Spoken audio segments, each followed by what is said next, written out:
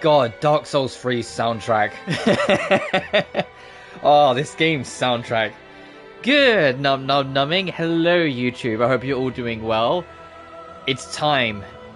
We've experienced the clash between the ideologies that built the Age of Fire and the desires of those who want the Age of Dark for the fire to fade and allow the evolutionary stage to advance.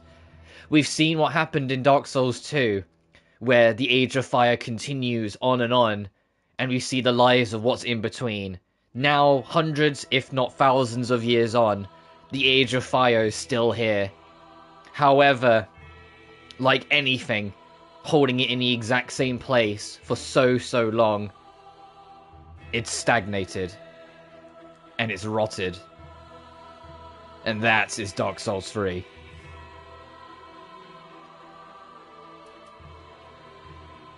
Dark Souls 3 is also, by a country mile, my favourite Dark Souls game in the trilogy. It was also the first one I played, because I played this and went back to DS1. There's a lot of real world parallels to the themes. Yeah, maybe.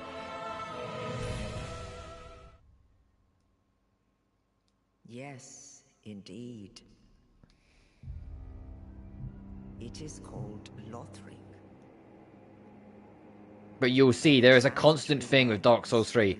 Everything is dying. Everything is decaying. Everything is breaking. It is an excessively bleak and depressing world now. Because the Age of Fire, the thing that gave birth to humanity as we know it in the Dark Souls universe, has refused to be allowed to advance to the next age. Because people are scared of the power they could lose.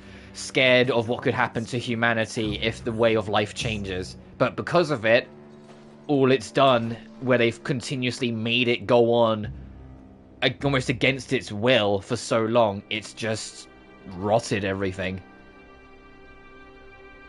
It's not had a chance to move on. It's not had a chance to advance as a world. It's just existed.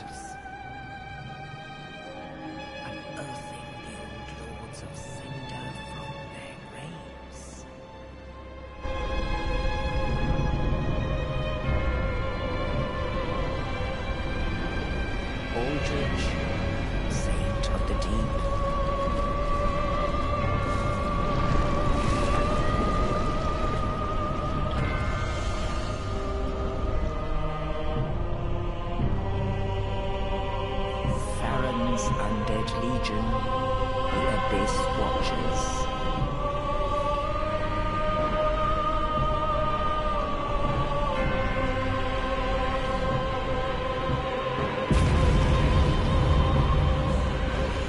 And the reclusive lord of the profaned capital. I'll explain what all of this means and what they're talking about here in a minute. I'm just going to let this cutscene that is honestly really sick just kind of play out.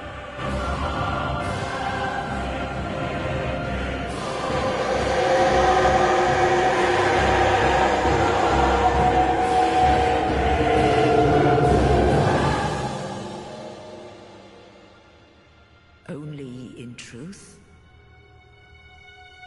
the lords will abandon their thrones.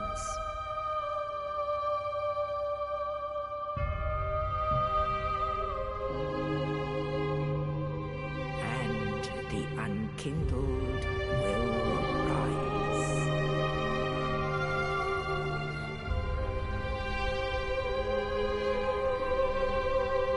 Nameless, accursed undead. Yeah, I appreciate that. But to explain what's actually happening here, essentially the fire, the first flame, the thing that's, made this age of humanity exist, is starting to fade again. It always starts to fade every now and then because, it's supposed to die out so things could advance. But there's always been someone who rises to it and effectively sacrifices himself to the first flame to rekindle it, to allow it to carry on for again. However, the chosen, I guess, person to be the one to, burn themselves for it, a man called Prince Lothric, when his time has come to do it, he has actively refused. He can see what's going on. He can see what's happening with all of this. He can see the decay and death and misery it's causing, and is refusing to do it. And so the fire, in a last-ditch effort to consist upon itself, resurrected previous sacrifices in the hopes that they would do it again. That being Aldrich, that being the Abyss Watchers, and that being Yorm the Giant. However, all of them refused. Even with the great power of the Lord of Cinder at their disposal, this godly level strength, the idea to be able to hold onto it eternally, they absolutely refused. And so, desperately, it started calling for anyone, the fire, anyone who would be willing to try. That is where we come in.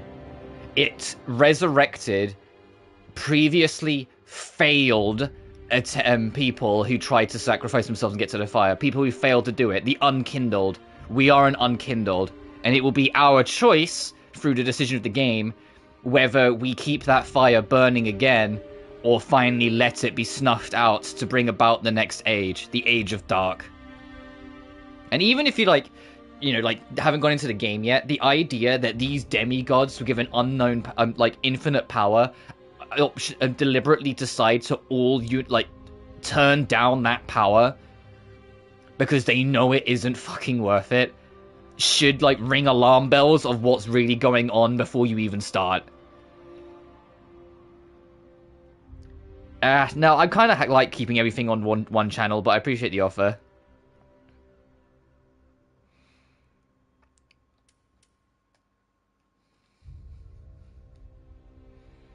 Oh, I need to think of a name. I did Robu in Dark Souls 1. We brought back, I think I brought back Azel for DS2.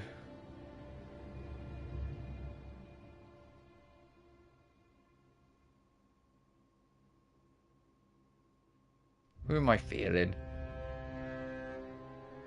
Oh, this music. You're gonna hear me gush a lot, but Dark Souls 3's soundtrack is genuinely peak. Dark Souls 3's soundtrack is phenomenal. And for any Tales of Berseria fans out there, same composer.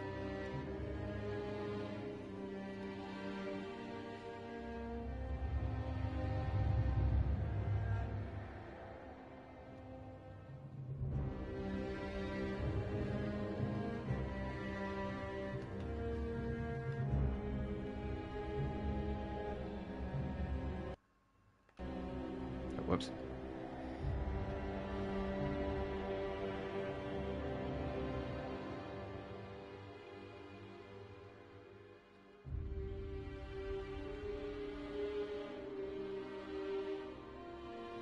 You know what's actually, since it is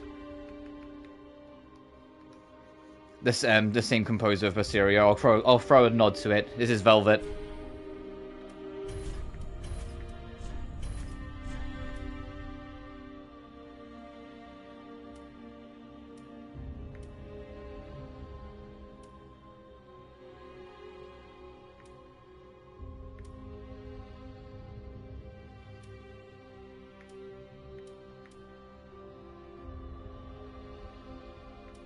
At the highest dex. Oh, it's, yeah. I'm gonna go for a dex build again.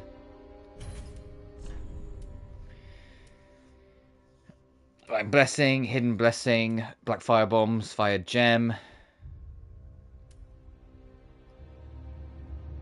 It gives you many starting souls. Rusted Gold Coin. Invaders, and... Oh, fucking the Young Branch, no.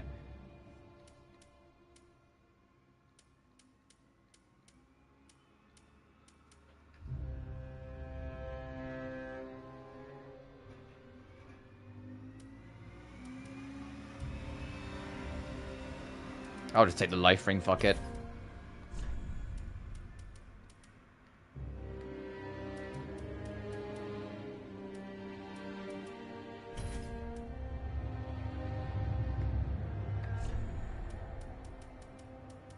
Oh, Jesus. Big head! Small head. No, I'll keep it on standard.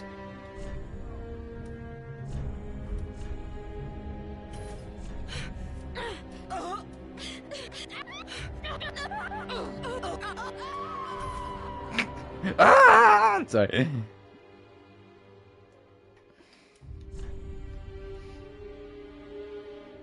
body hair, hell yeah. Oh. I don't know why I'm fucking with any of this, like, I'm going to, like, even see it half the time. Let's just dive in. So we also need to talk about gameplay changes. Dark Souls 3 made a few gameplay tweaks.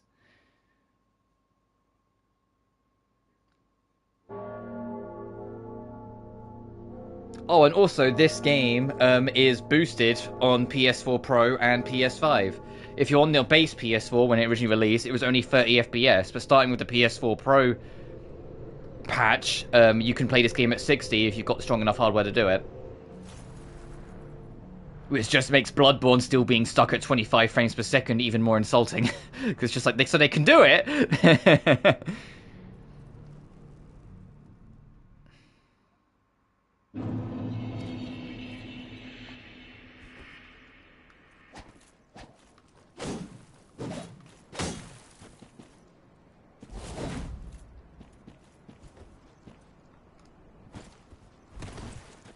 Alright, off rip, in the top left corner, you'll see there's 3 bars now, not 2. We actually have a magic bar, or focus, as they call it in this. Magic spells will spend focus instead of having spell charges, but additionally, if you two-hand a weapon and press L2, you will do a special with it, and the special will, as you can see, cost a little bit of magic to use. So you have 3 stats to worry about, or 3 bars to worry about instead of just 2. Additionally, you have a quick access tool belt here, so if there's anything important you want to, like, not have to go through your menu to find, you can just chuck it here.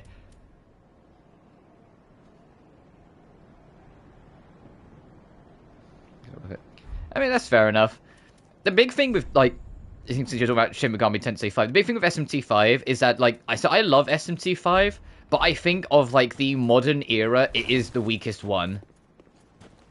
But I think the fact that I love it as much as I do, despite feeling that, should just show how high of a, like how high of an expectation I have of the franchise.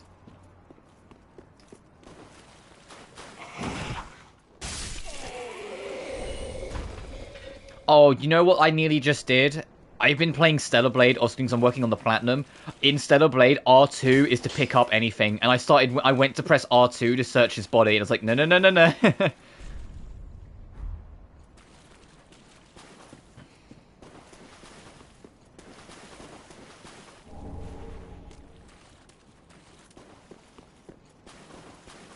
Oh, additionally, in the bottom left corner, under our weapon and shield, you can see a little red bar. You can now see your durability of your weapon as you go.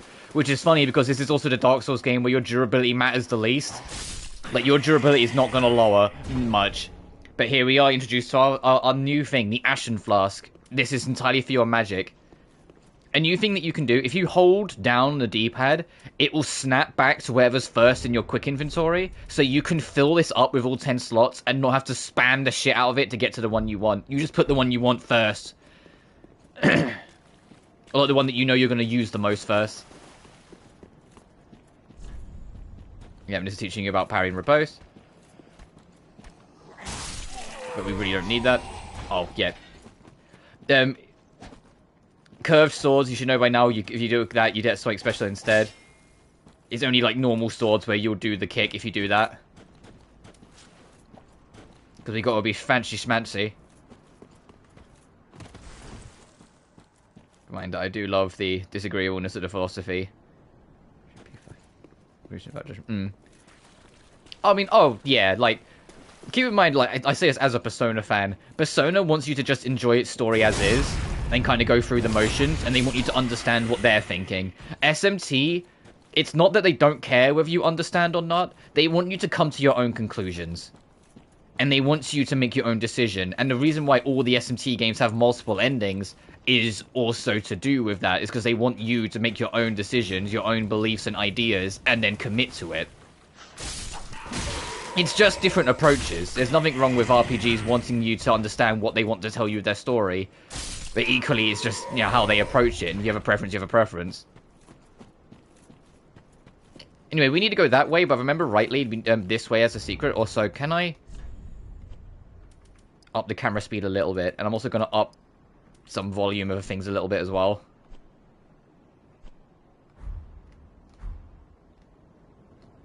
Yeah, that's better. I gotta get back into the Dark Souls mentality. Oh yeah, here's your warning. This is a secret area. It says turn back. Because back over here is a mini-boss. Which is worth fighting, but it's also a mini-boss. And it's like, hey, you're still learning the game? Are you sure you want to fight this guy?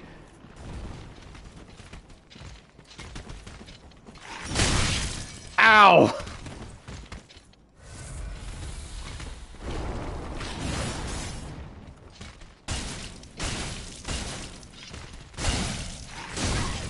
Ow!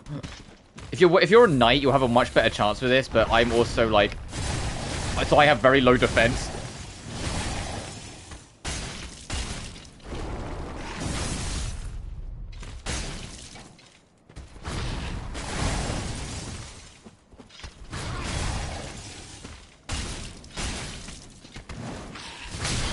Ooh.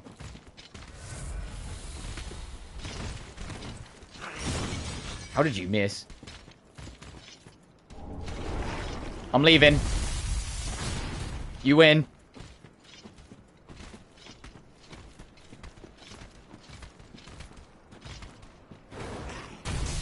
You win. I'm leaving.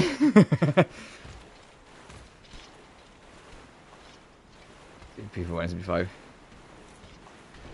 I mean, yeah, but we already know where this conversation's going, so I'm going to end it here by just saying Persona 5 is fine at what it does. The problem is that you are radically not the target audience.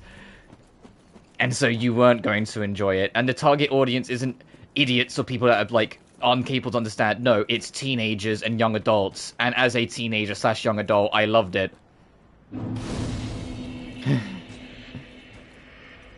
So I see that opinion online a lot. It's like, oh, if you like Persona 5, you're just an idiot that can't understand reading. And I'm just like, who the no, you fuck you.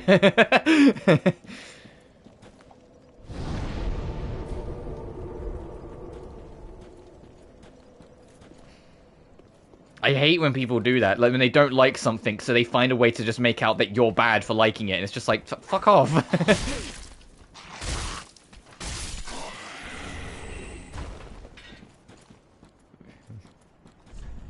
No, I'm not saying you do, but people do. And you know the ones I'm talking about. People do. Some people read that to act like if they don't like something, that it's just bad, and it's not that they just don't like it. And sometimes people need to get better at, like, being able to understand that them not liking it doesn't mean a thing is bad. Sometimes the thing is good, but just, you know, not tailored for you.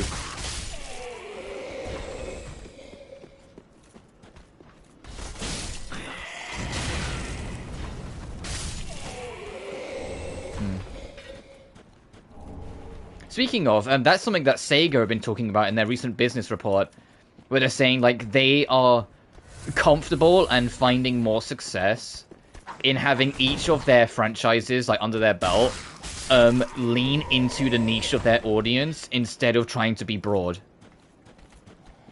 Like, they know that, yeah, there's going to be some short-term sales that they are giving up by not broadening the horizon, because there always is. If you make it super broad, you're going to get a lot of people in. The trouble is, you're not going to keep all of them, because it will eventually reveal itself to not be for everyone, no matter how hard you try. But Sega feel it's better to instead make it focused and remain focused with all of their properties. So Sonic basically stick to its audience, like a Dragon's idea, Persona, SMT, etc. They want it to kind of be like that for all of their franchises. Because as much as they notice that there's short-term value in doing it, they also know it's not enough long-term value. Do I have, like, a smallish healing item I can drop instead of wasting an Estus? Okay, I guess we're doing this. Anyway, before you're allowed to level up, you need to prove to the game that you can survive in it.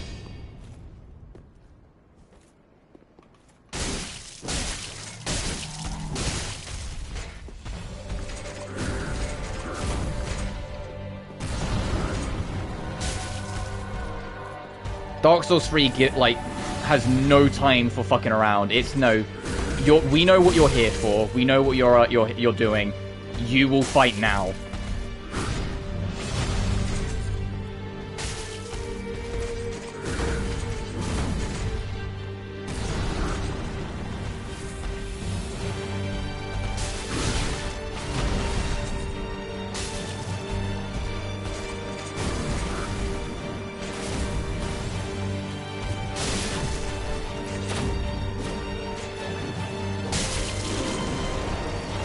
And you will learn now to avoid big shit, because now we have to be introduced to this.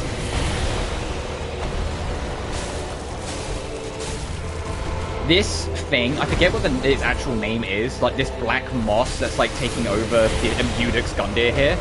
But this black moss is a direct consequence of the fire going on too long. It's literally rotting the world from within. Bubbles, for fuck's sake, yeah.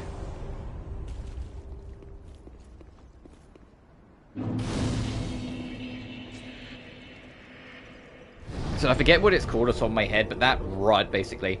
And also, they've done away with humanity. The new system is embers. You can see how in the top left, our symbol next to our health has got like an embered effect now on it. Embers is just a universal buff, and you lose that buff if you die. Pus of Man, yeah. Hey Molly, I knew you'd know what it is, but yeah, the Pus of Man is basically a consequence of the Age of Fire going on too long. It's literally like the rot inside man coming out.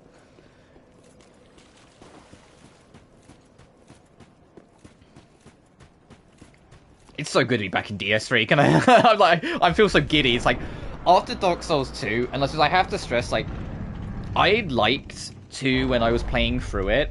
But the more time went on, the more problems I had with it. And, like, by the time I was finished with that game, I was kind of middle of the road. But the more times passed since I finished it, the more I think I just didn't like it, to be honest.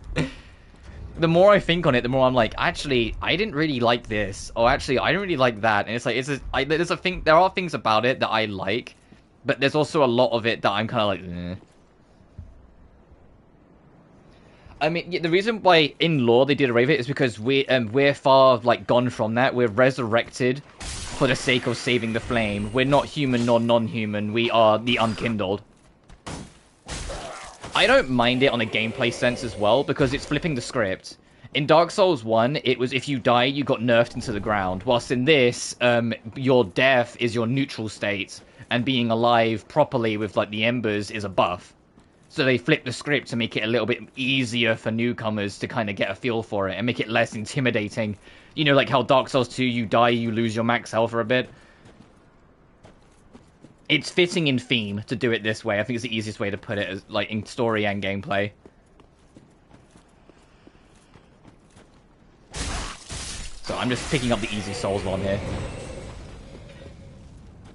Also, I'm going for a dex build, and it's genuinely insane that if you start with a mercenary, you unironically start with one of the best dex weapons in the game.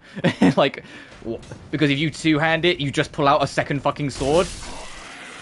And if you upgrade it, it just starts ripping through anything.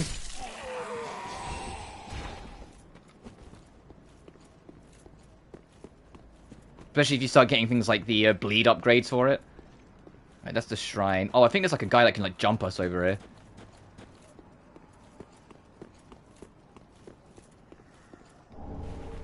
East West Shield. Oh yeah, I can see him. Ow! Hey! Hey!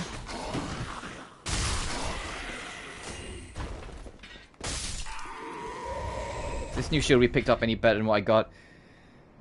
I mean, not really.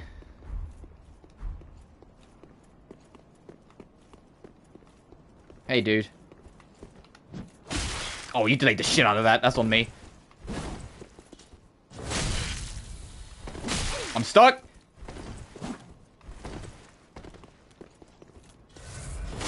You bitch.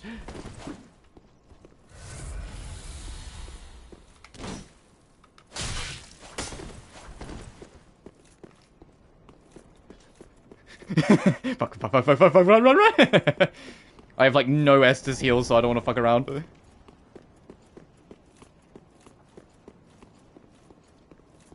course, the naked samurai dude's just gonna kick my ass. Homeward Bone, it's always nice. Oh, fucking, when we get the Homeward, I think it's called the Homeward Sword. Later on, that'll be really appreciated. That's not until way later, though. Also, unlike with Dark Souls 2, where I ended up missing 2 bosses, one in the DLC and one in the main game, I am going to try, like in Dark Souls 1, to fight every single boss in this. Because the only thing I missed in 2 was the Dark Lurker, I think it was called, in the main game, and the like last extra boss that was in like the Frigid Wastes or whatever that area is called, like the Wastelands. Anyway, this is our Firelink Shrine, our rest point, and also the first time, well, in Dark Souls, not the first time for Souls because they technically did that in Bloodborne, but the first time that this isn't a hub space in the middle of the map. This is basically a portal to a level select.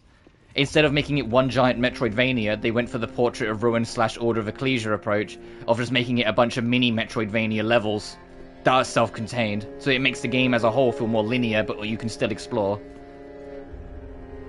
Ah, another one.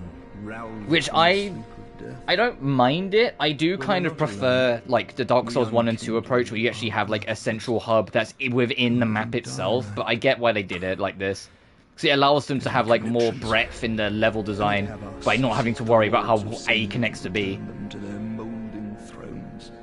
Oh yeah, right, Demon Souls. Yeah, Demon Souls had that too, because you had the fucking what was it called? Oh, I forget what it was called. The not Lands Between.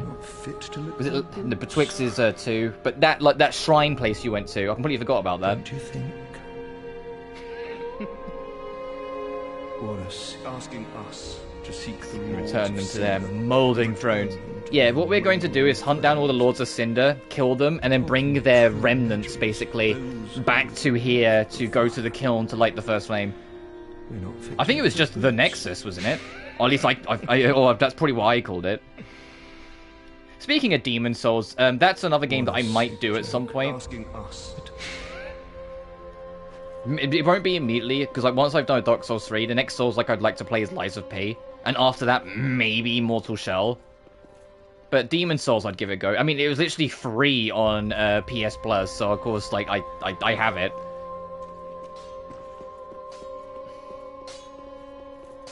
Hey, brother. Well, a newcomer, I see. I am Andre. Welcome back, Andre. I serve at this shrine as a humble smith, forging weapons. You're in search of the Lords of Cinder, I trust. A toilsome journey, I wager.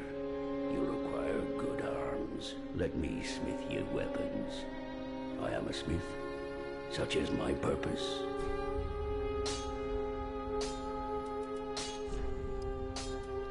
Just for now, because we have no magic, there's no need to have a ashen flask.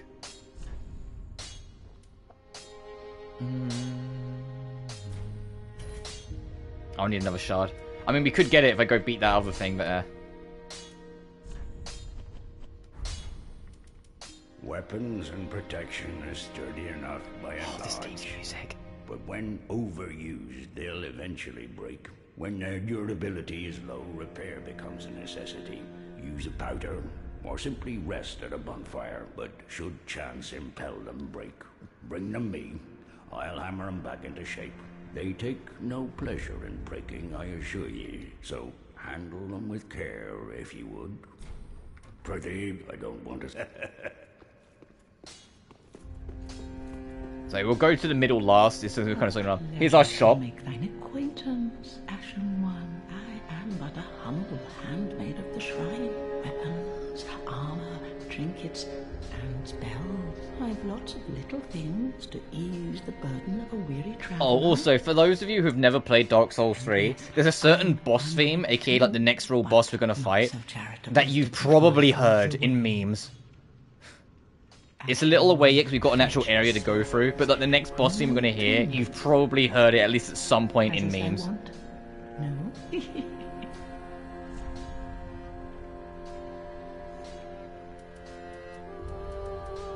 I don't think there's anything here I want. I'll probably spend my souls leveling up, but I just wanted to see if there's anything here I might be interested in.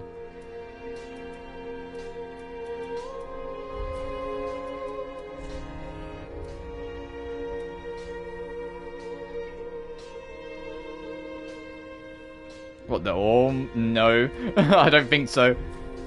Ashen One. You trust me. When we get to it, you'll hear it and you'll go, "Oh, that one." So here's our firekeeper. Welcome to the bonfire, unkindled one. I'm a firekeeper. Because we always need our maiden lady to level up with The flame. in a FromSoft game. The lords have left their thrones and must be delivered to them. To this end, I am at thy side. Very well. Then touch the darkness within me. Take nourishment from these sovereignless souls. Alrighty, our stats this time. We have Vigor for health. It also boosts resistance for frost. We have attunement for basically your magic, and also affects your attunement slots. Endurance for stamina, and it also governs your resistance, lightning, bleeding. Your vitality, governing physical defense, though this is also affected by other attributes. Also governs maximum equip load. Oh, sorry, excuse me, Jesus. And poison resistance. Strength for physical attack, and also fire resistance. Basically, it's something like a lot of the resistances, instead of having a dedicated resistance stat in the traditional way, they kind of divided them among all the other stats, so you can kind of keep an eye on them a little bit as you go. Dex, required to wield advanced weapons, also improves attack, reduces spellcasting time, and reduces damage taken from falling. Intelligence, cast sorceries and pyromancies. Pyromancies are affected by both faith and intelligence. Magic defense is also calculated from this attribute. Dark defense is from faith, but faith is also for miracles and pyromancies. And then luck is for item discovery, and it ups bleeding and poison capabilities, also governs resistance to curse. The fact that it's resistant to curse is like the biggest reason why you might entertain luck, because curse is back to how it was in Dark Souls 1, aka it's an insta-kill. So being able to, you know, not get fucked by it as quickly is very appreciated. Okay, I can do 4 levels.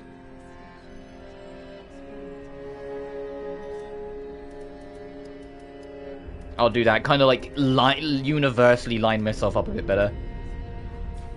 Ashen One, to be unkindled is to be a vessel for souls. Sovereignless souls will become thy strength. I will show thee how, Ashen One. Bring me souls, plucked from their vessels. Farewell, Ashen One, may the flames guide thee.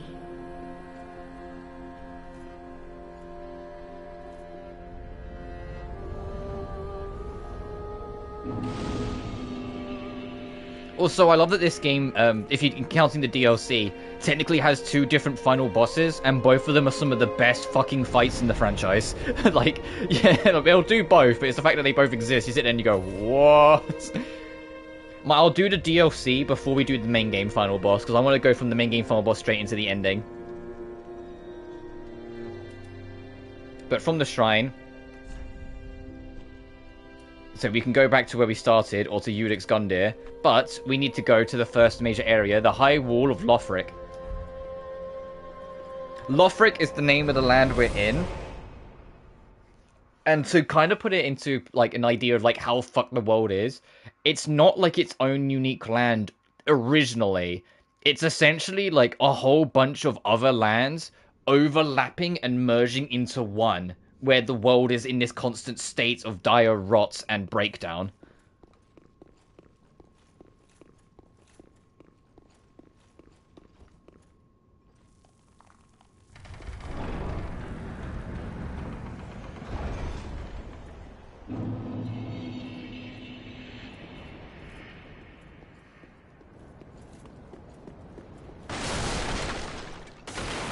Also, there's a dragon napping over there, because of course there is.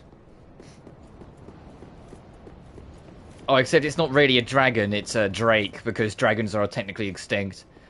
There is an actual dragon we will encounter later on, but that's later.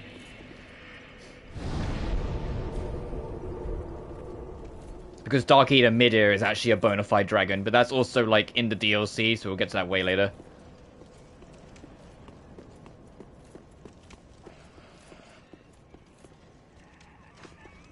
Do I want to go this way first, or do I want to go the other way first? I can't remember.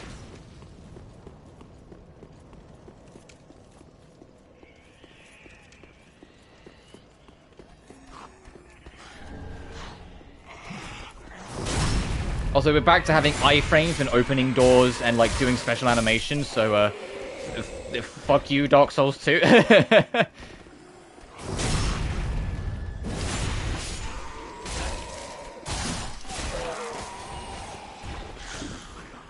Also, because this is after Bloodborne, you know, they've sped things up. This game is way quicker than, Dark Souls 1 and 2. Not as quick as Bloodborne, but that's also by design. But it is way quicker, which is way up my street, because I vastly prefer my quicker Souls games. There's another reason why I like DS2. Yeah, I mean, like, because I have to emphasize, it's like, I did like it when I was playing it. It's just the more, like, time passed afterwards, the more I think Honeymoon Effect was, like, affecting my judgment on that game a little bit. Because once it wore off, I was like, man, yeah, there's a lot of this game I really don't like.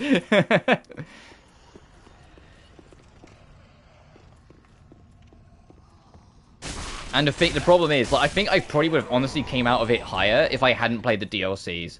But the DLCs, it's not that just that the DLCs themselves aren't that great, it's that the DLCs do a lot to highlight the actual mechanical problems of Dark Souls 2. Because they just make everything harder, so you're tested on those systems more. Anyway, people don't like it.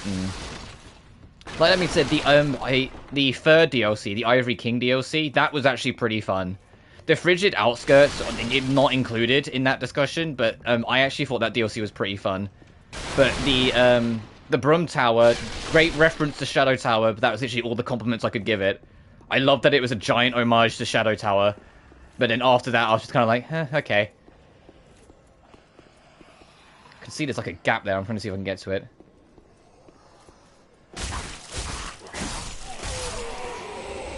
And the first DLC has a real lack of bonfires problem that makes traversing it kind of needlessly stressful. But I'm glad I finally gave it a shot. After years of people telling me just skip it, don't play it, it's not good. The game is a lot better than I was led to believe, but I still don't think I will play it again, unfortunately. But I'm glad I gave it the chance and I gave it a shot. The biggest thing I love about that game, honestly, is the story. I love that it's not about Age of Fire, Age of Dark, it's about the hollowing. It's about the process. It's about how it affects everyone. I think that's just like an interesting way to take the story. To say, fuck all that. Let's go a different direction with it.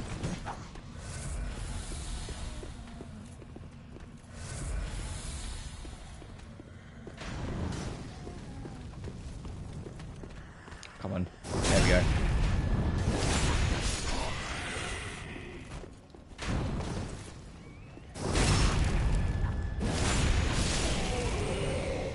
And it's like the biggest thing with DS2 that made like I really struggle with the main game is that too many areas or like too many paths can be summarized as forest into a swampy area into a fort/castle. And sometimes like when you think you're done with the swampy area, you just get another swampy area just instead. Also, there's a dragon up there, so I pop back down.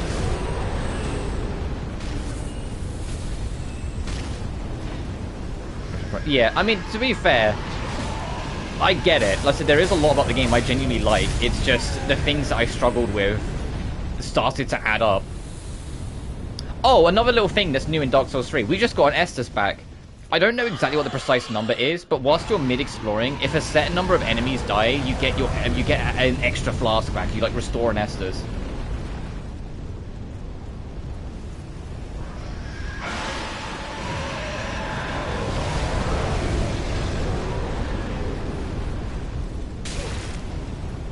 I know we can get in there. I'm just trying to see if I can get good timing.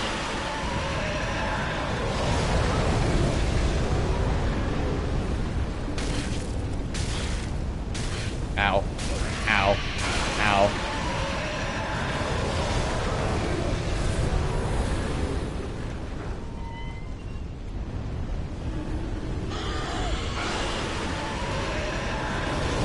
I'm gonna try and get that item. This is pure greed. Ow. Ow. Ow. Ow. Ow. Ow. Why do I have to be stunned for every tick of fire damage? Come on.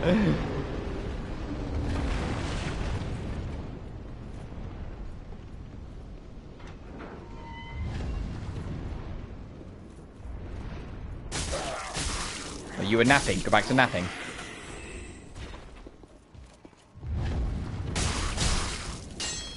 Oh, whoops.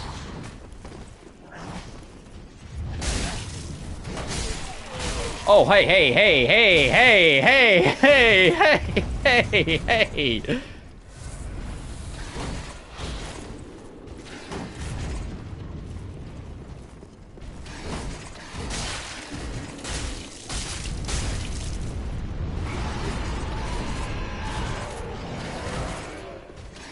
Fuck. I was trying to be cheeky. And get behind him, but he wasn't having it. This isn't Dark Souls 1 and 2. This Dark Souls 1 and 2, they're not going to let you get behind them that easy. The AI is a lot snappier.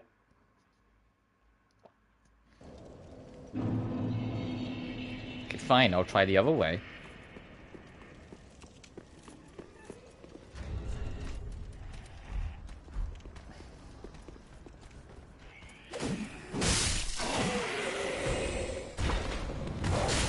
Oh, hey, doggy. Ow. Ow. I'll go get back into the mentality. I've been playing too much Stellar Blade. I've been playing too much the game that lets you parry everything. And now I'm like, wait. This is a game where parrying's, like, a lot harder. Not that it's easy in Stellar Blade, but you definitely get into a rhythm of it eventually in that game because you do it all the time.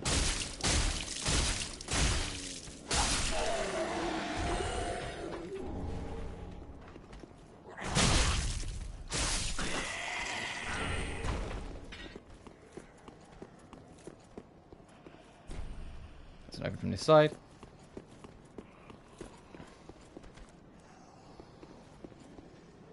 Oh right, yeah, that's the. I'm looking around. I say that's the bottom, the Boreal Valley bosses. Holy shit! I'm gonna die again.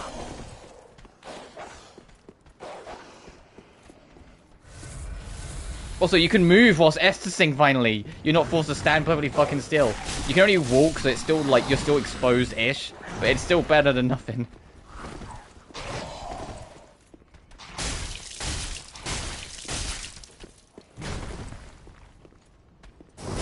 I think you couldn't run whilst healing until like literally Night Rain. I think you can heal while running in Night Rain, but that's because that game is a lot more like rapid in your face. Because it's where it's a co-op action roguelike.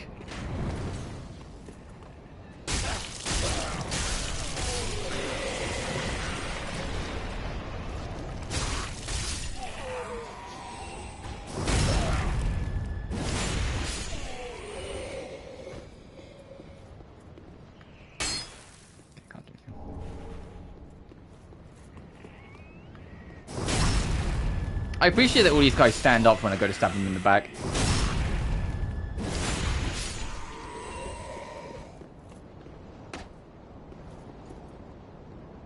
Oh, that looks low res. Oh, gee, I wonder if anyone's not supposed to be looking at that.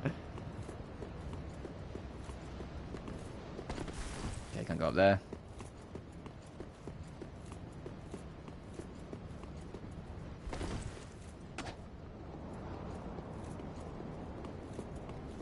I think that's the end of the road. All right.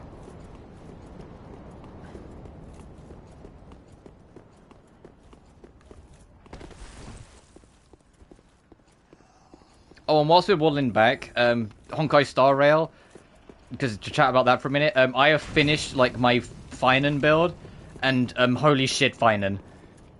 Holy shit, Finan. Some of the things that he is capable of, if you let him, like, build up and cook. Like, he has to build up, so that's, like, the drawback. He has to build up, but once you get him set up, some of the things is disgusting that you can pull off with that man.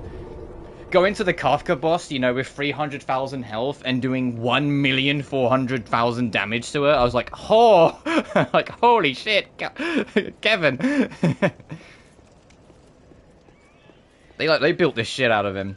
And it's paying off as well, like, maybe even more so than they feared. Unfortunately, like, now we've seen, like, the actual revenue that it's generated, we're really seeing how fucked over Cypher truly was. Cypher over the course of 3 weeks did just shy of $400,000 US. Finan in 3 days did $1.9 million, and it's like, oh, like, right, no, your full starting is insane. I mean, I know that the trade-off is, if there's any interrupting skill that can hit him, it will yank him straight out of his god form. So, or anything that requires having a teammate to save you. Basically, because he's on his own. So he has a drawback. He only works when he's allowed to let rip. If an enemy has something to stop him from going insane, they will always stop him eventually. But it's just like, if you can use him, and you can get a good setup, and you can get the ball rolling, fucking God help whoever you're against, you know? Like... Also, I read something kind of like humorous. There's been two like full animations, one that's in game and one that was added as promotion for Finan. And in both of them, these full animated cutscenes, Finan loses his shirt, which is not only to be eye candy because come on, he's a muscular blonde young man with bright eyes. Like, come on, I know what we're doing here, but it's also apparently because his costume is so layered and so intricate that animating it is a colossal pain in the ass. So the animators look for any excuse to not have to do that, and so making him go shirtless in both of them is what they came up with. I was just like, fucking okay.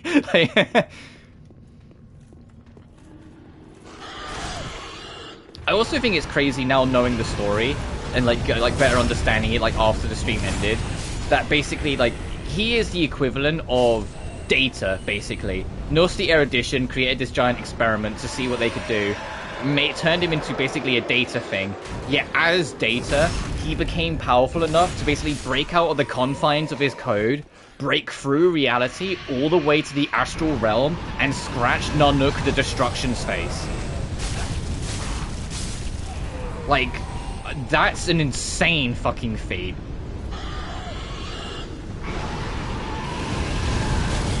Oh, we might die here. Oh no, you only did a quick burn. Quick, get through. Like, I don't think people are quite, like, registering just how, like, absurd he did it. That a bunch of ones and zeros cut the cheek of God. Like, come on.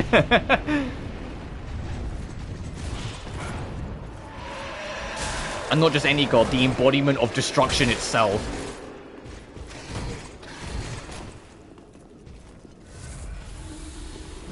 Of course, we both shield bash at the same time.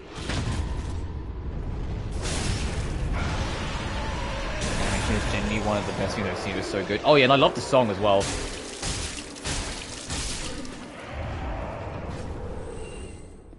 It's just streaming Fall to My Name on end.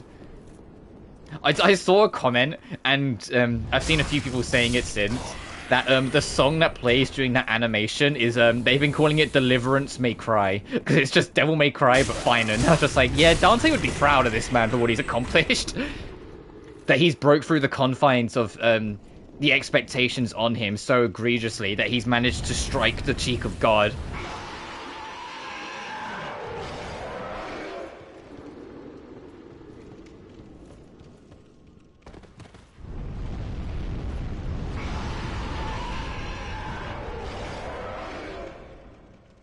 Is this a mimic? I think it is because the chain's coming towards me. Yes, it is.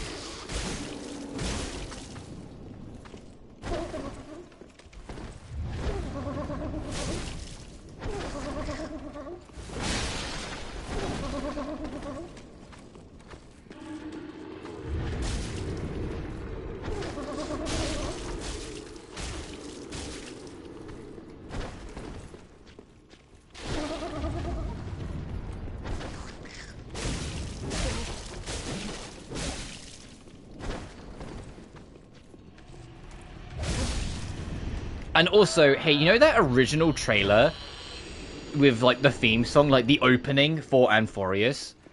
Watch it back. There is some insane foreshadowing now that we only just noticed. There's a point where, like, the camera is, like flying up the stairs, and, like, on the stairs is all, like, the Amphorius characters, but the Trailblazer is at the top, but just as the camera reaches them, the Trailblazer transitions to Finan. Like, it, like, fades through to Finan. And it's like knowing that we've made ourselves, like, Finan and the Trailblazer have made themselves two halves of one deliverer. One go to the past, one go to the future. So they're both two halves of the same being now. That is some insane fucking foreshadowing that was in that thing that no one noticed.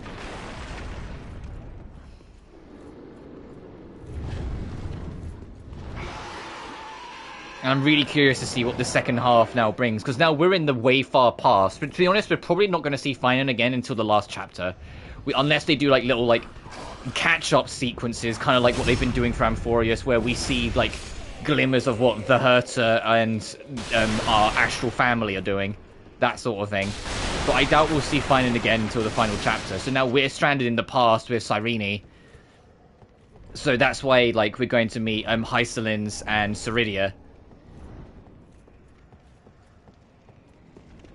and spend time with them.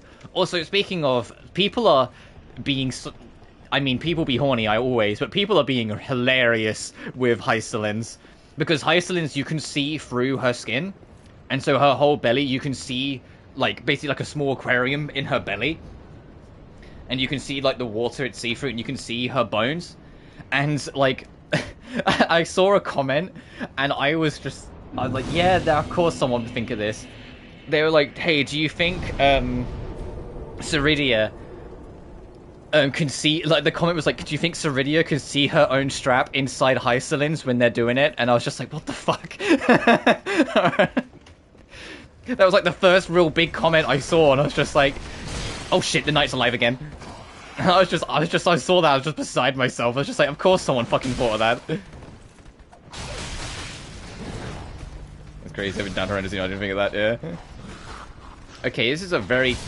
Okay, I got caught. I was trying to see if I could get around and get back up. I wasn't expecting the knight to just turn around and go after me like that.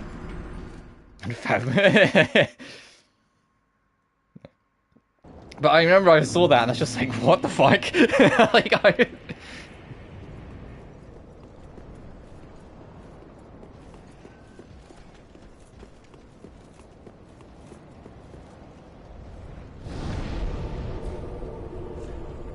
Oh, okay, I did spawn at this one. So I don't think I sat at it, but no, I must have.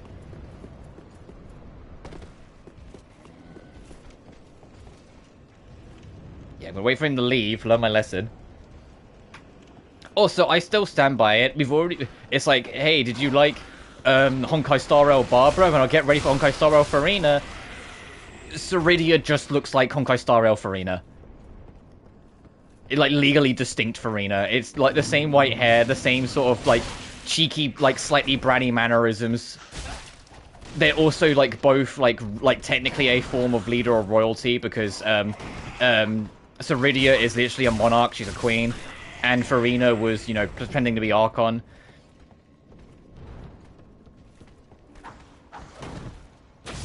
Ceridia literally having an animation where she's leaning her, head on her wrist, and it's like slightly tilted head grinning at you while she's playing chess. It's just like, okay. Like, I'm not going to roll for either of them, because unfortunately I'm now in the long haul for Serene or Elysia. But I know Hycelin will do well for dot mains, because she's a nihility unit, and she's a nihility unit that, looking at the beta, goes well with New Kafka and Black Swan. So if you want for like a whole party of tall nihility women, there you go. Really, no. And then I fear I have to pull. I think she's gonna be the second banner, because Hycelin's was like drip marketed first, so you have time. But then the thing is that we also have to keep in mind that after those two, in the patch afterwards is a new version of Dan Heng and Evil March. And then after those two, in the following patch after that is Elysia. So it's like you need to start like considering who's worth getting and who's not worth getting, you know? Like, according to leaks, because we know from official, like, the live stream that they said during the 3-point series there's going to be another 5-star unit that's going to be free.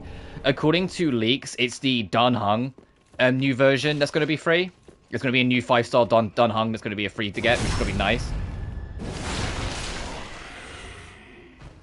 Also, I saw a meme, because yesterday was a day of it, and it is like making a meme about Evil March, and he went, I'm Evil March, I'm March but evil, yeah, I'm straight. And I was like, and the funny part is that the actress that was doing it started laughing, she couldn't fucking finish it. Like,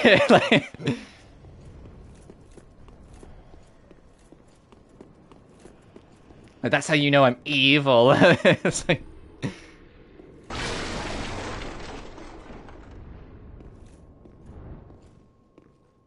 Oh, straight the horror, yeah. I think I know how Evil March, quote-unquote, is gonna work. Not gameplay-wise, I mean in story. Cyrene directly warned her that there are forces at work that want her to step into Amphorius for one reason or another. I think it's going to be part of Lygus' scheme that now Lygus knows that he's lost control because of our unexpected introduction. He's trying to drag someone else in that can make it go out of control again. So he's bringing someone in that he can maybe manipulate. And now even make it so our March will either have an evil variant, or like it will just be because Neuce's data bullshit, they will clone her.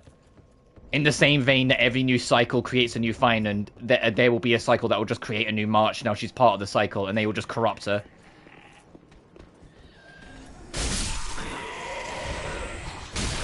Oh shit.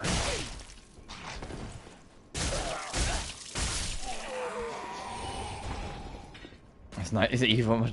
No, the evil March is the one that's nice to you because you aren't always sassing her. March has been nothing but like this adorable baby that just likes to banter with me, and I love March. She's my girl. She's an icon. I love March. But every time you play, you always like pick the sassiest option imaginable and wonder why she ends up getting impatient with you.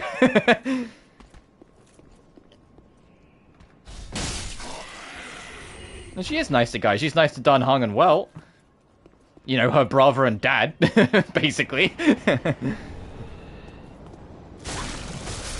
Yeah, but that's just because Finon really desperately wants you to trust her at all costs, so when she betrays you, it hurts. So even if you called her a bitch, she'd say thank you.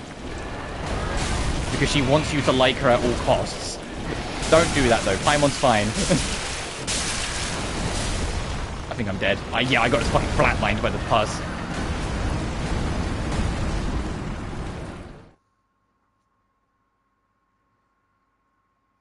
You want a character that's closer to Pom Pom in HSR? The fucking Paimon, sorry, Pom Pom. Knowing options, I love her though. See, Molly gets it. I banter with her a little bit. It depends on the situation. That being said, if March was down Forest from the start, I would love to have seen how she reacted, considering some of the reactions she's had in the past to certain situations. Remember when Bronya's mum just died and she celebrated? Like, whilst Bronya was, like, on her knees crying. Like, I remember. Like, I remember when March was like, yeah, we got the bad guy, yeah! And, like, Bronya's just in tears. Because March sees things a little too black and white sometimes that she forgets to spot the grey. Oh, no, you know, we love Pom Pom in this house.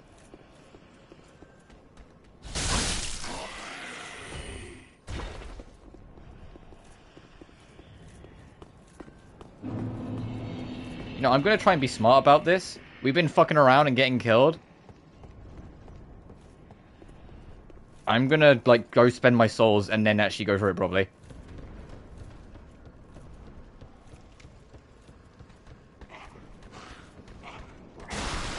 I love all the quirky mascots in Hoyoverse games. You know, Paimon, Pom Pom, the fucking computer in Zenless. Kiana.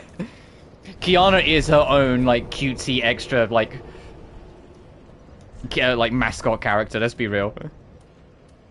Oh, right, I forgot. This is fucking post Dark Souls 2. You have to go back to the shrine you want to level up.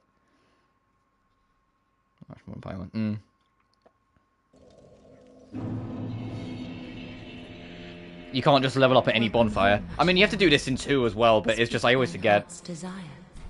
Very well. Then touch the darkness with it, take nourishment.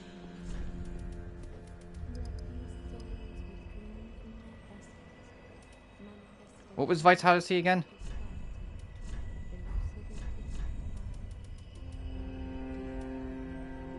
Physical defense which affects other attributes. Yeah, I'll take a point in feats. Farewell, may the...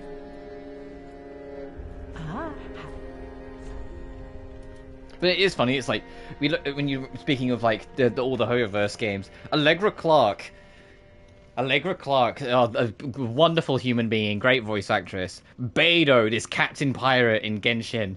Acheron, this legendary legacy character of the franchise in Honkai Star Rail. The fucking computer in Zenless. The fucking talking AI computer that's with you in Zenless. It's like, oh, okay. Did I pick up more Titanite shards? I can't remember. That is, wasn't it?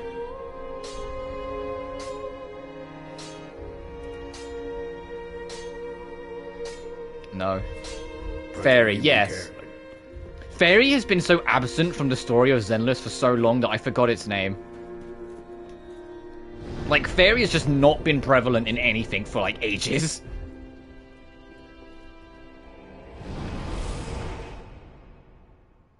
But I am excited for the Midsummer patch coming for Zenless. Not next week, but the week after. I'm excited for the new story stuff because it's leaning further into the cultism stuff, which is always like very interesting with Zenless. It's one of the more interesting avenues of its story, the cults. But the fact that like half the patch is like cultism and like horrors beyond comprehension, and the other half is summer beach party and everyone's in bikinis and everyone's learning that Belle is actually like really toned. Like, Belle has got, like, really defined abs, and it's like, holy shit, no, this girl isn't a pipsqueak, she's actually got, like, she actually works out.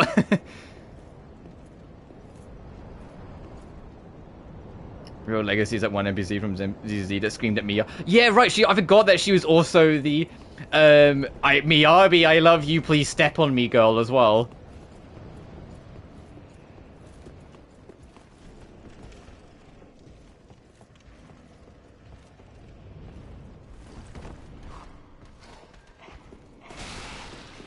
Xender Zone Zero is a riot, dude. Do you know what was actually very sweet, though?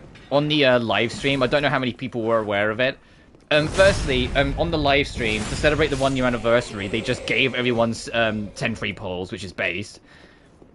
Beyond that, we had the usual stream code, which was I feel like this, in reference to the new group, like the Scream Shack or something like that, which gave you 300 gems. But then on top of that, throughout the whole live stream, there were secret codes on like back walls and in the background of trailers, and all the codes spell out "Thank you for staying with us," because they knew that, you know, the game had a rockier-ish launch compared to other Hoyoverse games, and there was a lot they had to do to kind of like clean it over and make it better.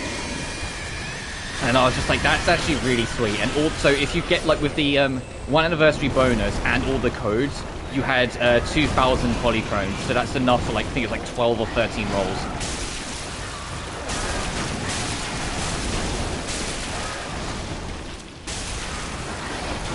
And considering we already got 33 rolls at the start of the update, and ignoring the fact that through doing the story quests and events alone, which none of them were hard, you could get up to 100, I think it was like 170 extra rolls. Like, no, you can get nearly 210 rolls total throughout the entirety of 2.0's patch. And most of them are just the devs saying, thanks for staying. Like, that's absurdly generous compared to other Hoyoverse games. I wish Genshin was like that. Instead, Genshin just gives you a poke and an eye and says, thanks for giving us a fucking Game of the Year award again, sucker!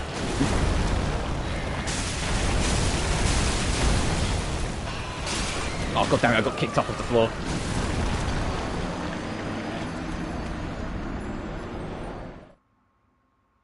Oh, yeah, right. You're knee-deep in Shin Megami Tensei 5. I was like, what the fuck? What are you talking about? Right.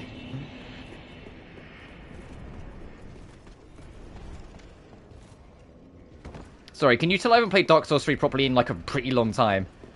Back in 2016, like, when it first came out, I was on it, like, universally. Because this was my first Souls game, so of course I was. But also, time's passed since then. And I've played other games since as well, like, even since Dark Souls 2, so I gotta go back into the Dark Souls mindset. I'm in too much of a Stellar Blade, just keep on attacking dumbass mindset, and it's not gonna work. It's not weird dolphin facts, we've all got accepted at some point. Dolphins are just the ocean's wild dogs. If they're well trained, they're lovely. If they're completely wild, you should be wary of them, because they're more likely to hurt you than sharks.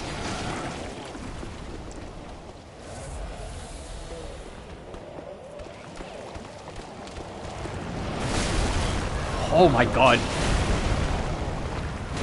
The Black Pass is a fucking menace. I forgot how much of a threat these things are. Oh, okay, I'm not sure I agree with that.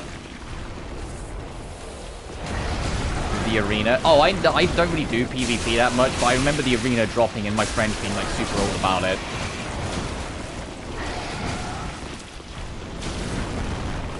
The problem is just, I'm just washed. That's the problem. Like, my heyday and like my prime of souls was a while ago. I'm just not like that anymore. I'll get through it though. We got through Dark Souls 1 and 2. Dark Souls 3 as a whole is a bit harder though, to be fair, because it's faster, so it expects you to keep up with it more. Fed the dog. But it's true. It's literally true. Dolphins are the dogs of the ocean.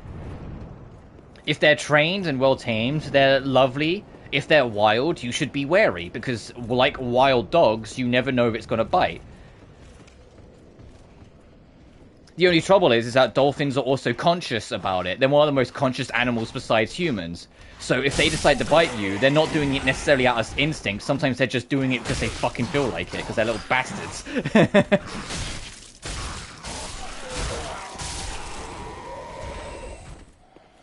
It was like sea dogs or seals. Oh yeah, seals are like puppies.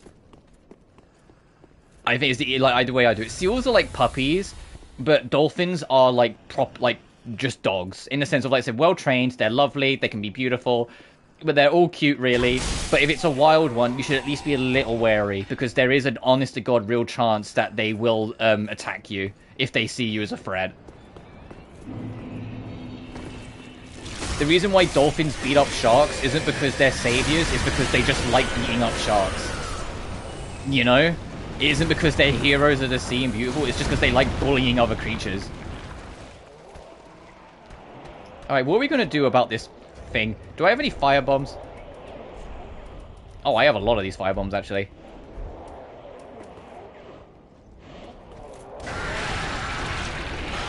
Yeah, and because it's pus that's rotting, it ignites.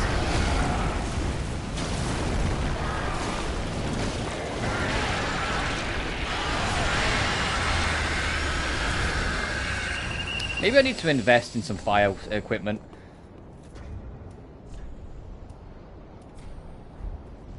You know what? I've earned it. Oh, you know what I'm actually going to do? I'm going to put an ember on the very last slot here. So, like, when it's like, I don't have to, like, hunt through my menu doing it. Because what you'll notice when we get to boss fights later on, when I start a boss, I won't be in Ember. But if they have multiple phases, when I get to the last phase, I'll Ember up. Because I actually feel like there's a genuine chance we'll go for it. Fucking stop hitting the wall.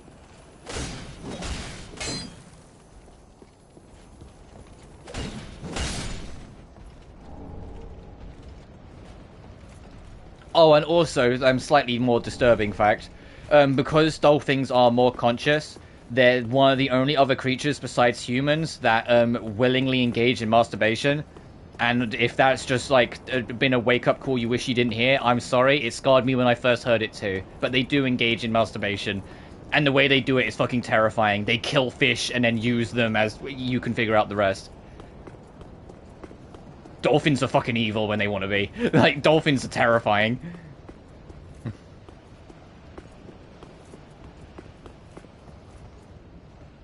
And because I know that, you get to too. This is what I mean. Dolphins are scary, dude. I say a well-trained dolphin is beautiful. An untrained dolphin you should be fucking wary of, because they are scary. Dolphins isn't fair. Yeah, because I mean, because dogs are... dogs are mostly fine, but I only do the comparison because then when I do the comparison to dogs, so people know like the threat evaluation, if that makes sense. Because yeah, like I said, I love dogs as much as the next person. However, it's a wild dog, and I don't know where your owner is, and you're just kind of standing your ground. I'm not going near that fucking dog because there's a genuine chance it might bite me, and even if it doesn't, I have to assume it might. And that mentality is how you should approach wild dolphins. That's what I'm getting at. So if it's well trained, if it's like in a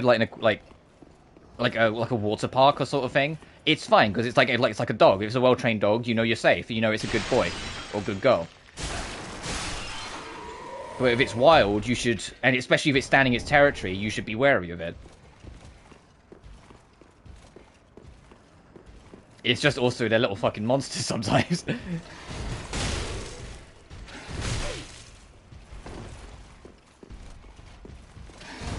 And the funny thing is because obviously, like, TV and, like, the dramatification, especially films like Jaws directly contributing to the mass hunt of sharks will always be the most depressing fucking thing about that film's existence. But, sharks will leave you alone. Like, just straight up. They will leave you alone. Because they see, humans as the predators. They see us as the threat. They think that we will hunt them if they see us, so they will fuck off. They won't attack you. The only ones that are likely, and even then, they only do it by accident, is great whites. And that's just, and like I said, that's by accident. They never deliberately hurt you, and if you make it known you're a human, right, literally, the easiest way to do that is just to stretch out your limbs so they know you've got human limbs. They will fuck off. If you keep your legs together when you're swimming, there's a chance they will mistake you for a smaller creature. And even then, you look through history, how many times that's happened, you will find it's only happened like half a dozen times in all of recorded history. It doesn't happen often. The threat of sharks is greatly exaggerated, and unfortunately, most of that exaggeration comes entirely from media.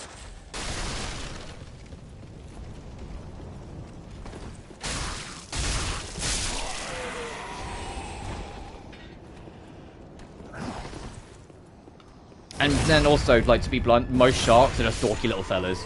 You ever seen a hammerhead? They are the dorkiest motherfuckers on the planet. Yeah, I love sharks. I don't know what my favorite animal is, I mean, besides my cats, because I'm kind of boring like that. I love my cats.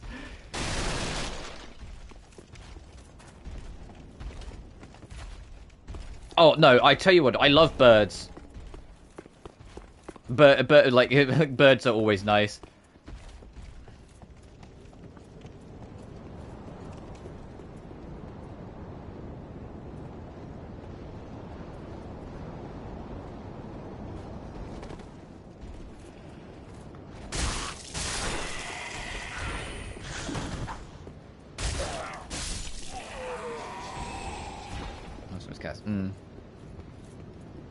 Yeah, I love my cats, my girlies. Even if, bless them, they are starting to get a little old.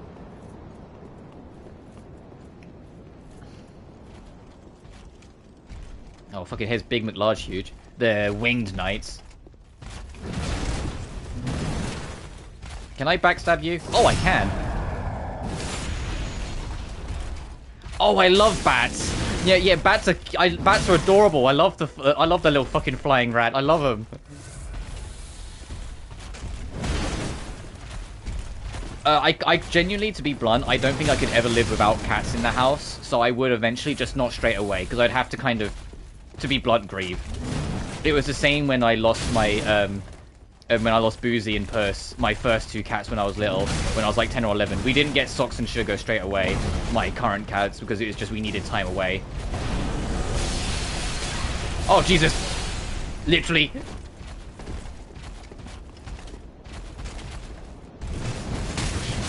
Oh, okay, that goes a lot longer than I thought it would. Okay. Honestly, the hardest one was Skullsy. Skullsy literally broke me. And for those who don't know, Skullsy, we got him when I was basically born, like a couple weeks after I was born, and he made it to my 21st birthday, and then passed away that summer. So he was like my buddy, my life. Like, he was with me all my life, and it was just, like, because even when I was young, Boozy was old, and Puss was never truly our cat, in a sense, because it was a stray. It was a stray that ended up in our garden that we eventually just kind of adopted into the house. And when Boozy passed away, Puss packed his paws and left. He had enough and just left. And so he was never ours to begin with, so we couldn't really keep him in that sense.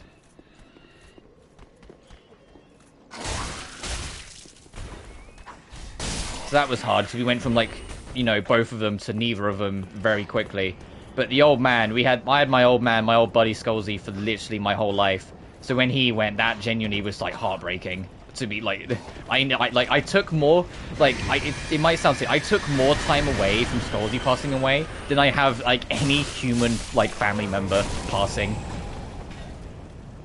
I think the second closest is when my Uncle Martin passed away. Like when he passed, I took some time away from life in general. That's because he was, like, one of my favorite uncles next to Uncle Alan.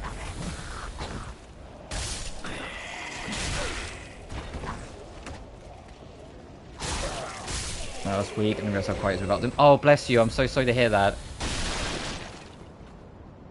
Yeah, we all give you a hug, Molly. I'm so sorry to hear that. I get it. It's a lot to adjust to.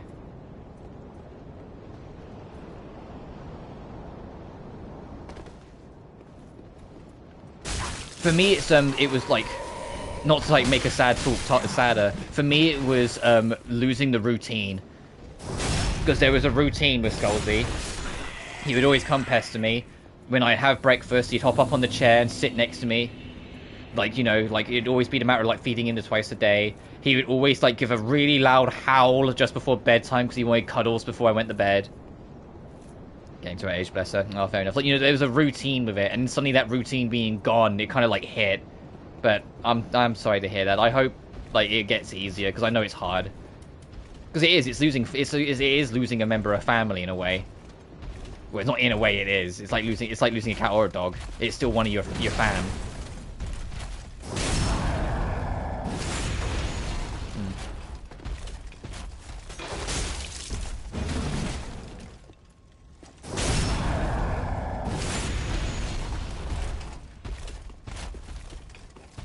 But yeah, genuinely, whenever, like, I say whenever, like it's gonna happen in today's economy, but whenever the time comes when I get my own place properly, one of the things I would do before I get, like, a cat of my own in my own place is make an actual, like, cat area.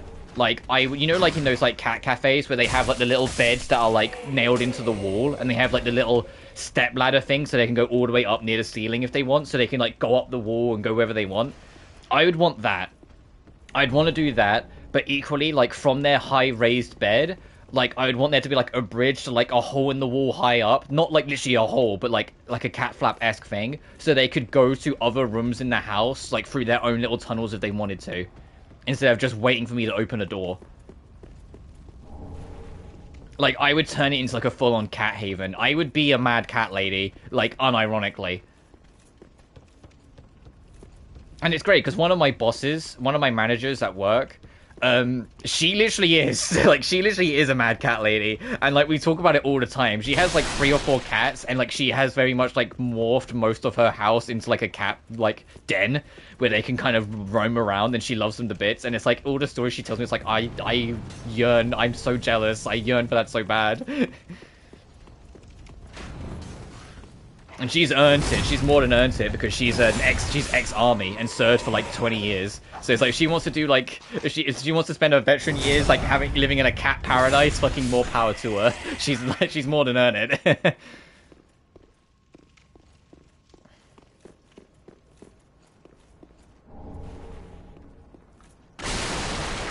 She sounds cool. Yeah, she's one of my favorite managers, which is ironic because everyone that works directly under her doesn't like her because she's strict, and it's like I get along with her good as gold. I think she's great because I'm not in like her like section. Because essentially the way it works in our shop, like each area, like checkouts has their own manager, stock check has their own manager, groceries has their own manager, baking, the pizzeria, etc., etc. She's the manager of stock check, but also I'm on checkout, so she's not my manager, but she's just one of the managers. And it's like anytime like she's around, like I'll always just chat with her, and she's genuinely great. Oh, Ring of Sacrifice. I'm not equipping that. The only time I'll equip a Ring of Sacrifice is the one that stops you from getting cursed when you die as well, but that's not a problem in this game.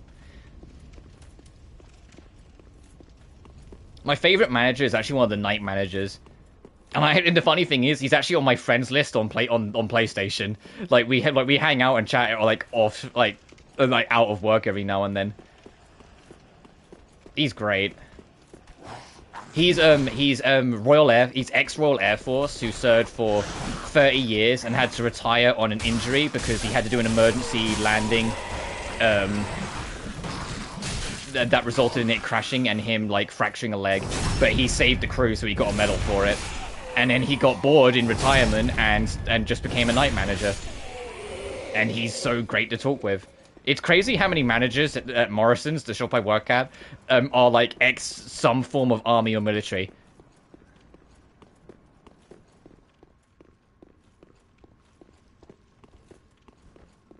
And then there's one manager that actually like was in the same class as my Uncle Martin. You know, my late Uncle Martin that unfortunately passed away back in 2018. And so I get along with him very well as well because, you know, it's that small world syndrome. It's like, wait a minute, you was in the same class as my uncle? Wait. You knew him? Most of the managers are great. There's like one or two I'm not the biggest fan of, but you get that anywhere.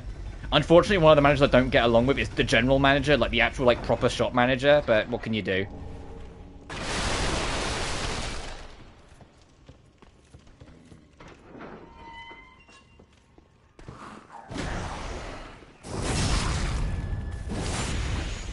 And head of security I get along with, but for some reason they like really like the whole security team really likes having me around, and I'm like, stop, just because like I know I'd say I some reason I know why, but it's not for a good reason, and I wish they'd like stop. It's because they know if there's like actual trouble, I will hop in, I will step in to help.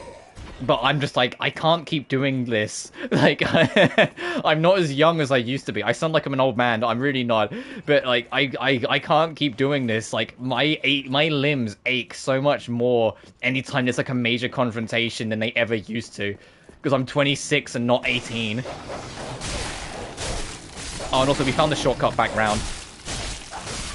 Oh fuck! Well, I just got killed trying to get out of it. I forgot how little health you have in this game at the start with. And Jenny, after last week, where a security guard straight up got knocked out, I'm just like, I cannot keep on getting involved in this shit. It is not worth this. I don't get paid enough for this shit, literally. I am on barely above minimum wage an hour. This is not worth it.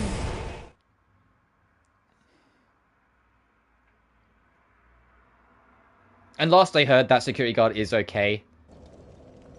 He is on medical leave. He didn't come in this week, but from what I've heard, he is like for the most part okay. It's just one of those like precautionary things because he had to get like an ambulance check over to make sure he was okay, and it was one of those things. They just went, no, you need to take a little time off from that because you got knocked clean out, buddy.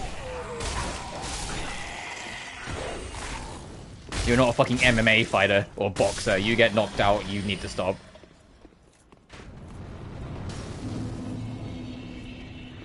I got my souls.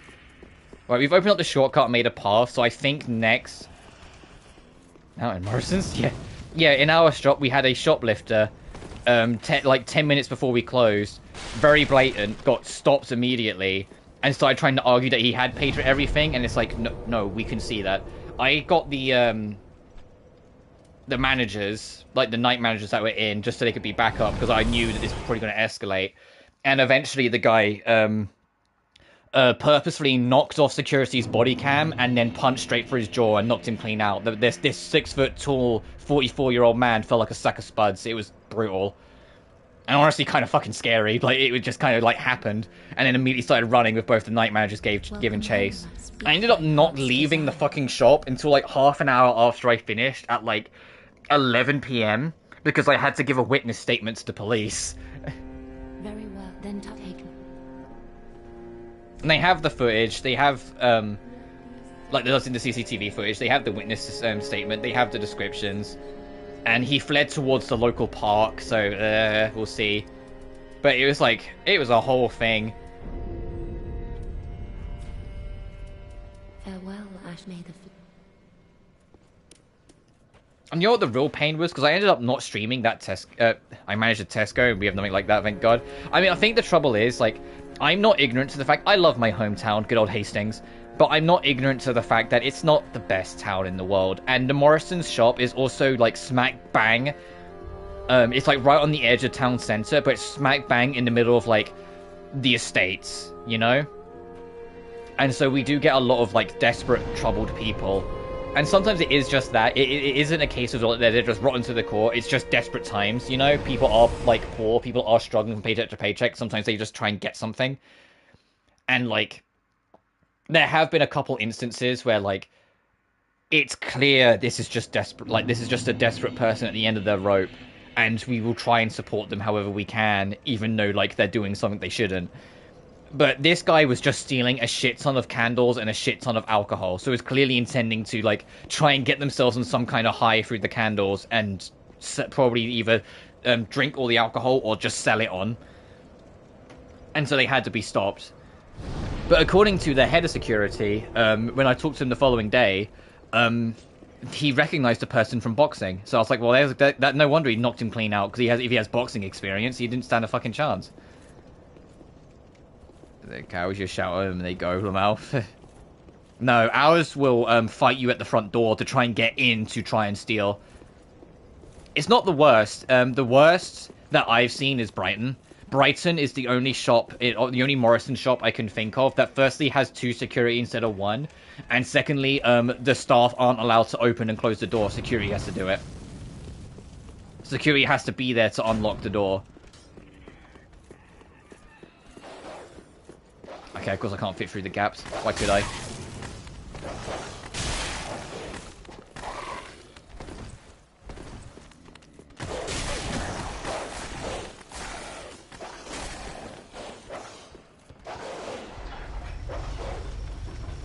That dog chasing?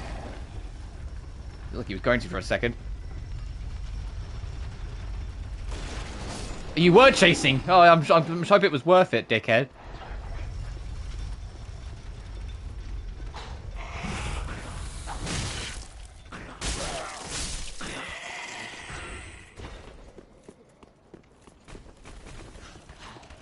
Oh, there's a whole fucking swarm here.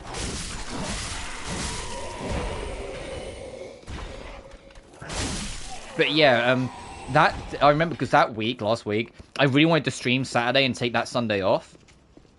And it ended up not happening because of everything that happened that Friday night. My adrenaline when I got home was riding too high and I couldn't sleep at all. And so I was like extremely tuckered out on that day, so I ended up taking it off and streaming Sunday anyway.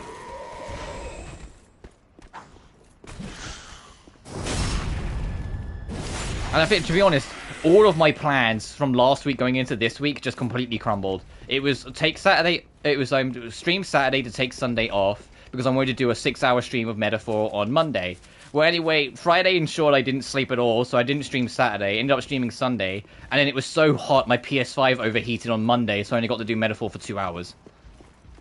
I was just like, the fates were determined to ensure like my plans weren't gonna happen. Ow. Oh, come on. Let me round you. Let me round you. That sounds like slightly like... Oh, there's 2 of you. Uh-oh. That sounds like slightly like almost sexual, but I don't mean it like that. Ooh, let me round you. What the fuck does that even mean, actually? Never mind. Never mind. Ignore me. Okay, this is real bad. I don't know how to deal with 2 of these guys.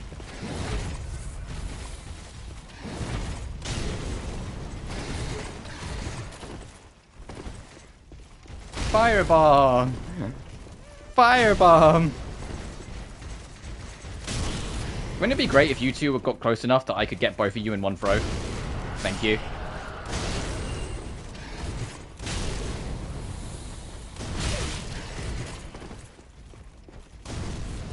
Bro, you would block it. He's learning! Oh, I have no heals for the boss, so you know this is gonna go well. Bitch. Where were you swinging?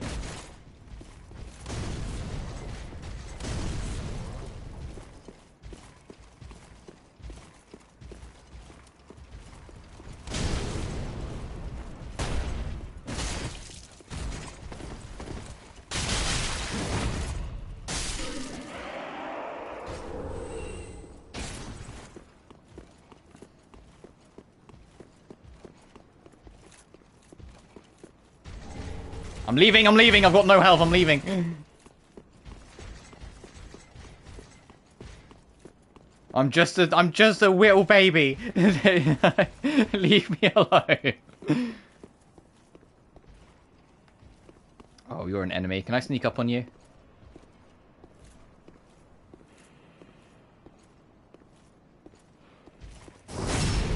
Oh, wow, you have health, huh? Uh-oh.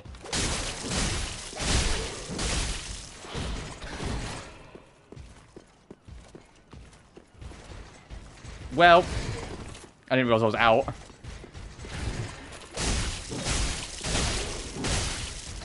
Oh! What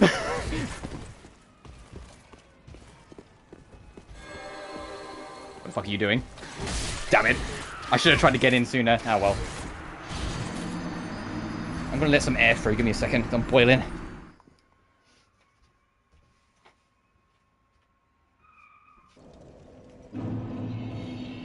But yeah, I have been going back to work. I have been looking for new work.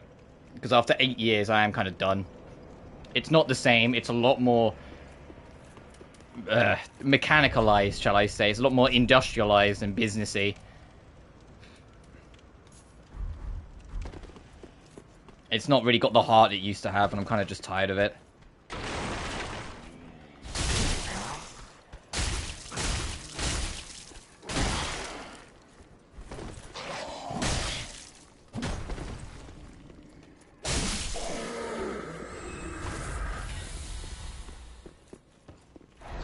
The main one I'm keeping an eye on, they haven't opened yet, but there's a Premier Inn being built very near-ish that's doing a recruitment drive. And if they want someone for like the night shift for that, I might take it. Or try and take it.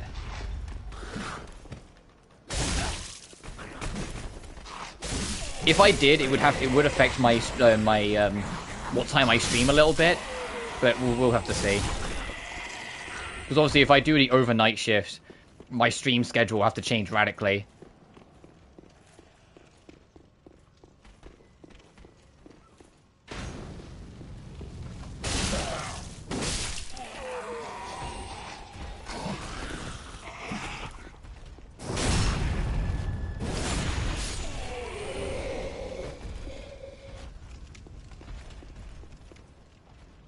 Oh, the big wing knight respawns as well, huh? Interesting.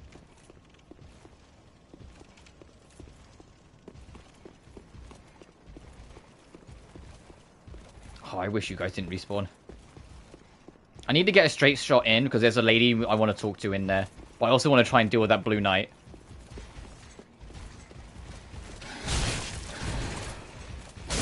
Oh, I didn't want to alert you. Oh, this is bad, because the other guy's going to get alerted soon as well. Oh, okay, or you could just kill me. That works too. I couldn't do it. I mean, I would rather not, but needs must. You know, I gotta make money somehow. I like being able to just do the evenings. The 5 PM start, 10:30 PM finish is ideal. But I need money, you know? The ultimate curse of life. Money over well-being.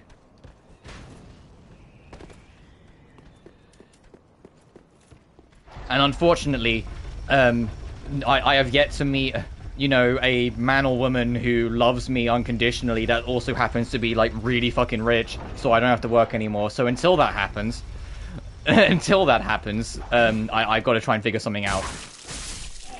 I'm hoping it'll be soon, though.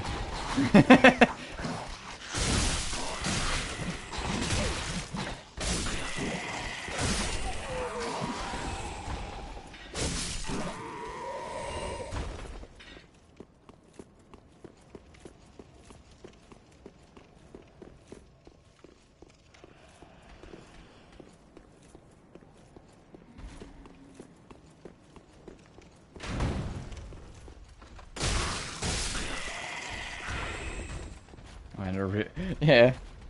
Well, lady, it isn't fair. Yeah, exactly.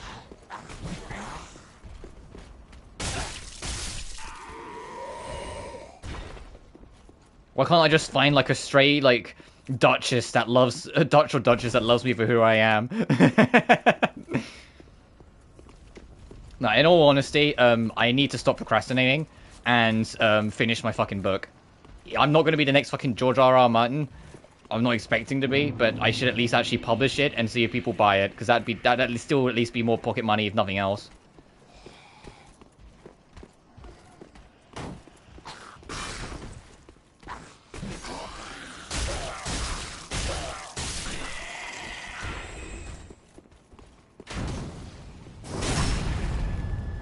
Are you writing a book? I've been writing since I was 11 years old, but back in like the late 2010s, I worked on like a... No, George R. R. Martin's alright. But I digress. I'm getting back on topic. In the late 2010s, I wrote a whole trilogy called Mary and Vincent. And although I'm glad I did it, and I'm very proud of it, It wasn't something I'd publish because it's not on the level I wanted to be, but I learned enough that I finally committed to writing the book I always wanted to write. That, you know, back when I was like 11 years old, there was never in a million years beyond my wildest dream I was going to be able to do, which is called The Demon of Xenelheim. I've been working on that book for the past 5 years.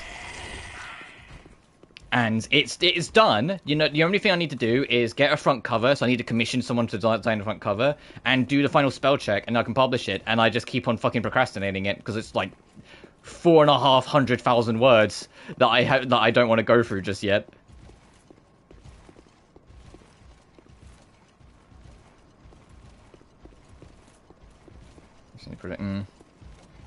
But yeah, I just need to like do a proper spell check, commission an artist because I can't draw to save my life, and there's no way on this God's green earth that I'm ever going to do anything with AI. So because I, you know, respect art as a form.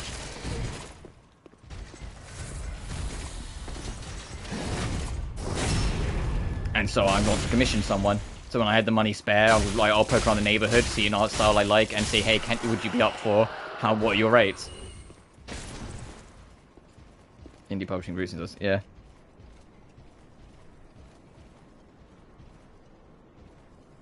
Just up Fez. No, it's alright. If it works, it works.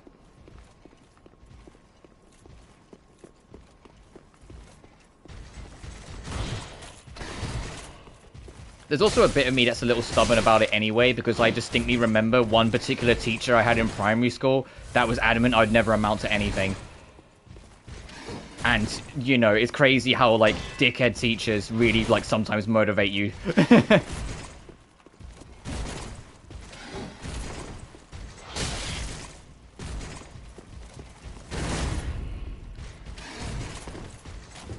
God, these knights are really fucking annoying.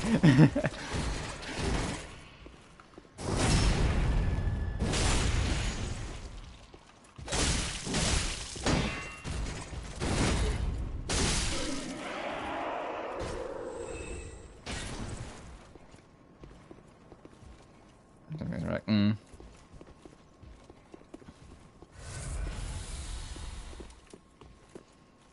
That being said, I am genuinely, when I eventually stop procrastinating and get my ass in the gear and actually like finish Demon of Xenelheim and publish it, I am warning you guys now. I'll be promoting the shit out of it on every opportunity I get. Like I will get really fucking obnoxious about it because it's like, hey, this is like the past 5 years of my life's work. This is a fifth of my life. Please read it and like it. Well, if you don't like it, please at least read it.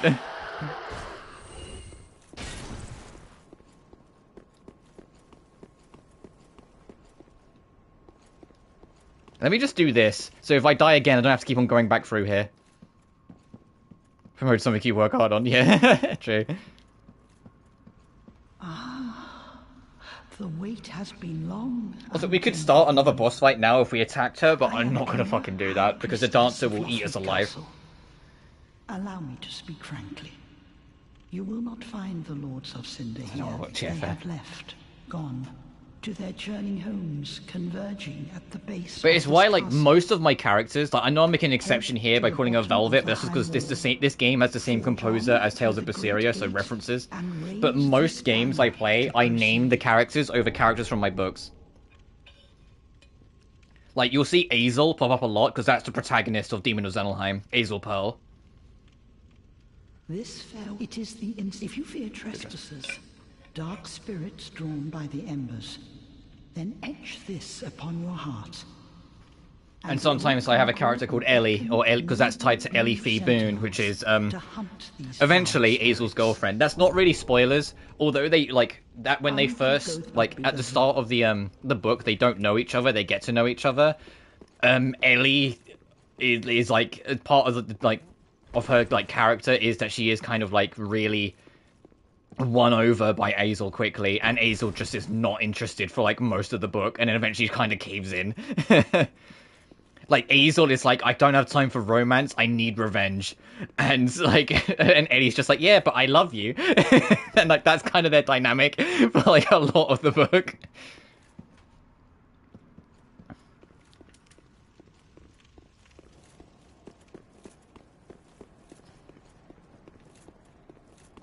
And like one of the blokes, like the bloke of the main party, Lux, his sister is straight up the main villain of the book, Amelia Charlotte, the legendary elite captain of the army of demonic suppression. Or the Mads, because the country that she's from is called Muxen. So it's the Muxen Army of Demonic Suppression, or MADS, the Mads. Sorry, you've already got me started, the book's not even out yet. It genuinely, if you get me like started on Demon Zelheim, it will just turn into a yap session because I took so much time and passion into it. I learned how to draw maps solely so I could draw the towns, cities, and country designs of my book. I was that dedicated to the fucking cause. Like, I learned a whole new skill set solely so I could apply it to making my book. Okay, I did not get the backstab I was hoping for there. Whoa.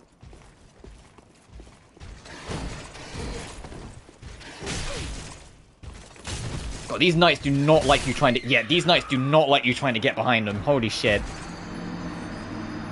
The DS1 strategy does not work at all. We got what we needed to, though, so we don't have to go fight him again. We can go fight the next boss.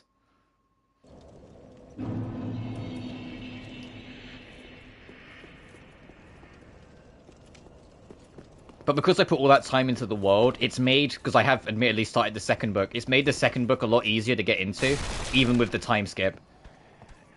Because one of the things that I've like pushed with this, it's going to be, I hope it'll be a trilogy, but each book, instead of being a sequel to like the characters, it's a sequel to the world, and it's based several thousand years later after each other.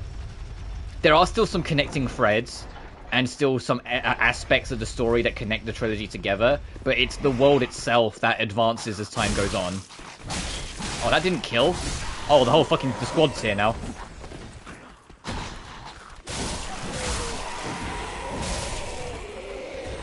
So, like, the first book is based in more of like a traditional medieval-esque fantasy setting.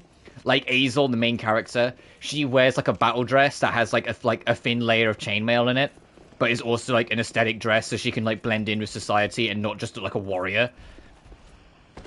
But then in the second book, Ray, the main character, she wears suits because it's 2,000 years later and it's in a more modern fantasy society.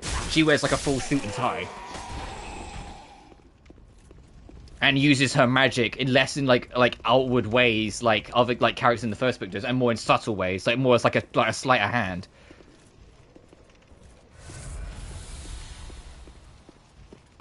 The connecting thread is that the main character of the first book, Azel Pearl, and Ray's boss in the second book is called Ori Pearl, is a descendant of the character.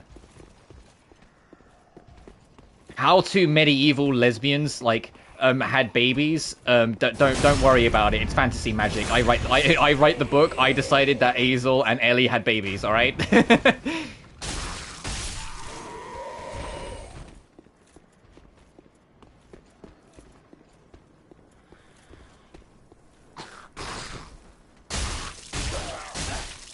But then there's also like another like connecting thread is there was a villain that like worked directly under Amelia Charlotte, the main villain of the first book, called fuck,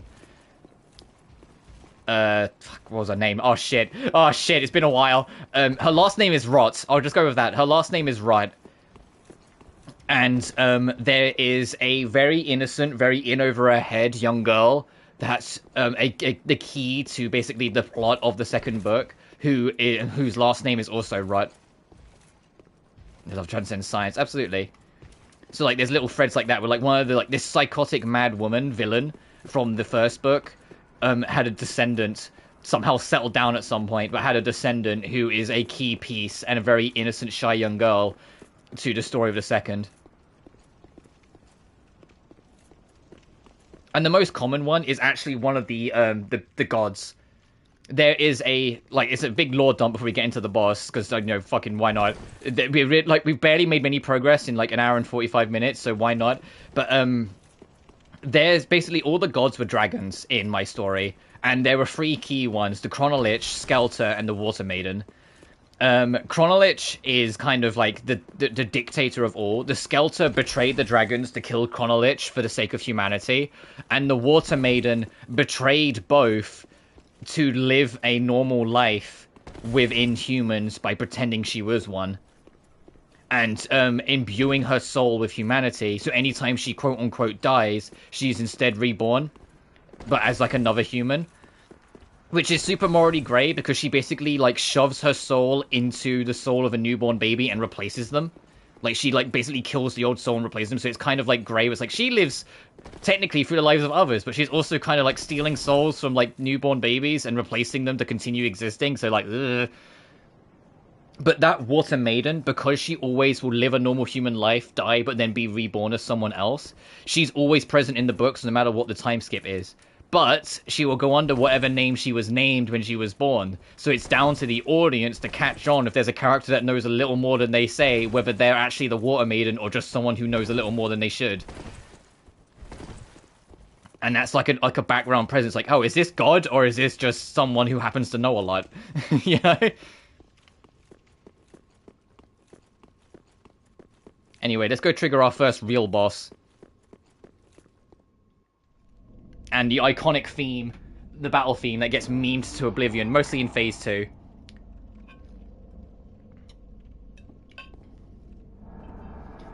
But like, Skelter's parting gift to humanity ended up being Azel's sword to take down Amelia. Skelter, the dragon, broke off one of its ribs and forged it into a sword. And that's the sword that Azel ends up wielding by the end of the story. She doesn't wield it for all the story, she literally just has a basic-ass sword for most of it. But she proves her worth to the dragon to fight against Amelia, who is very much an embodiment of what Chronolich was. Alright, time for the vault, the Boreal Valley.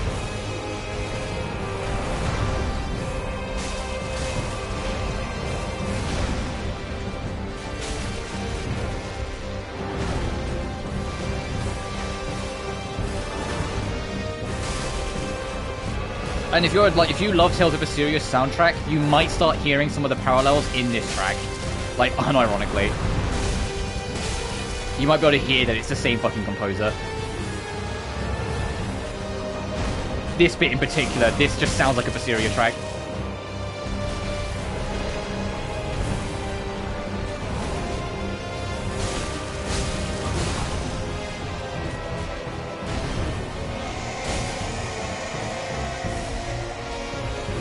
Phase 2? Yes.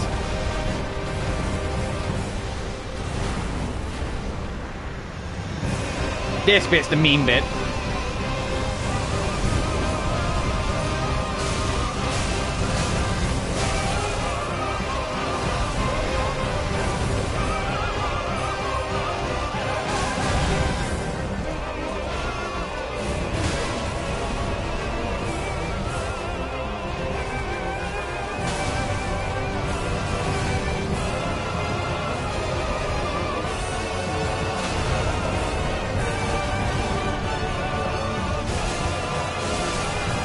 I got caught in the frostbite, damn.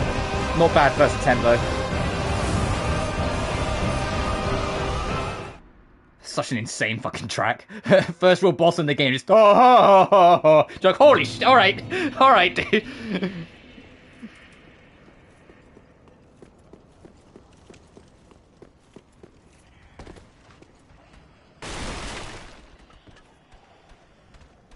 But yeah, I think going more evasive than defenses is the play. Like, I wasn't guarding, I went both swords and was dodging, and I got a lot out of it.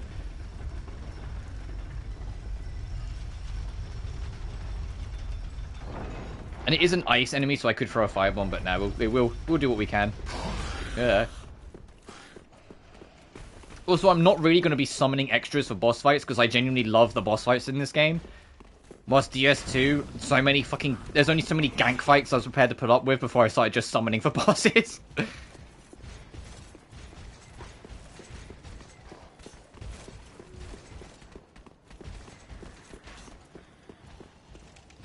Right, traverse the fog. I'm back. How much damage does this actually do to you? Actually a decent amount. I'll just get rid of both of them now. Take the 3 damage for what it is. Ow, fuck!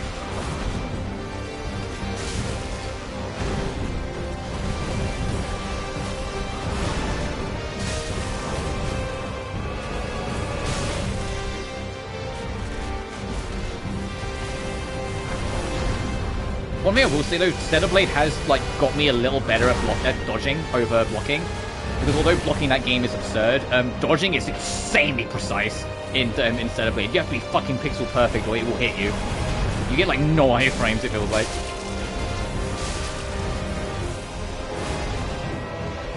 And then did you do the actual... Yeah, the Sunken King boss, where like you actually have an army with you against an army. I unironically love that fight, but like I said, with people.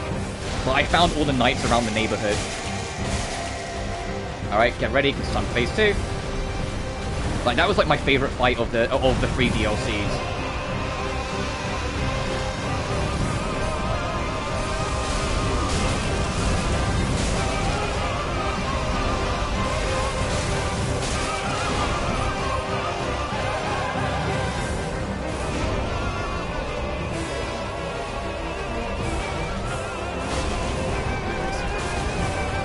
Oh, he got me on his back of his foot.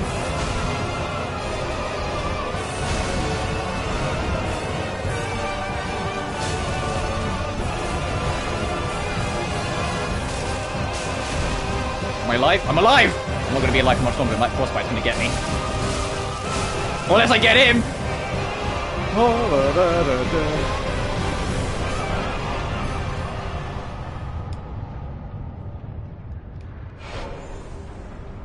Do you see the poison dragon? Oh yeah, that fight. No, you mean when you fight Sin? Sin wound me up because he kept running away.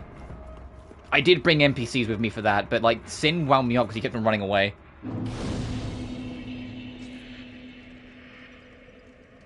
And the boss fight with the 3 NPCs was literally just 3 random ass NPCs. No, I did that off stream in the end. Because I just wasn't interested in like learning it properly. Alright, only 2 attempts. Let's go back to the shrine and spend our spoils.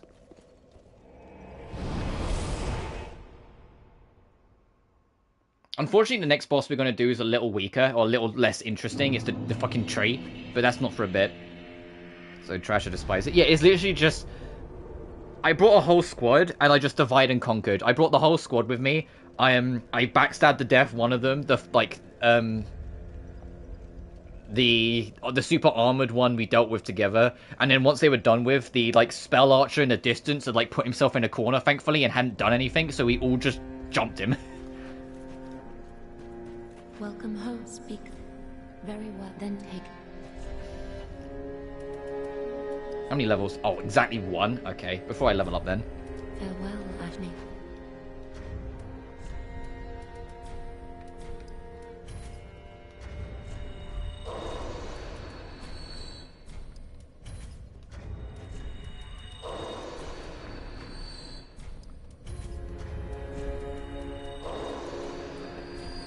Oh, can I...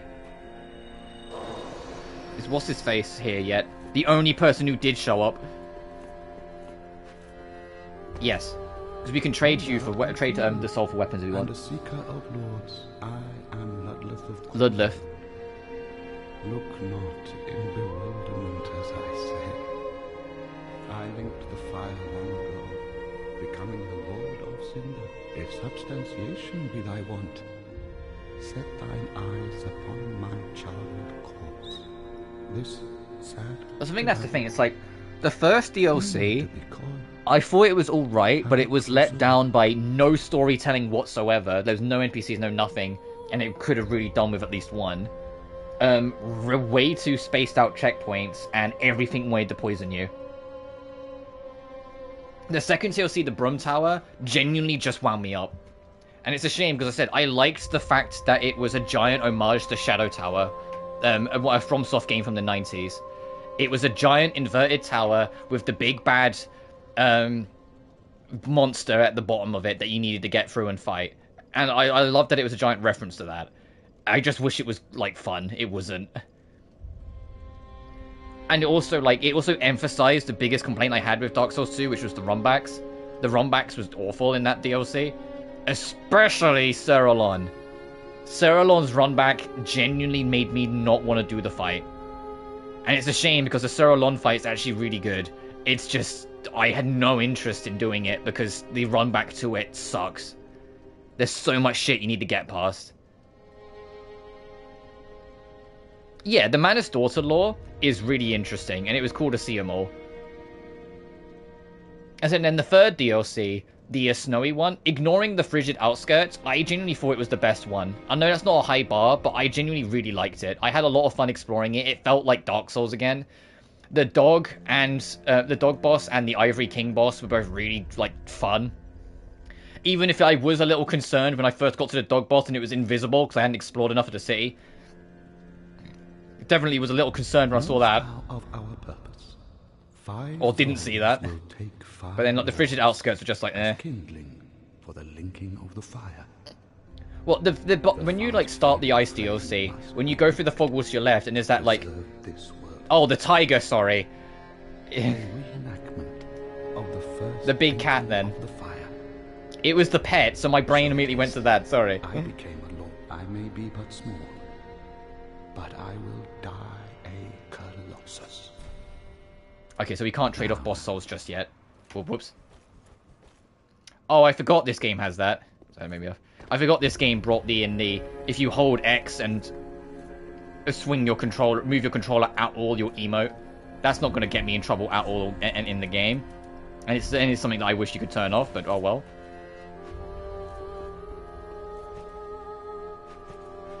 Actually, before I level up, let's see if I can upgrade my sword.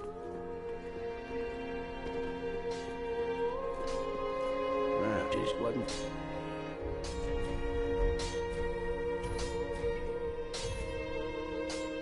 Okay, I need 3 more shards.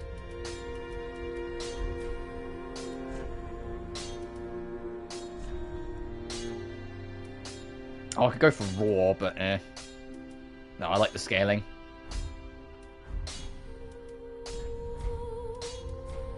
I don't have any shards or bone things. Pretty, I don't have pretty.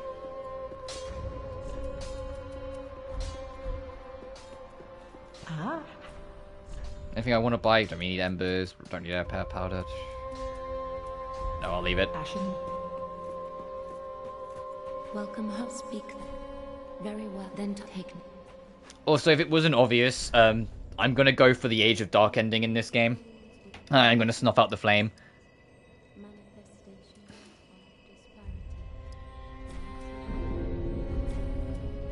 I went for what I felt was like the kind of like canon-esque endings. So I went for Age of Fire in the first one. I left the throne in the second. Asking us to seek the Lords of Cinder and return. We're talking. Oh, you're saying the same thing. And now in this, I feel like, no, this whole game is telling you about, hey, the fire needs to go. It's a problem now. I don't have any undead bone shards either, do I? I know there's one in Lothric, but I can't remember where it is. That's going to be the common theme. I don't remember shit. The only bone shard I remember, like, is the giant, like, worm thing outside the old Demon King boss room. Because that was, like, the last one I had to get. Because what I ended up doing is when I got to Nameless King on my blind playthrough, I was like, hey, I need max everything before I try and do this. So I, like, looked up all the upgrades that you could get for the Estus and did all that first, then went and fought it. Yeah, peer over the cliff, the camera zooms out, raise your banner, and you'll get taken to the next area.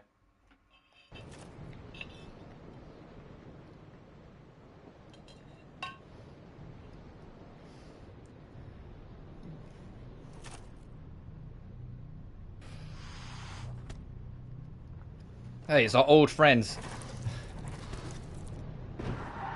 You want to download DS3 now? You know what's great? I know I stream in 30. But it's great playing this off PS5, so now it's running at 60, because it did actually get a frame rate boost. Because of the PS4 Pro version. You know, the one thing Bloodborne never fucking got, a frame rate boost. That game's still locked at 25.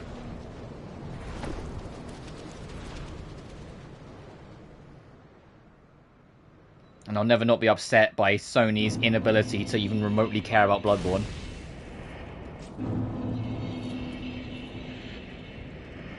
PS5 fair. Yeah, for me, it's been a bit of an adjustment, because I'm like, even though it's been years, there's still a part of me that kind of like, I'm like, this feels smoother than it ever used to be. It's like, well, yeah, duh, it's double the frame rate. Of course it does. Is this a safe drop? No. Also, I know there's an NPC in the first area that I've missed that's important for, like, the secret ending. But I'm not 100% sure where they are either.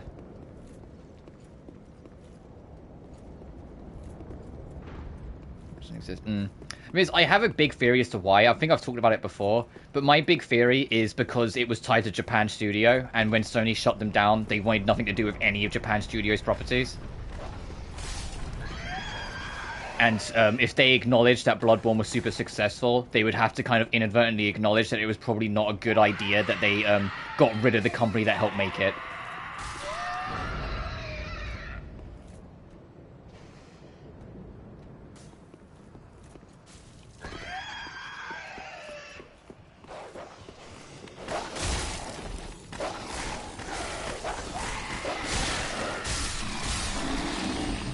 But it's fine, because FromSoft said, fine, if we can't make Bloodborne, we'll make Bloodborne 2, but with Nintendo.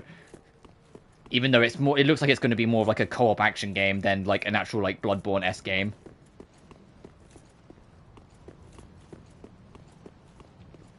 Yeah, I was heading towards the Pilgrim NPC, I remember that one. It's why I ran down with the dogs, because I got paranoid. I got a little paranoid that the dogs might run over and attack the Pilgrim.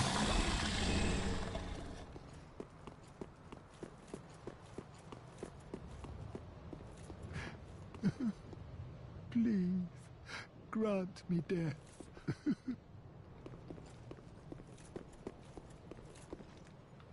Oh, here you are. I was going to say, which one is it? Oh, then it's true. A champion of Ash, as I live and breathe. To be in your presence is a great honor. I am Yol of Londor. Where are you going? A pilgrim, as you can see, only somehow I failed to die as was ordained. Well, perhaps my calling lies elsewhere. Say, sorry for you champion of Ash. No, you're good. How does the idea of taking me into your service strike you? I was once a sorcerer. Surely I can be of use. Oh, I am honored. Truly, I should be dead. Yet you're granting me new purpose. Yol of... Isn't that the whole thing with pilgrims, that they only die when their purpose is served? So if for one to not die, it means they haven't served their purpose. Homeward bones. I'm actually going to chuck homewards on the tool belt, just in case I need to use it. I do want to go back and explore the area I was in a bit more to try and find a few more things, because I do feel like I missed a lot, but I want to also proceed a little further first. So maybe like next bonfire, I'll go back and start trying to do cleanup. Because I do feel like I missed a bit.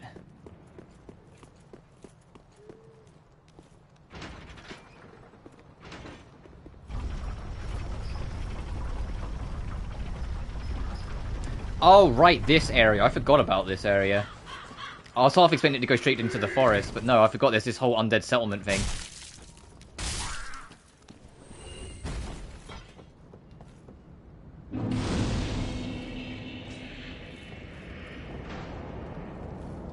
And now I said next bonfire. I know I was expecting the next bonfire to be 5 steps away from the last one, but I did say not next bonfire, so let's go back and start looking around.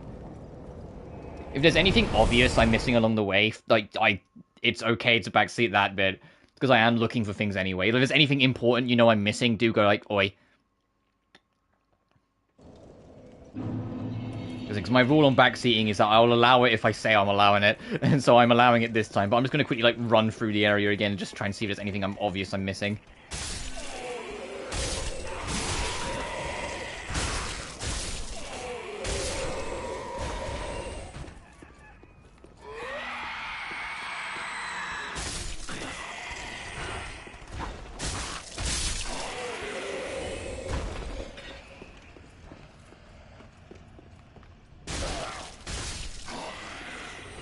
Like, so I know there was an item that was like in a window ledge, like over there.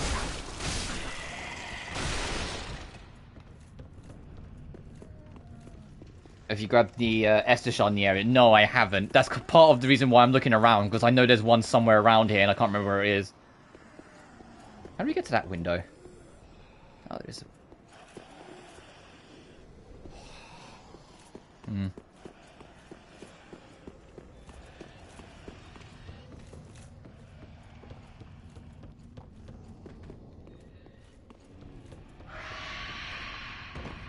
So I know there's an NPC if you want to try and work towards the secret ending. I'm not going to get the secret ending because I think the Age of Dark ending is, in my opinion, just a little more interesting and better.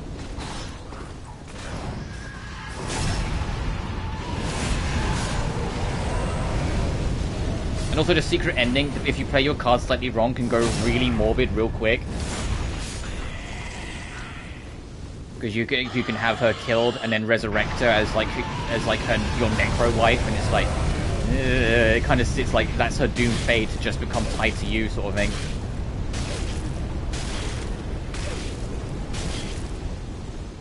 Oh, of course you're just barely out of reach.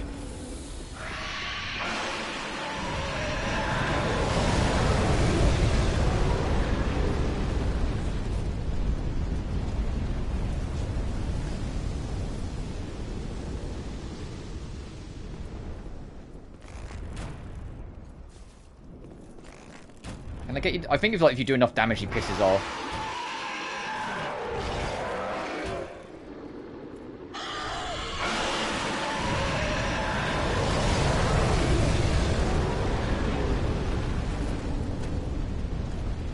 So I can explore a bit more safely.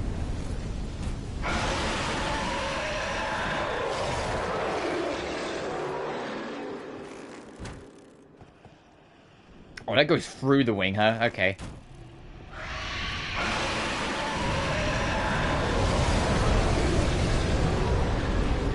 Alright, well, I tried. That didn't really work out. Ow. Ow. Ow.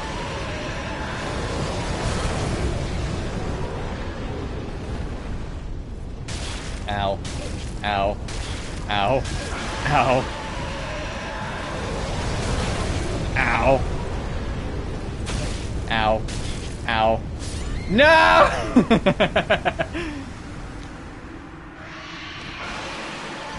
I tried. Watch that be the important item I need.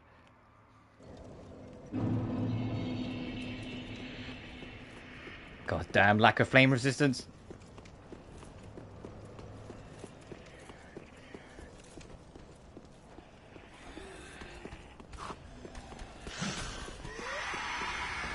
Oh, have I been up here?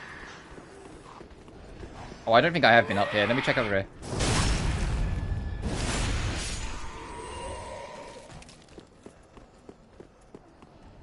Oh, that's how you get this. And it's electric resin, okay.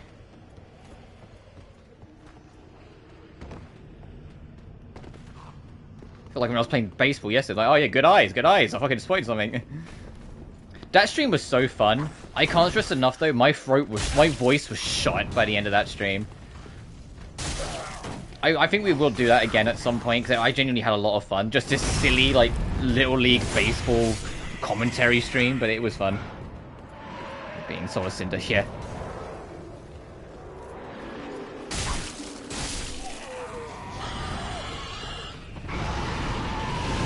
I've got time, go. Never mind.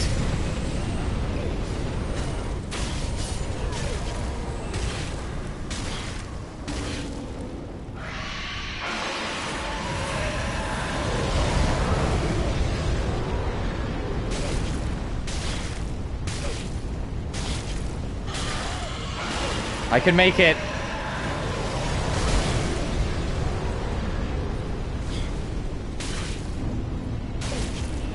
Claymore.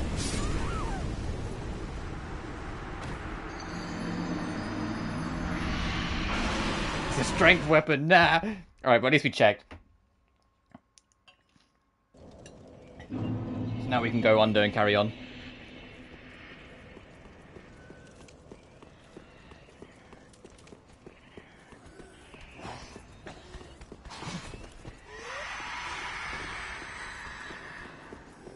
Anything else up here?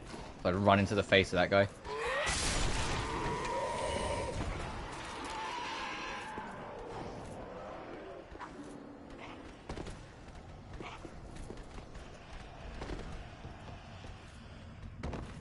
I think there's something on that rooftop where the pus kept kicking our ass as well.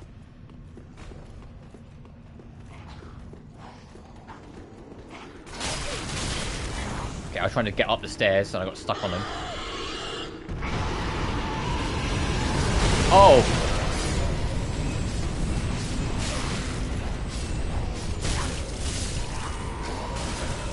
Excuse Excuse me. Fuck! Oh, I didn't think I was in range of that. I thought I was safe.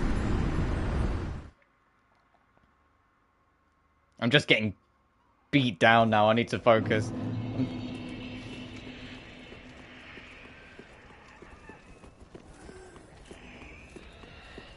Doesn't help that the mercenary equipment, like the sword's great, and I'm going for the dex build so it works out, but the mercenary actual armor set is not the best, so I'm hoping we'll like pick up better stuff.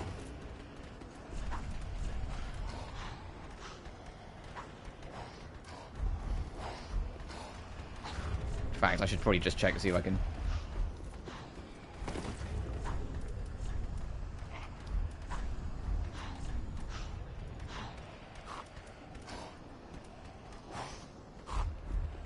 We'll get the... What the fuck? Keep the hat. I think this game still only has 2 roll states, like the normal roll and the heavy roll. Like Dark Souls 2. I don't think... Like, I can't remember if this game has like light, medium, and heavy roll. Like DS1. And that was one of the things I thought was just a good thing about Dark Souls 2, that it got rid of the difference. So, like, it felt more comfortable wearing heavier armor for most of it. The only trouble was is that rolling in that game was its own stat value, so it wasn't the most ideal all the time.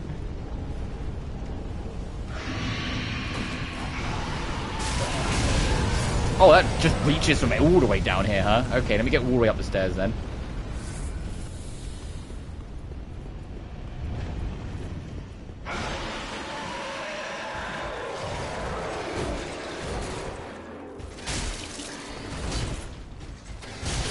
Oh, he completely hard stunned me, huh? Cool.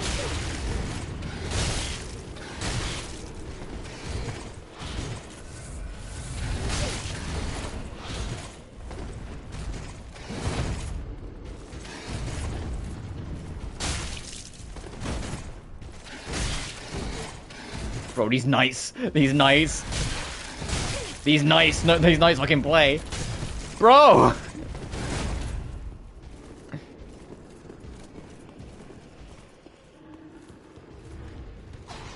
Let me get to the other checkpoint.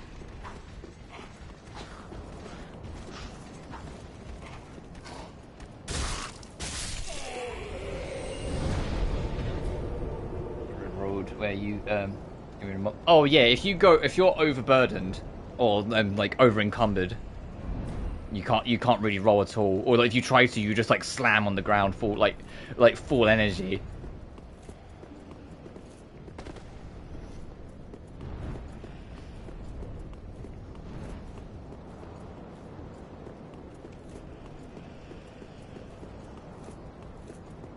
Burdens, yeah.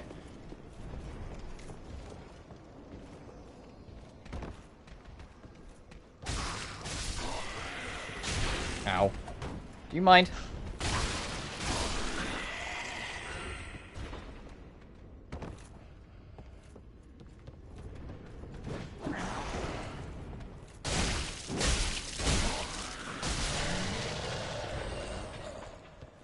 Oh yeah, we didn't really do anything down here, did we? That's locked. We need a key.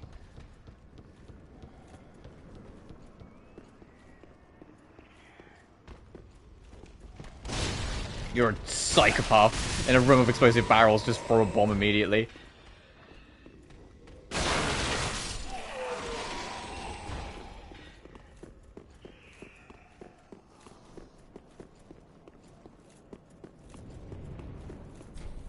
It's locked. We need a key to get in there for him.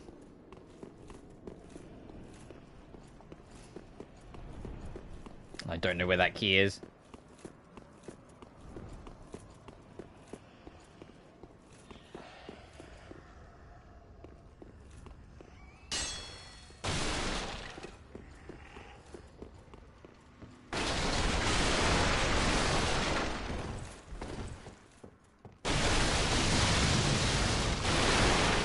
You hiding anything, game?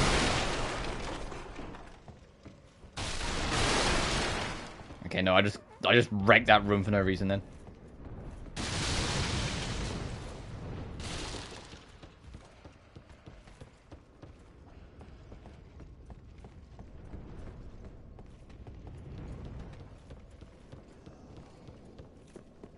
This is the bridge where the pus is.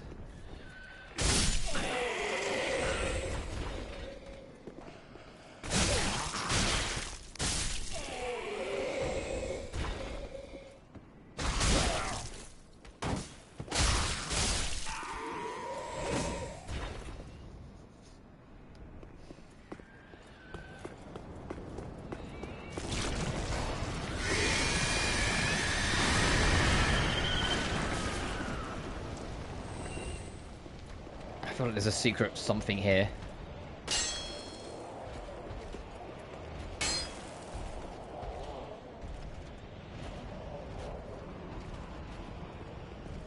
Is that fall even survivable? That seems a bit steep.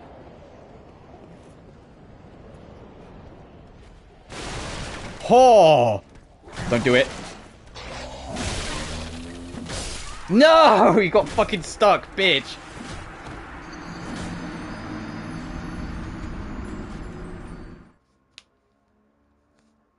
Of course I got stuck. Of course I discover something and immediately get punished.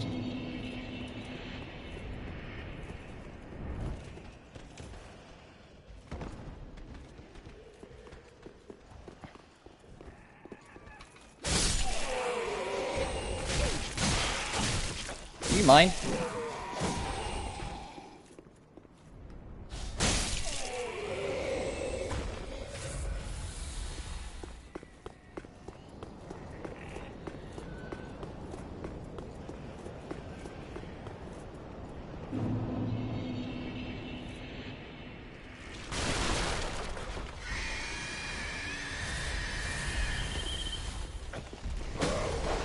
Back, bitch.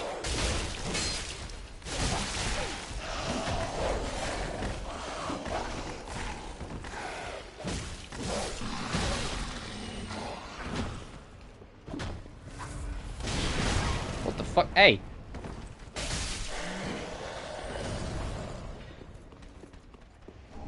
Hey, look, there's a Estus shot.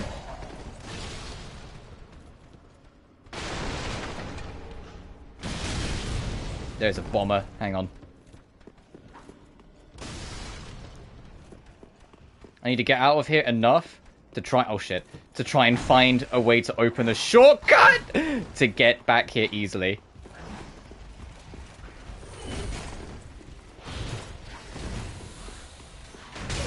Ow. Well, that's cringe. Oh, we live.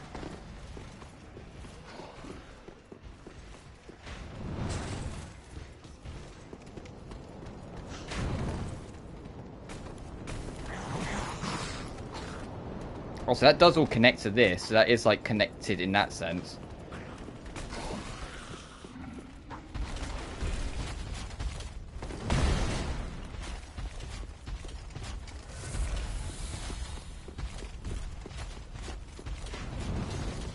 Let's go back up here, and we'll just go back around from the other way, but we got our shard. I got what I came here for, but I do want to clear out that area properly. We were not in an ideal state to try.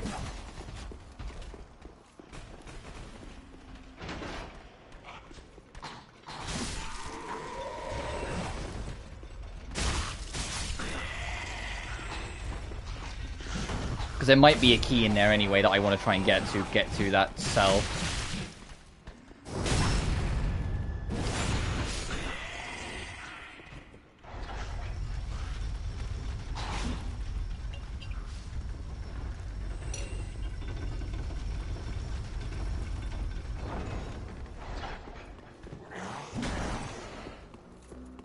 Am I even going to get there? Because I got to get past all these dickheads as well.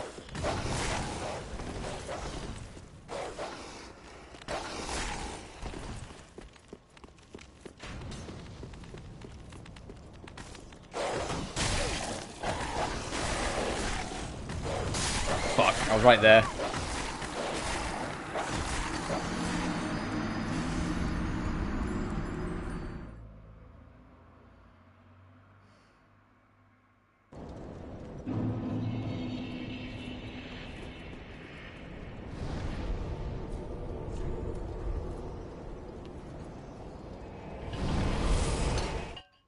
So, sipping my drink while we're doing that. My schedule for next week, though, whilst we're doing this, isn't quite finalized yet. Because the main part of it is I'm still not sure if I want to do Death End Request Code Z's post-game on stream or not. I'm still kind of umming and erring on that one.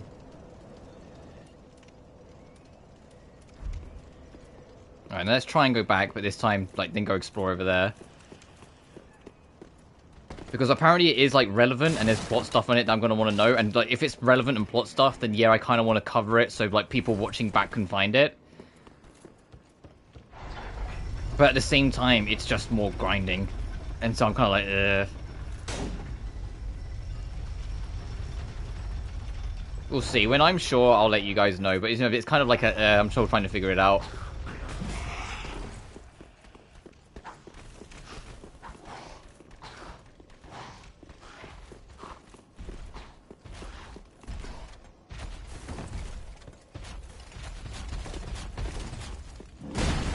Jesus.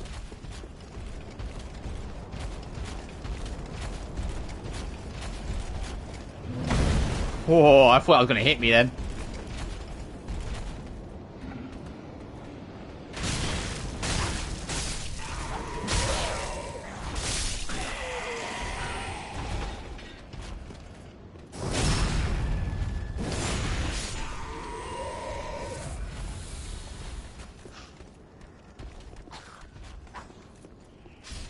Right, let's try and actually go back and explore through here properly.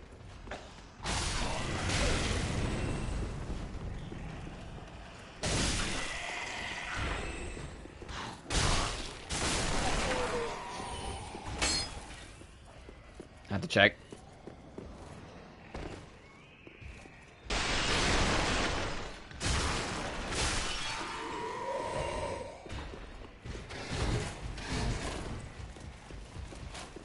Like, at bare minimum, Monday will be Metaphor. We'll do more Dark Souls 3 during the week, obviously. And we'll maybe try and get in and out of this Shaylee stream, because I haven't played that game in a bit.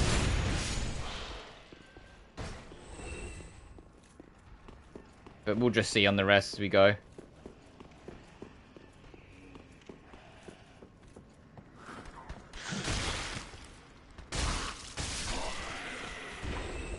So, and Raido I've kind of accepted was a one-off, so I'm not coming back to that, at least not yet. Oh, good old broadsword if I decided to go strength build.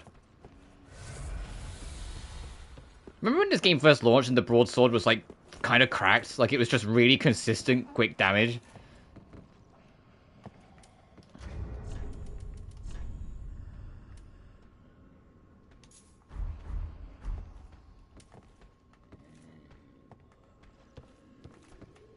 This way first.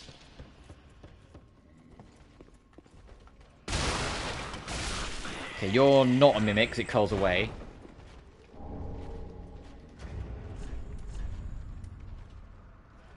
Oh, I can't. Oh, my strength's not high enough for it. Oh.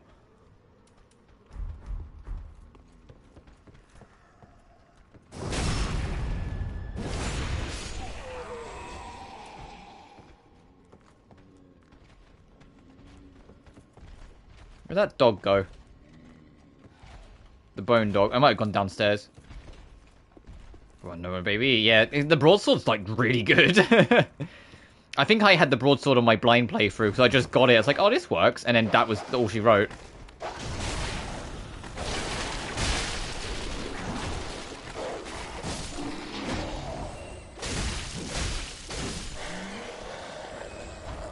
I have a bad habit of finding one weapon vaguely early on, and then just keeping a hold of it, like my life depends on it for the rest of the game. I don't experiment enough.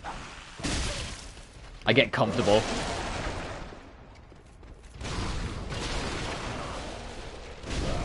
I did get both of them.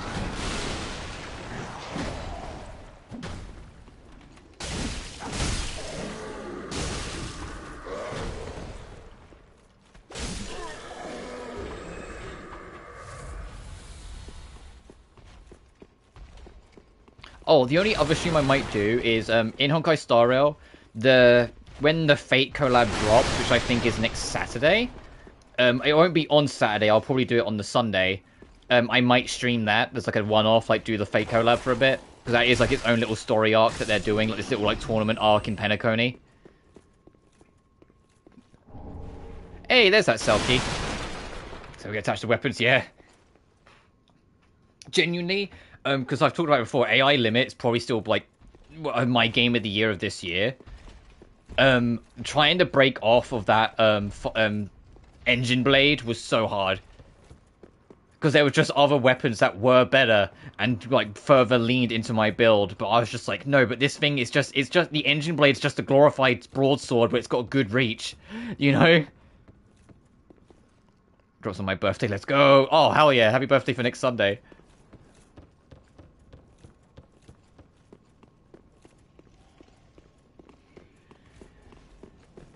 But that scythe, that like blood scythe we got was just way too good. I couldn't ignore it forever. I had to pick it up eventually. Even though it was a bit slower, which is the reason why I didn't like struggle to use it at first. Because it was like, no, it's slow and awkward and yeah, no, like I was like, no, just shut up, lock in, Robu, use it.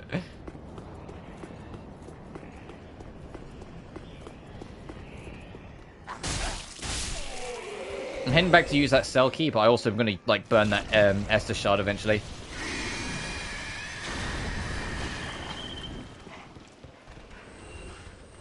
But I do recommend AI Limit if you're into like, if you want to play a Souls like that's kind of like snappy, and it is double A, so don't expect it to be like the most breathtaking, amazing thing ever. But if you want to play a Souls like that's actually pretty fucking snappy and doesn't have a stamina system, so leans into its pace, give AI Limit a shot. It's pretty fun. So it's probably, so far it's my game of the year. Because I can't give it to Stellar Blade because Stellar Blade came out last year. But Stellar Blade is like retroactively right up there. Like I had a phenomenal time with Stellar Blade and I'm like working on the platinum now.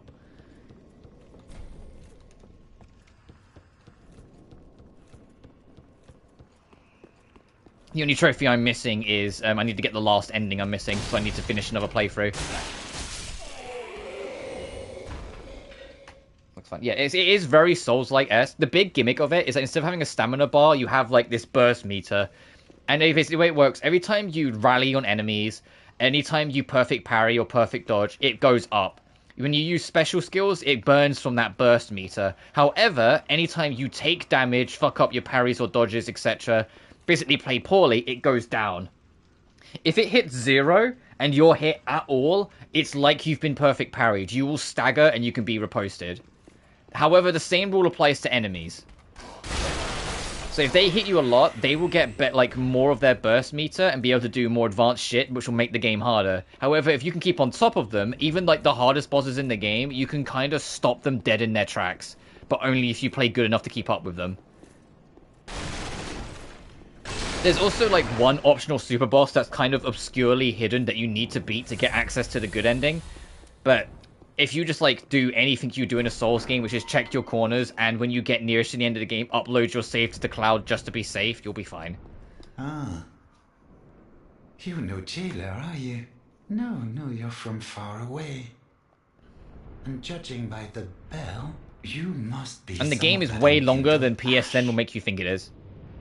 Remarkable. Like about Sekiro and the penalties and buffs played shooting enemies. Yeah. If that's true, then I have a favor to ask. Because like the PlayStation like game progression tracker, you know, like the PSN app where it comes at the same percentage in the corner, it bases it on how many new locations you've been to. So like very quickly it will fire up because you basically like set foot in most areas in the game at least once pretty early on. So we've got our first quest to give her the Lariette of the ring. This is going towards the secret ending stuff. I'll be sure to repay. However, what the game, like the PSN tracker doesn't do is acknowledge that you're going to be backtracking to a lot of these areas a lot to find new paths which lead to new extensions of said areas. Like, you visited almost every main location in the game before you're a third of the way through the story. Like, you go back to areas a lot in that game. Very well.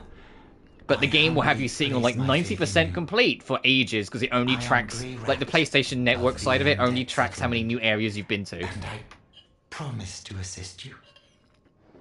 Give this ring to old Loretta at the base of the high wall. Base of the high wall. Do your part and I'll do mine. Awesome. I'm going to equip it for now, though, but thank you.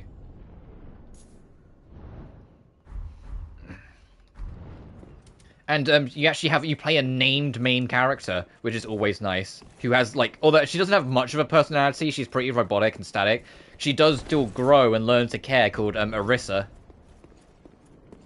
She's very, like, no personality, very no-nonsense at the start of the game. But she has a curious soul, and so she always asks questions, and eventually that allows her to become more of her own person as the game goes on.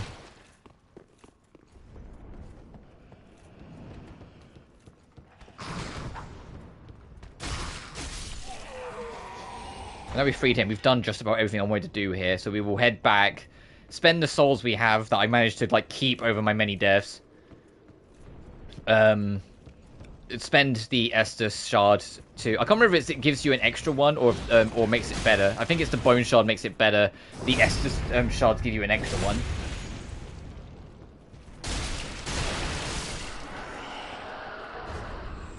But yeah, but I really enjoyed AI Limit. I'm glad I played it, and since at least so far it's my game of the year. Which is crazy that it came out in March. That feels so long ago. Because yeah, unfortunately, you know, being a Souls-like as well, and being a AA Souls-like, came out the exact same week as First Berserker Kazan.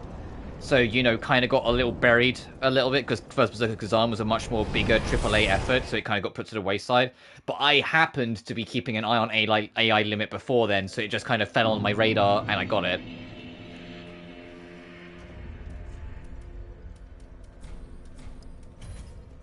And that's not to take any kind of jab at First Berserker Kazan. Sometimes these things just happen.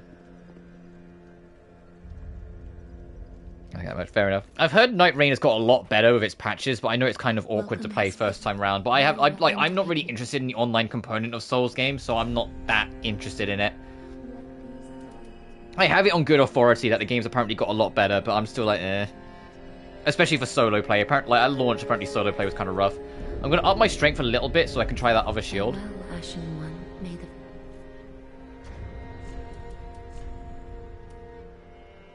Yeah, it gets worse magic resistance, but it is better elsewhere.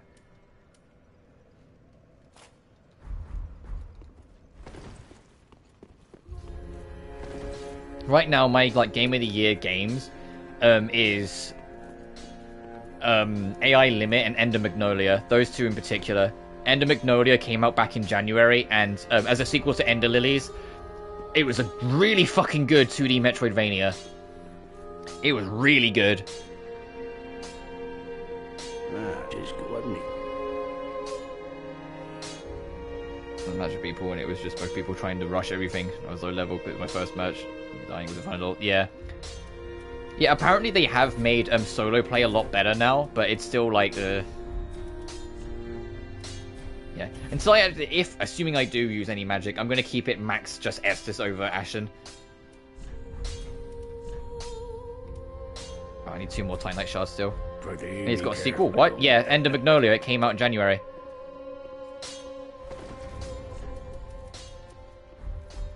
It's part of their planned hexology. Because there's 6 major regions, and they want to make 1 game per region. So we had Ender Lilies based in like that first region, I forget what it's called, and then we had Ender Magnolia in the new region. And even though they don't name her, you can absolutely find a grown-up Lily in Magnolia. It's very blatantly her. They just don't call her that. They just call her like the Wandering Maiden. You know, I love the Ender Lilies. Well, then there you go. What is...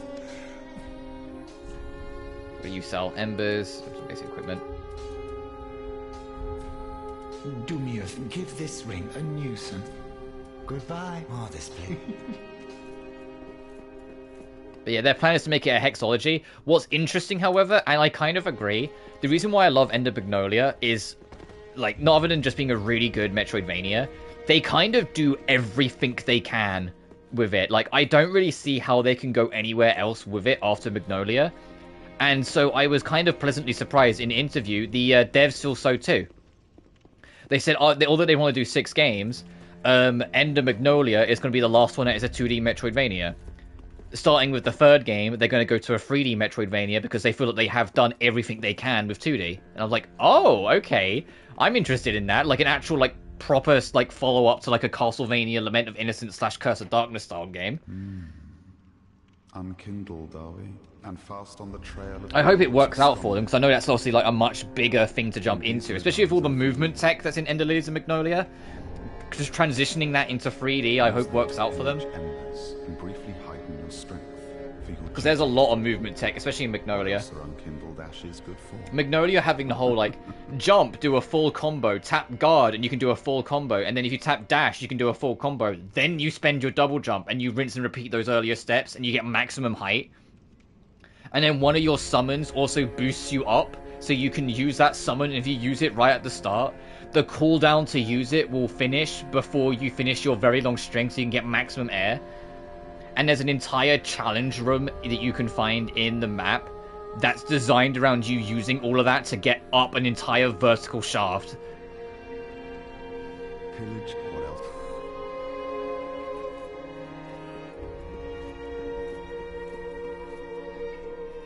There's only like one part of Magnolia I wasn't the biggest fan of, and thankfully it was very short. There's an underwater section, and that leads to an underwater boss.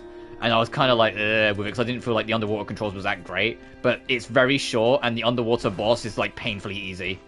With, like, clearly, like, they wanted to try it, and they wanted to experiment with it, but they weren't completely, like, committed. They weren't sure. Oh, this... Pilgrim with debts in death hardly deserves to behold this divine flame, but never of your service. If you dearly for this, let me lead my service. Then shall we bearer of...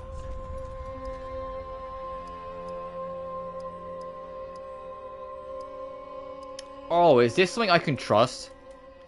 The draw out 2 strength thing? 'Cause it only lets me do it once, but it doesn't cost any souls. I can't remember what this is, if this is trustworthy or not.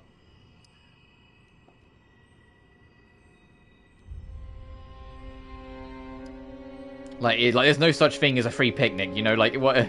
Like,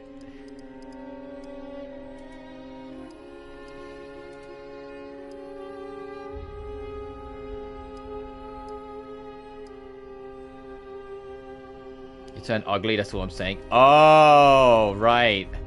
As I have said, alas, but I believe that we pilgrim at those... Yeah, no such thing as a free picnic. Bye, buddy.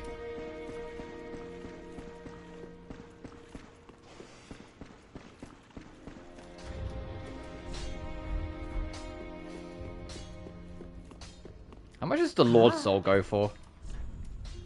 2,000? Okay, that's not worth selling. At least not yet. Not the Lord Soul, the Boss Soul. If we had a Lord Soul, holy shit, but no, not yet.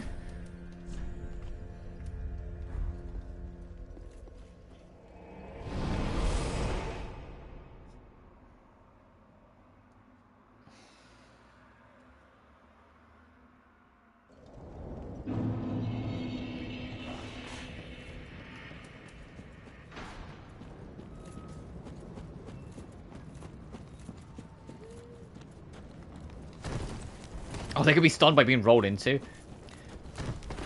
That's funny.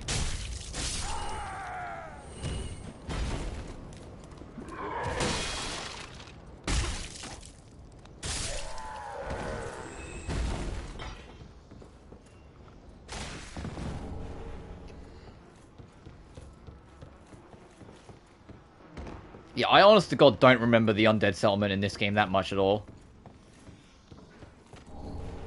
Ooh, that would be nice. That would be nice for a particular boss.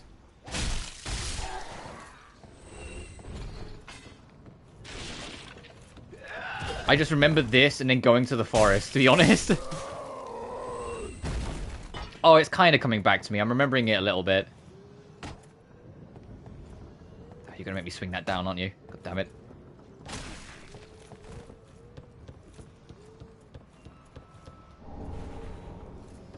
I know the next boss is the is that rotted greatwood.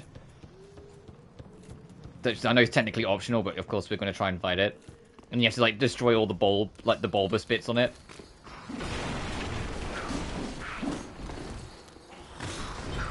Oh, what the hey, get off of me!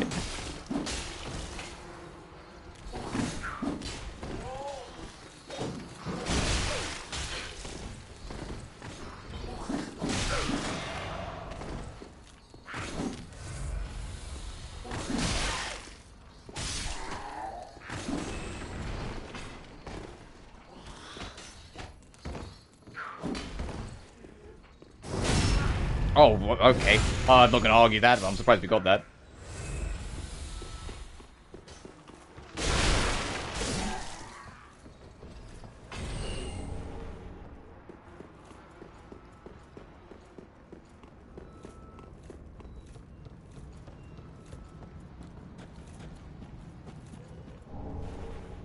Loretta's bone?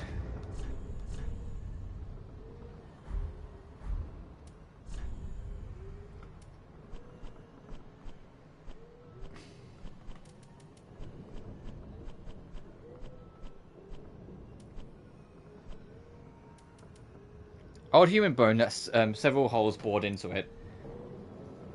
A woman's corpse in the undertone was clutching this bone. Her name was Loretta. Oh. Oh, is this the woman we were supposed to give the thing to? Uh-oh.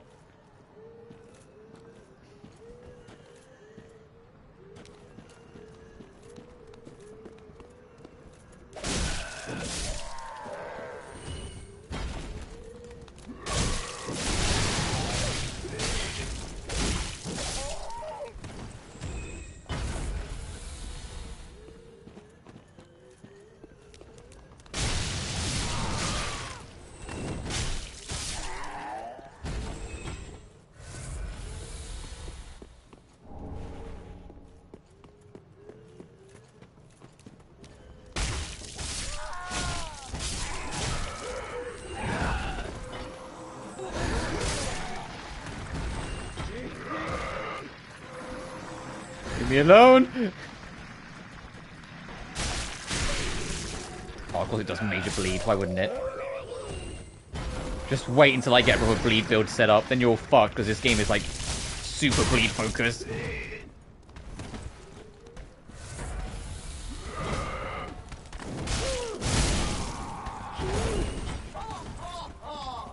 Ha ha ha! I don't really have anything else to use. Oh shit! Oh, I'm definitely dead. Didn't know she was gonna come give me a warm hug.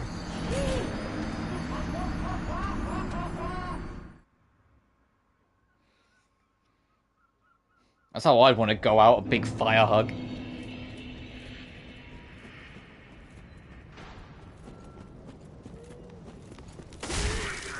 Let's try and get there a little less beat up this time.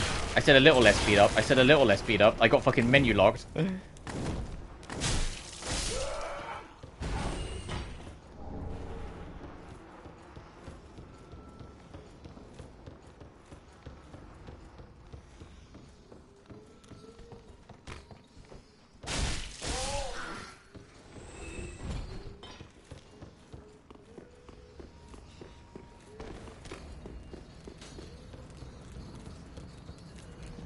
Are we being followed? Of course we are.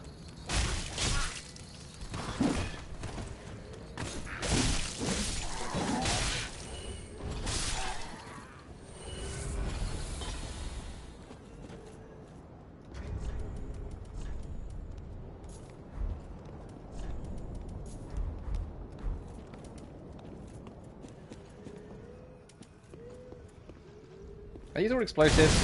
Absolutely. I had to check.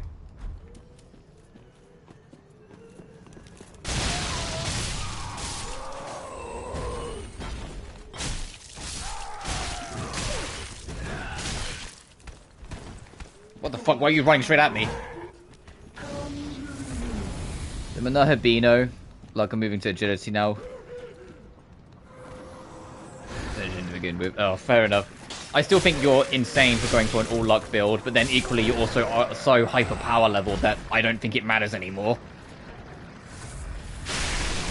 What was the last thing you've done in the story?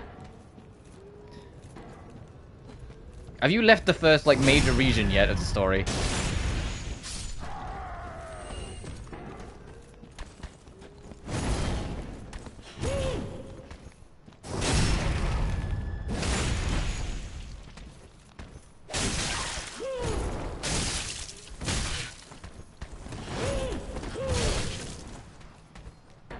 Redland, they died. Okay, so the second major area then. Fucking goddammit. And you're level 60 what? Keep in mind, I entered the second major area leveled like... Oh, the third fiend. Okay, yeah, so you're super early on in the second area, and you're level 60-something. I entered the second major area at level 19.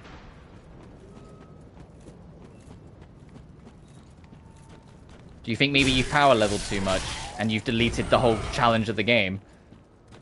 I think the only thing that's going to rip you a new one of the super bosses, assuming you don't just play them on super easy mode.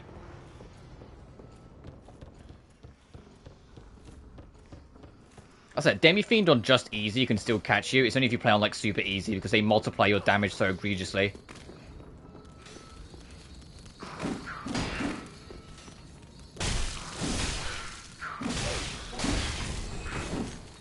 If the SMT4 Remastered comes out and it has its level booster things as well, or SMT4 gets a remaster, I should say, and it has the level booster areas, I hope they keep them the same as they were in the base game, because it will stop you dead in your tracks. Because they actually are tough enemies that you have to actually be strong enough to beat first of all. So you'll have to learn and experience the game at like an adequate level first. And it's only later on that they will give you the mercy of allowing you to power level if you need to.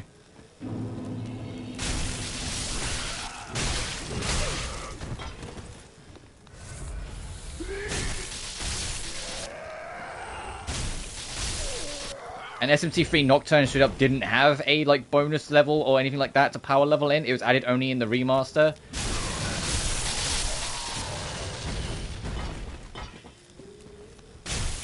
I don't know how much you care about like your authenticity of it, so yeah, it wasn't in the original.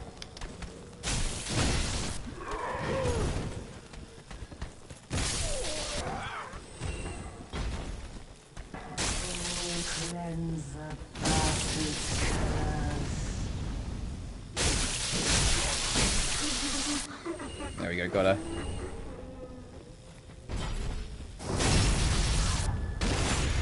And by like the last area of the game, I know I was like level 80 something to 90 something, like around that range. Oh, yeah, there's another Estus shard, hell yeah. It's like by the time you get to like endgame, the game will catch up to you. It's just when it does, buddy. If you find endgame super, super tough, I wouldn't be too surprised, assuming you're playing on normal. Just because like you haven't like almost prepared for it throughout the game to be ready for it. You haven't built the strategy in and got the habit of what you should be looking for, because it's been a lot easier for you. Doesn't help. He finishes obscene. Yeah. I didn't get Fafnir till the like near the end of the third major area.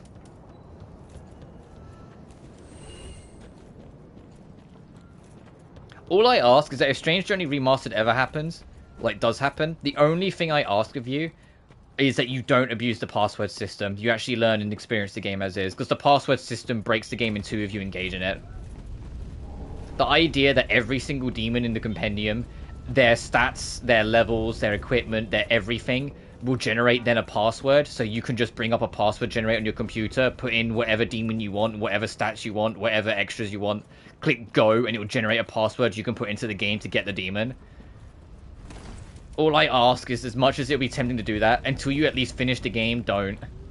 Because Strange Journey is a phenomenal game, and part of the reason it makes it so interesting is how it handles its challenge, and if you just get rid of it, I think you would lose half of what makes that game interesting, in my opinion.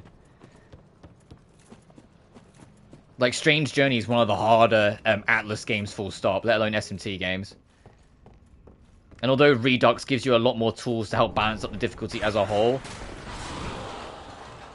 I still think it's a like respectively tough game. But yeah, so once you beat the game, fill your fucking boots. There's a trophy for maxing Compendium, and there's the easiest game to max... There probably would be a trophy for maxing the Compendium, and it would be the easiest game to do it in, because you can just password generate all the demons you want. Make them level 1, so their password is cheap. Because once you generate a password, you still have to summon said demon, and obviously summoning has costs. Because they basically, when you do the password, it puts them in the Compendium. So if you want to be able to summon them, which then makes them legit, you then have to be able to afford them. So you just make them all level 1 with nothing. Even demons that you physically can't get at level 1, you just make them level 1 through the password. So that, sure. But in the actual adventure, no. Don't give yourself, like, an immortal demon with max levels and, like, all the skills it should never get, so you can steamroll the game, because you will genuinely lose out and come out of it feeling a little more bored that you didn't get to experience the game for what it was. Some, like, I'm not saying every game needs to be super tough or anything like that, but there is a merit to some games that lean into their difficulty, and Strange Journey is definitely one of them.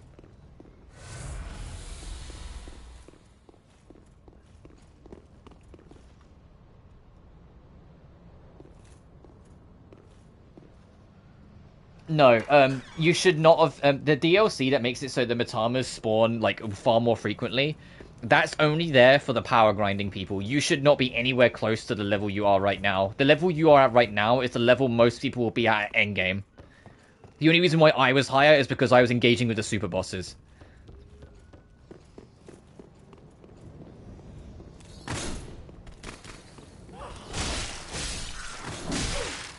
I think the only way you're really going to be able to balance it out to get some difficulty out of it, and even then I don't know how much it would do, is if you played it on hard. But like I said, I honestly don't know how much that would do at your level right now.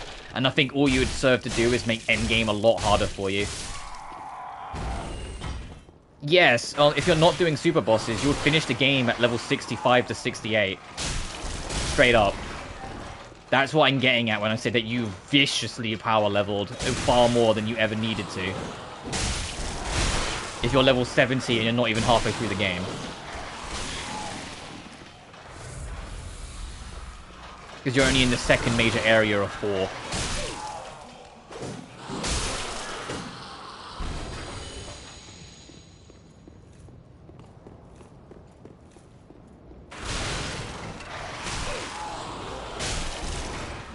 So the only thing you're going to get out of it is that because it will be easier for you, you won't feel the need to engage in strategy as much. And then when you get to the end game, where the end game doesn't give a fuck what level you are, it will punch you. It will just be way harder. Because you won't have the strategies built up through the experience of the game, and so they will kick your ass. And it will feel like a monumental difficulty spike, when in reality, if you'd gone through it on the level expected, you would have those strategies in place, and it wouldn't be anywhere near as bad. And God help you with the super bosses.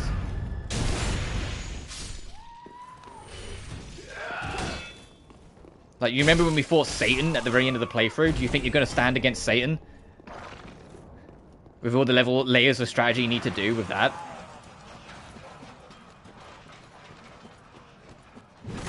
Well, I'm not saying it's impossible, I'm just saying it's going to feel way harder because you haven't had that experience to build up the strategy. And, like, for me personally, I genuinely feel like a big part of Shin Megami Tensei's fun is its challenge because it's fair. Because the enemy has access to everything you do. But if you power level it, you kind of defeat that a little bit. Ultimately, you play it how it is, but like it's just like... I care probably way too much about Shin Megami Tensei. And so that kind of thing, like, it's just like... I'd always try and encourage people to just kind of ride it out as you go. And not grind.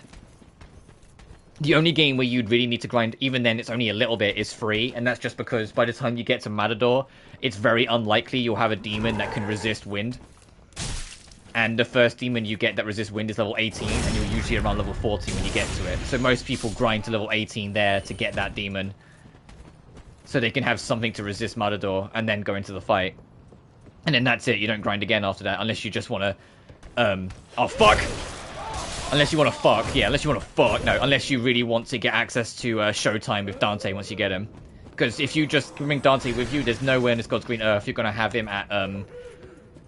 max level, like, or the level he needs to be to unlock all his skills before the final boss. It's just not happening. He levels up too slowly. Strategic muscle memory. I'm bad. I mean, if you're enjoying it, obviously don't let me stop you. I'm just saying I feel like you're going to hit a bottleneck where the game will catch up to you. And once it does, because you haven't got that strategy built where, like, you've just been able to, like, not completely steamroll. I'm sure there's been the odd moment where you've had to, like, focus and think up a little bit. But you get my point. You haven't had to worry about as much. I think it will catch you more, because then you'll have to adjust to far more than you're used to, and you'll feel like a huge, like, difficulty jump. When in reality, instead of riding that train alongside the difficulty, you jumped ahead and now it's catching up to you. It's one of the things I love about SMT4. Like, SMT4 is one of the easier Shin Megami Tensei games, but it has moment-to-moment difficulty in spades. You go into New Game Plus, level 99, best demons in the game, and the basic level 1 enemies can still kill you. They're still one crit away from turning the fight around in their favor. And I love that. I love that the game constantly keeps you on your toes, even in the little moments. Like, as a whole, like, once you're in the mindset for it, it's a lot easier to manage, and you can really kind of dominate that game. Which is why it's considered one of the easier games. It's just getting to that point. And it's like, if you lose your concentration or underestimate anything, it just eats you alive. And I love it for that.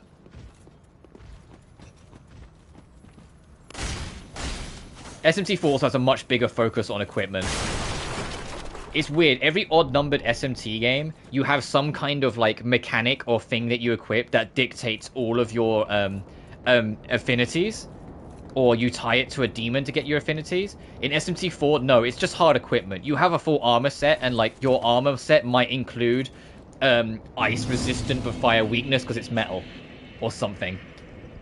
And, like, so does SMT2. Like, it's a weird, like, alternation that they do, where, like, the even-numbered ones have full equipment that affects you, and the odd ones have, like, gimmicks that affect your, like, affinities and skill learning. I also like SMT4's getting new skills on the protagonist, getting them on Flynn anyway, because it's literally inheritance. Once a demon has unlocked their last skill, you get access to their full skill sheet, and you can pick and choose what you want to add to your main skill sheet for Flynn, the main character. And I just liked it. It was so simple but easy to understand. You like that skill? Well, if they got more skills to learn, well, learn them and you can pick up that skill you want. If a demon has a Glegophon and you really want it, you know what you gotta do. You need to level up and teach and get that mind charge skill or whatever they have that's missing on them.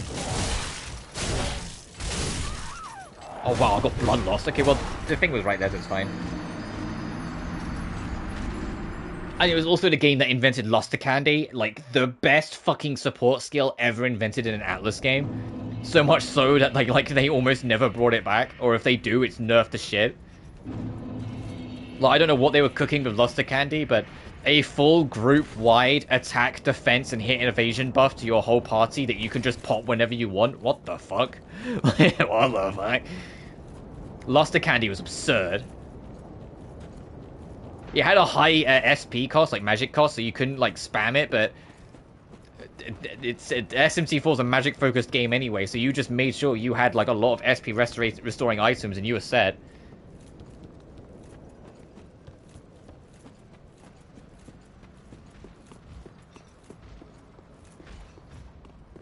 Oh, and that's the other thing. If you go to other SMT games, the micromanaging of your stats, as in like using the attack buffs or like debuffs on your your teammates or enemies, respectively, it's very important in 5 in general, especially when you get to the end game. But it's more important than 3 and 4, especially 4, and that's because they're permanent until challenged in the older games. 5 was the one that made it so they will only last for so many turns. But in the older games, no, they will remain forever unless challenged, like unless they're hit with a Dakaja/Nakunda. And so if an enemy comes in and they said, like, use a skill, their hit and evasion has been boosted by 5 stages, because it can go up to 6. You're not hitting them until you do something about that evasion, straight up. You can't just wing it and hope you get through. You won't. They will hit every single one of their attacks. You won't hit any of them. It's why Matador is such a great boss fight in Shin Megami Tensei 3, because that's how the fight starts. The fight starts and he immediately maxes out his hit and evasion. You will never hit him unless you start obeying the rules of the game a little bit, and understanding that you need to, like, acknowledge stat buffs and debuffs to get through. Because if you don't, you won't win. You was on a higher platform when we first bumped into you, like that. I'll say, how do we get back up to that? Because there was stuff there, but I ran away from it like a bitch. Because one thing I'm good for is running for the hills when I need to. Rusted coin. I think that temporarily boosts luck when you drop it. Anything else here? I'm going to circle back up because I did like run past a lot of enemies where I was just desperate to find a bonfire.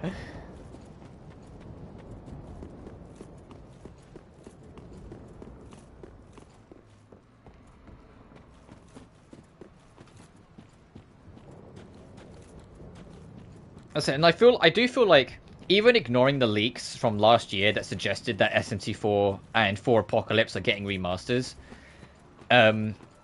even ignoring that, I do feel like it will inevitably happen because it is weird that it's 3, no 4, but then 5 on like modern platforms, you know? And I also feel like there are a lot of 3DS era Atlas games. If they can get one of them off the 3DS, because almost all of them share the same engine, if they can get one of them off the 3DS, it'll be a lot easier for them to then figure out how to do the rest.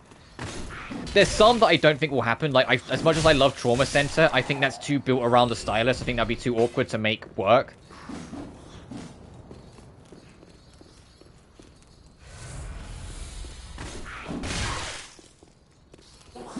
But, like, the Devil Survivor games, for Strange Journey, and for Apocalypse as well. It'd be nice to see all them come back. I'm hoping Strange Journey, if they do remaster Strange Journey, they include both versions. The original and Redux. Just because I think for, like, novelty's sake as well, like, I think the original is a very interesting little game. But I imagine it would just be Redux. I know some people will be upset about that, because, yeah, even I prefer the original's art style over the remake. The original's art style was a lot more grounded in reality and gritty, whilst the remake goes for a more anime art style. While still having some of that grit in it, but it's just nowhere near as, like, defined.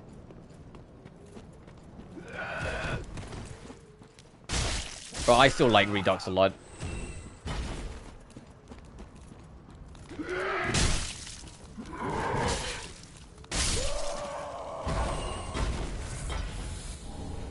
And even, like, the biggest criticism people have with Redux, the new content kind of derailing parts of the story, if you don't like it, it's entirely optional. You can just play the original Strange Journey as it is. I like the new stuff, but I get that it does change the tone and pace of the story a little bit. Because it gives you a potential option for a happier ending, whilst the original Strange Journey, all 3 of the key endings, none of them were happy. And that was kind of the point. Strange Journey has a very, like, you get what you want, but was it worth it kind of situation with all the endings. Everything is always a, you got what you asked for, but the monkey paw is curled.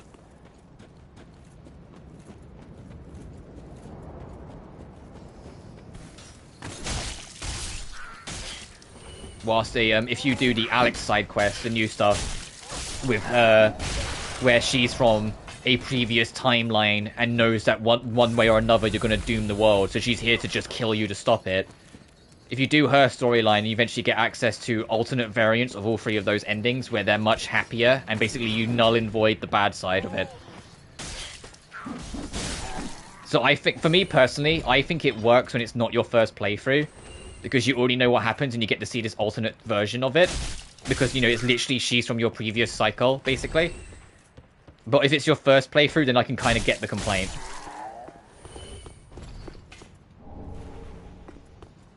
But like I said, even if you don't want to do it, it's 110% optional. You don't have to engage with Alex once after you're introduced to her.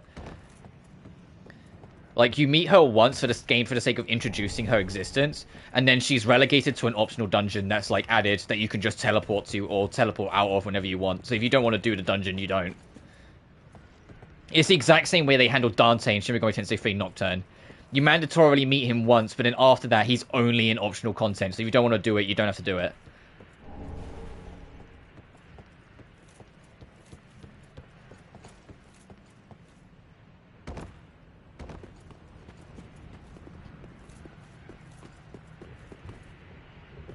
Oh, I wasn't sure I was going to make that.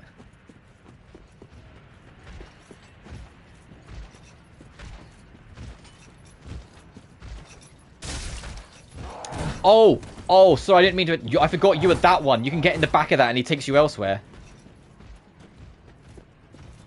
I mean, I'll kill you now, but when I come back, I need to remember. You can hop in the back of the cage and he will walk you out. Fucking... Oh, bye, buddy. Compendium filled. Oh, yeah, don't... I can't stress enough. Don't care about your compendium to NG+. Really don't worry about your compendium to NG+. Mostly because by the time you're in NG+, anyway, you'll have enough money to, like, re-summon the demons you need. Like, I haven't maxed out the compendium because, you have to do 3 playthroughs anyway, and I haven't done 3 playthroughs. Because, there's, just before the final boss, there's a demon, that will give you a new fusion depending on your alignment. So that they will give you one if you're law, one if you're chaos, and one if you're neutral. But you can only do one per playthrough because you have to be locked into your path by that point. So I got the chaos one because that's what I did on my first playthrough, my vengeance playthrough. I'm doing the law run. Well, when I eventually get back to the game, I was working on the law run. How do I get out of here? I'm just going to homeward, actually. That's before I rested that. And then only on, as I was taking a stretch, the other path, the non-vengeance path, there's a neutral option. And if you stick to that neutral option, then you can get the third one. So you have to do at least 3 runs. You also need to do every single ending on one save file anyway, because every single ending you do unlocks that version of the final boss gauntlet for the boss challenge mode, and you need to beat every single boss challenge for a trophy. So you need to get through the first area 7 times technically, because you need to do 6 full playthroughs and then unlock the boss challenge again on a 7th run. Because there's 2 endings in the Path of Vengeance, and there's 4 endings in Path of Creation.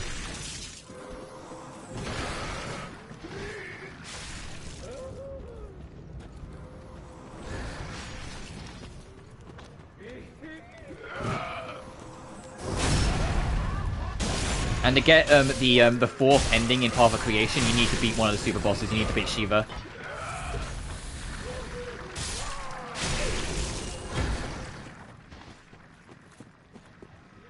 And you'll know when you're encountering Shiva, because before the fight even starts, you'll hear the music, and you'll go, oh, I've made a mistake. Like, there's never been a theme that's more accurately depicted you've made a fucking mistake before as Shiva's theme. It's called Battle Destruction. Do you fucking mind, dickhead? I'm trying to get back to that other guy with the cage to see if I can hop in the back or if he's still mad at me.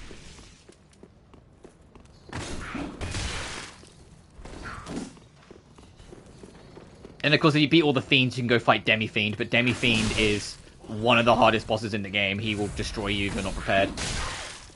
Especially because of his gimmick, where you have to defeat one of his allies at least one per 6 turns, or he ends the fight with an insta-kill.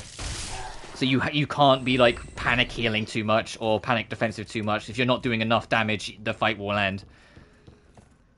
It's sort of like the twins in Persona 5, where you have to do so much damage to them. You have to advance a phase in them every so many turns, otherwise they kill you. Actually, no, I think it's every 6 actions, so it usually will take about 2 or 3 turns, depending on how many teammates he has ready. The twins were the one where it's every 6 turns, no matter what. But then the twins are really easy, to be fair. When twins come back together and become Laverna, I haven't fought her before because that's exclusive to Royal, but I've heard that one's a lot harder, which I always appreciate. I love a good fight.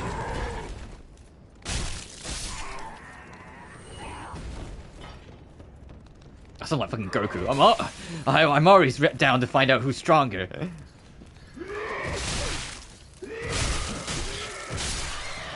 Okay, fucking Jesus Christ. I don't even remember where that rooftop was where we dropped down from. I'm looking for it, and it's like the undead settlement's kind of maze-like.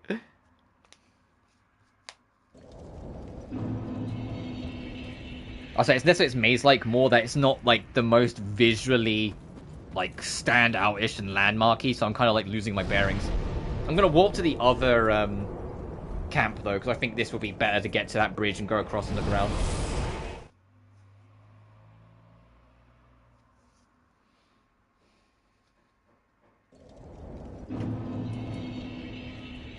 But yeah, next week, just to get back on topic, I might do the Fate collab on the next Sunday when it drops, but we'll see. Because it is its own little mini-story. It's like a whole like tournament arc in Penacony that has Saber, Archer, and Lancer, but Lancer's not playable, at least not yet.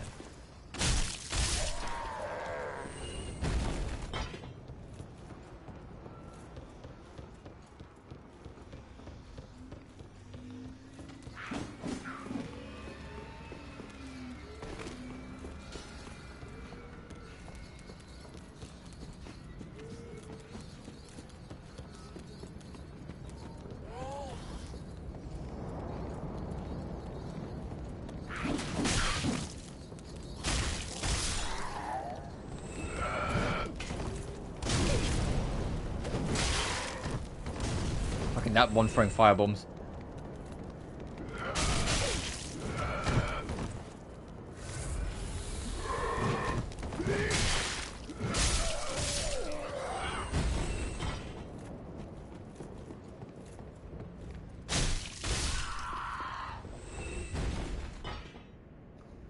Question of whether Kevin Ostal's this collab we were. I'm rooting for Big Kev. Yes, I'm that petty. I'm sure it will do fine. The thing you gotta know as well is that it's gonna be hard to really judge it because the Fate collab isn't just one banner, it's permanent. Once the Fate banner goes live, it's permanent, so people can just get it whenever. So it will have slower sales because people know there's no rush, but equally it will continue to have sales because people will just get them when they want to get them. And also, Archer's free, so less people are going to roll for Archer because people might not be interested in getting his Adolans. They might just want the character.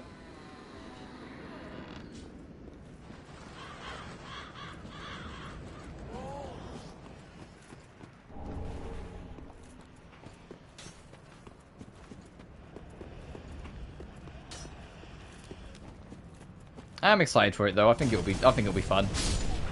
It will also just be nice to go back to Penacony and see the Penacony crew again. I miss them.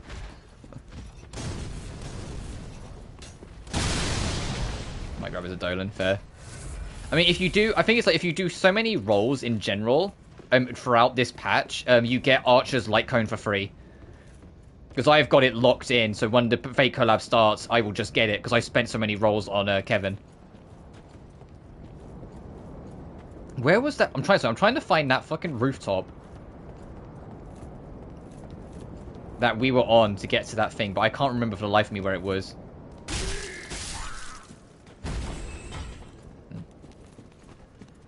I don't know. I haven't really looked into Saber and Archer too much because my focus was all on Finan, and I knew that was what I was going to get.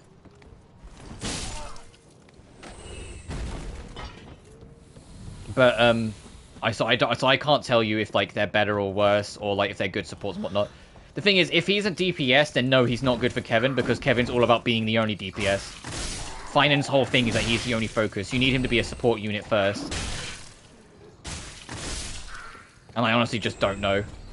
All I know is that his ultimate is Unlimited Blade Works, because of course it is.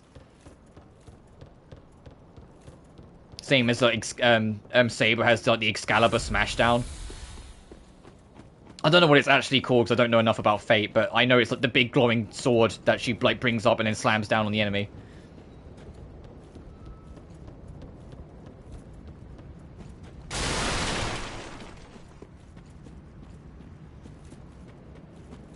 Oh, it was here. Okay, we found it.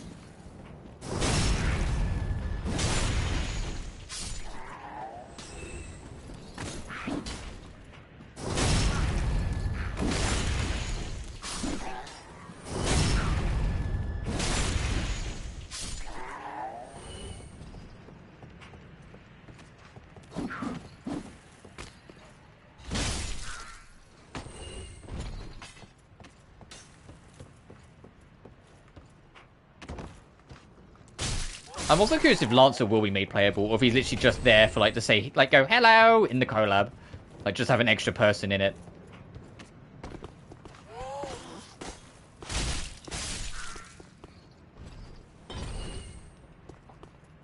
Yes, it was because of contractual issues that, there's going to be no English dub for the Fate characters.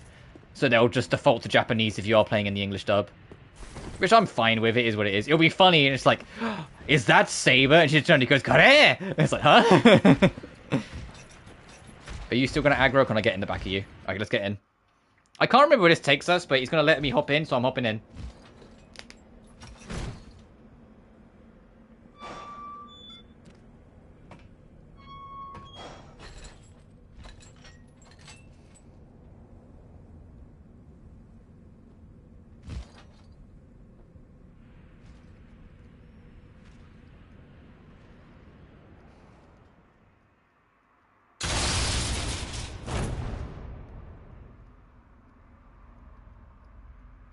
Sometime later. Oh, is this how you got under the Greatwood early? I think it's how you got under the Greatwood early. Yes. The Greatwood boss fight is directly above us, and you crash through the ground during the boss fight, so you can access it early if you do that.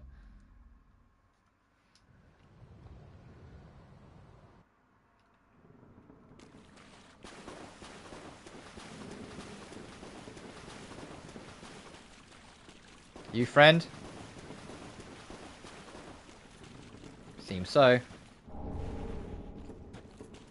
Well, what's up? This pit is for hollows, not for the likes of you sane folk. Or perhaps you are a hollow, posing as otherwise? Yes, yes, then we are just fine. It's important to know who you are, but we'll all be mad soon enough. And should you be undead, well, all the more so. Beware the shadows. Yeah, we're going to go back to Penacony, we're going to see Robin, maybe she'll sing a new song, that'll get me DMCA'd. Like, we're going to see Boot Hill and Argenti just be, like, those two. Trophy. Oh, I got a trophy? I've never got the Mound Makers? Oh, that's the first trophy I've got in this game in nearly a decade. Well, I discovered the Mound Makers. Come here to pile up your victims, for that will form your anchor. You'll see when you go mad. They'll be your family. You'll take my... Oh, right. That's the only way to fucking get out of here. Got it. Yeah, and if you're the Mound Maker and invade people... Crap shit idea, boot... Oh, yeah, Argentil is, actually a really fucking popular ship.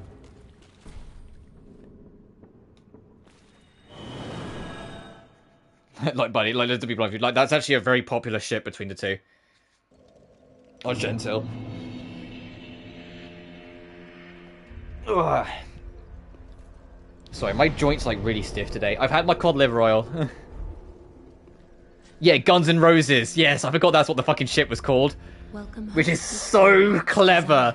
Because Boot Hill's, like, cowboy, and Argenti's a Knight of Beauty, and has all the rose aesthetic and shit. Fucking Guns N' Roses is such a clever name.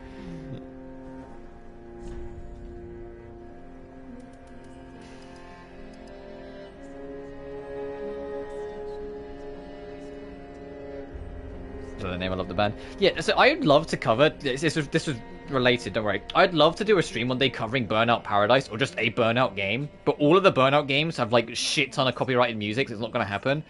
But every time you fire up Burnout Paradise, the opening song is "Take me down to the Paradise City where the grass is green and the girls are pretty."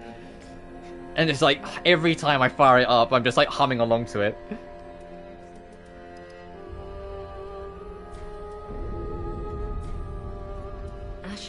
I wish Burnout didn't get buried for fucking Need for Speed. I hate EA. EA just didn't feel the need to have two races, even though Need for Speed was more grounded and Burnout was more arcadey. And so they just killed Burnout. I was just like, oh. At least remastered the old games. I would do fucking Burnout 3 takedown tournaments with chat. I swear to God, I love Burnout 3 and Burnout Revenge. I have more nostalgia bias for Burnout Revenge, but they're both fucking phenomenal. I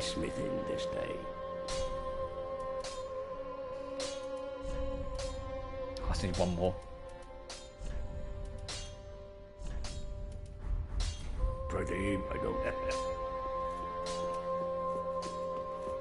Oh, I wonder if Sparkle will actually be in the Fate event, because that could be a nice way to subtly tease the next planet we're going to, considering, according to rumors and leaks, the next planet after Anforest we're going to is actually Sparkle's home planet.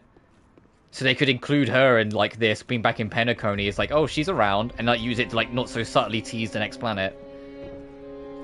I have no idea what will justify them going to it, and, like, I'm curious to see how the stakes will, like, justify us going there, but we'll have to see.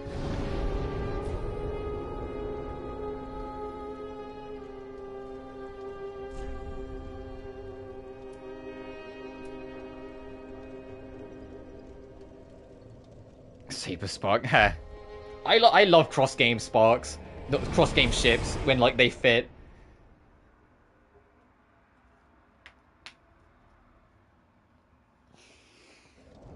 Like, Robin and Astra would absolutely be besties. Yelan, Evelyn, they would get along good as gold. Actually, would they? They're both spies. I don't know. They might be a little suspicious of each other, but you get my point.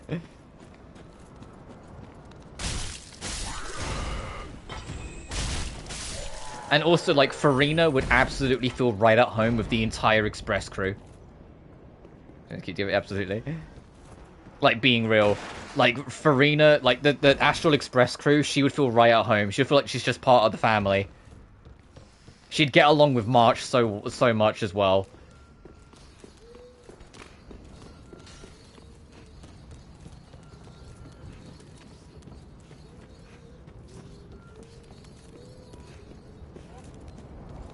Let's actually explore over here properly this time instead of, like, abandoning from my little side quest.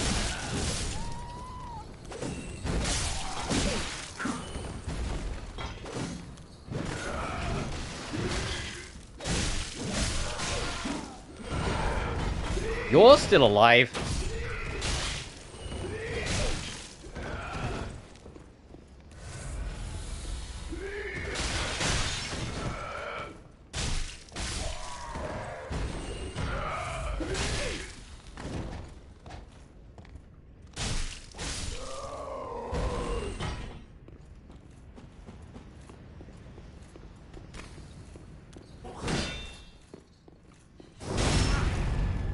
And also, you know, like cross game ships, you know, it would be a fucking crazy one, but maybe you see what I'm cooking when I say this. Arlecchino, Kafka. How are you still fucking alive? Come on.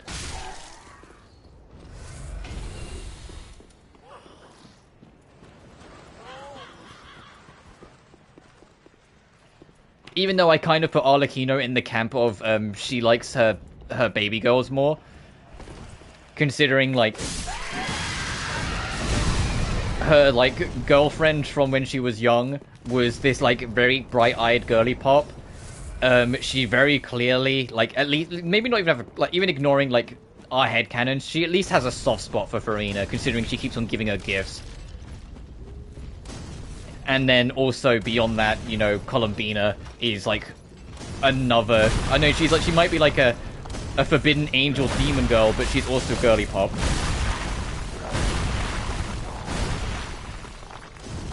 I need space because this is an awkward encounter. Family, exterior mode. Yeah. I need this guy separate if I'm going to stand a chance against this.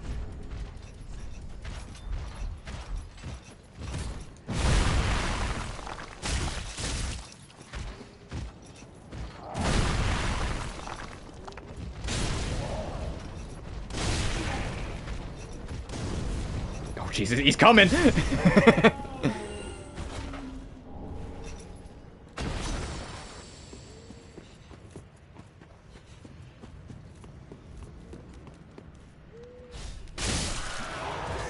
Oh, that fool nearly killed me. Fuck. Well, it did kill me. I was waiting to see what was down here.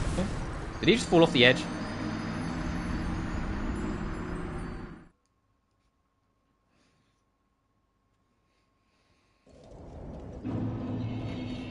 Oh, you know what has just crossed my mind though as well, and this is funny because it's very recent. The next character in Genshin is a mech girl. If Grace Howard from Zenless found out about there's a mech girl running around that can like transform partway through her attacks and whatnot, we would lose that mech girl forever. Grace would just take her.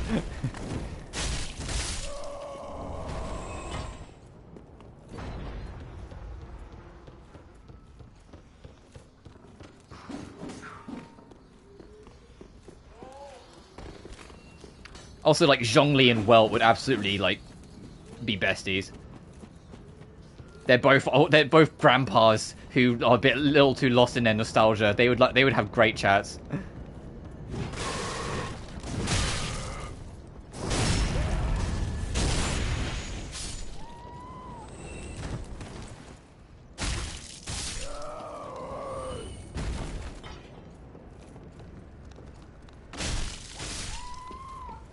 Oh my god, the two grandpas, please. Yeah, right? Come on.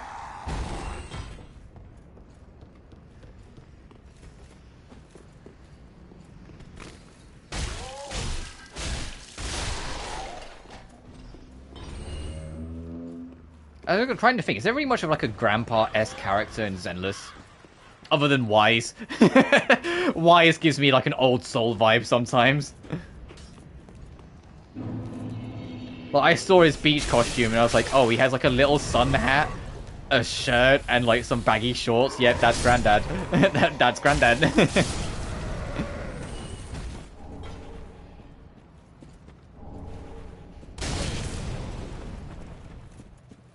I just saw an enemy fall off a cliff over there. What is with these enemies? What's with their AI? Oh, hey.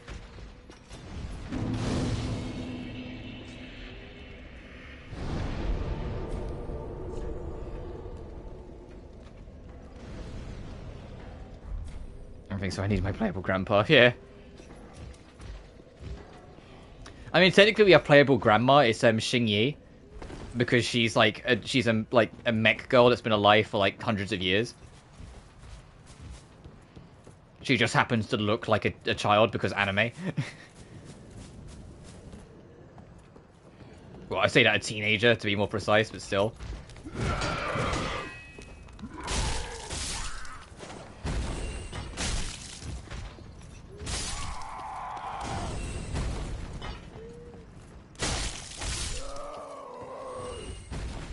You have a playable grandma at least, Seat Lali. Yeah, I love my Seat Lali.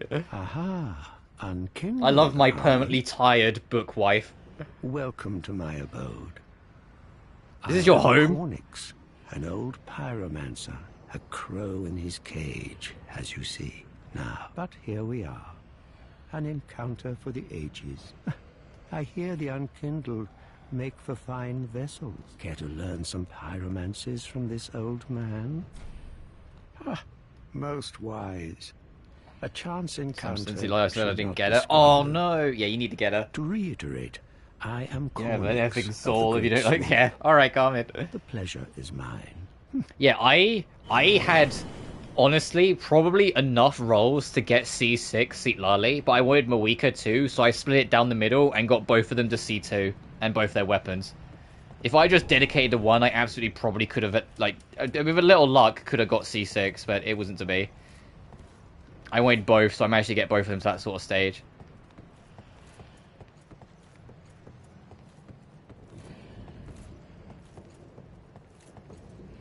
But now now Skirk's done, I'm saving, I'm doing the long run.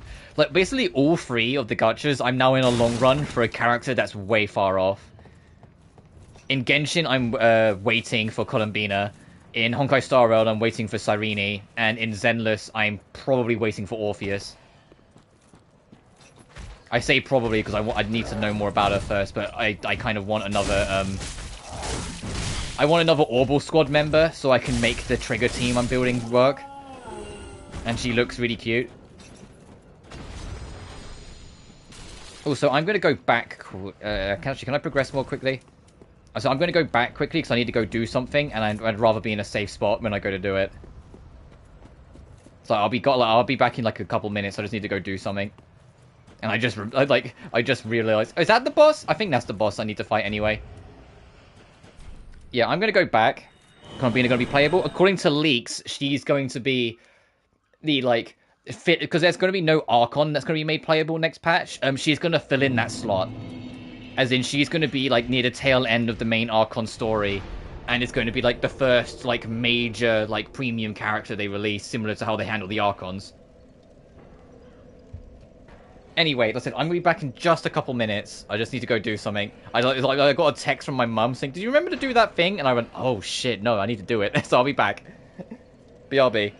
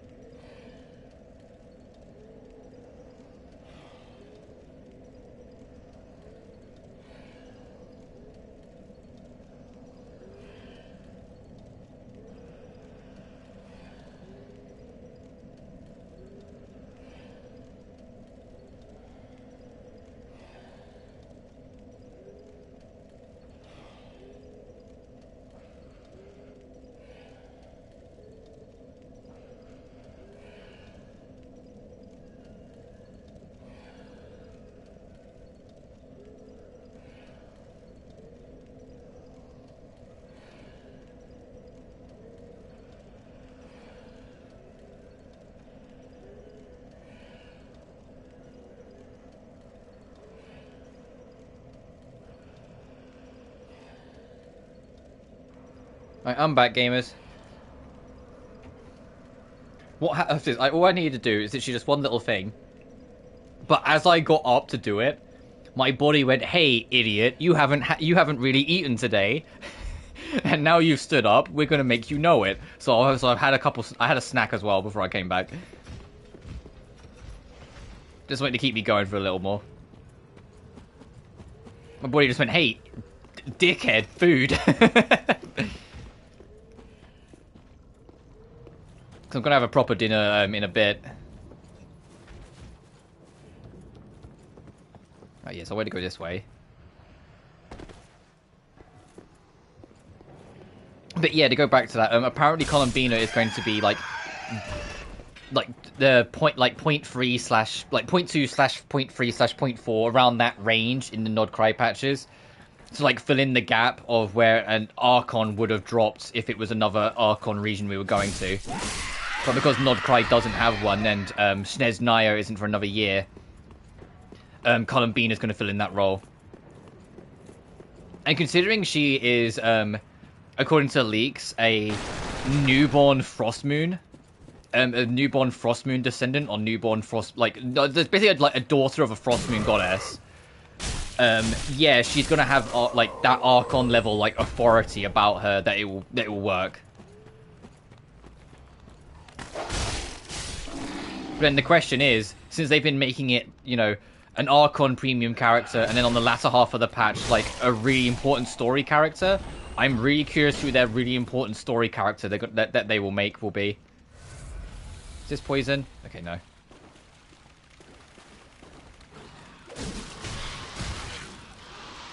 Because there's nothing substantial about it, so take this as a gargantuan grain of salt. But apparently Sun Drone might be getting a chance as well, which is voiced by Deneen Melody, the girl with the giant mech of the Harbingers. But there's not, to be blunt, there's not enough substantial to that for me to completely buy that yet. The only reason why I'm more likely to believe the Columbina one is because there's a lot to suggest it. The only thing that's inconsistent is what her vision will be. Where's my ball? Yeah. There's a lot of inconsistency about what her vision will be. And so until we know for sure, I'm not like really going to start like pre-building for anything. Because some are saying Cryo, which to me makes the most sense because, you know, if she is a daughter of a Frost Moon goddess, I would assume the Frost Moon goddess kid would be Ice. But there's also a lot suggesting that she might be Hydro instead. And it'll be kind of like her real form is Ice, but her delusion is Hydro. And because, you know, Harbingers, it gets a bit muddled. Like, she'll be Hydro when played. But like I said, we really don't know. We're just going to have to wait and see on that front.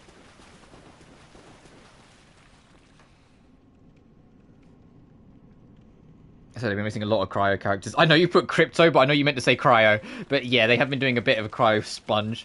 To be honest, Escoffier is the balancing act that has made Cryo like viable again.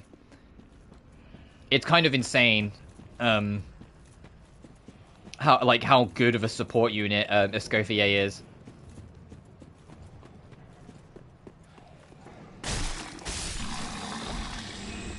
Not the Crypto characters.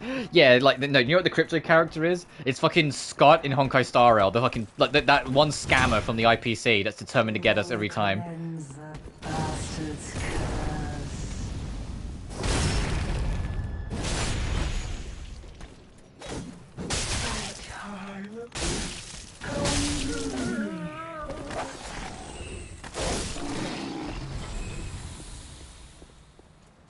No, he would. No, Scott's an idiot. He wouldn't be a Crypto character. He would fall for a Crypto scam. That's what would happen.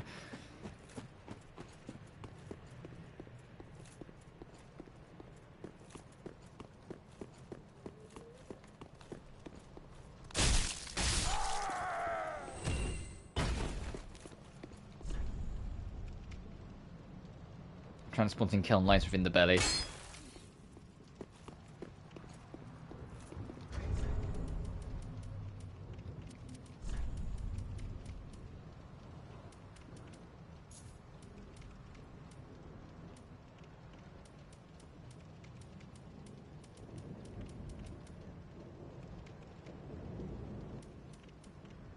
trying to think what I want here, because I think this is the Greatwood.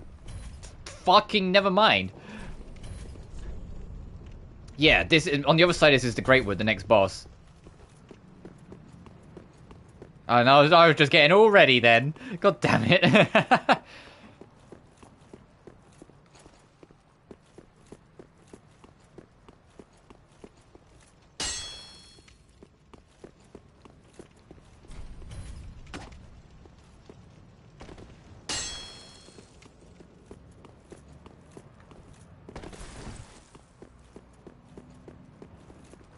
Alright, we'll have to look around.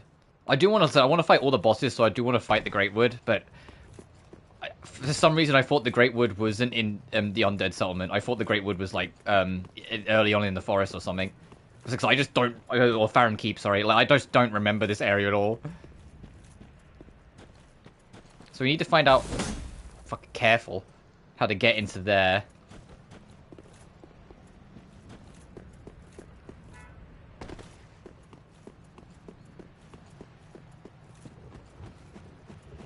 Maybe over here, because I don't think we've been over here properly yet. With the pots. Ow, fuck! I wasn't even you to throw it at me!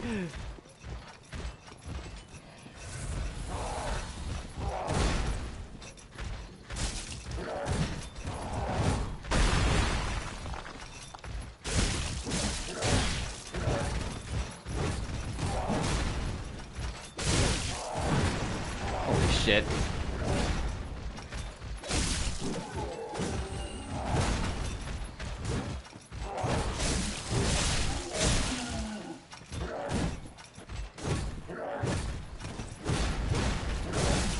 Yeah, have your temper tantrum, thank you. But yeah, I really hope though, regardless, that Columbina works well with Arlecchino. That's like my only wish. I want those two to work out. And the thing is, I kind of hope she's Cryo, because she would fit on my team a lot smoother if she was. Because if she's Hydro, she might have to replace Yelan, and I'm not really sure I'm prepared to let go of Yelan yet, because she's so good. And also, even ignoring actual, combat stuff, Yelan's really good for mobility. I need to get out of here. Is really good for mobility, because her skill makes you run like twice as fast as any sprint. And sometimes something as simple as just having an ability to run faster is just really appreciated.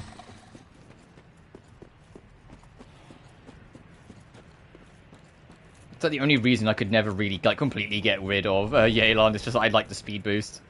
I like being able to just tap R2 and just fly off.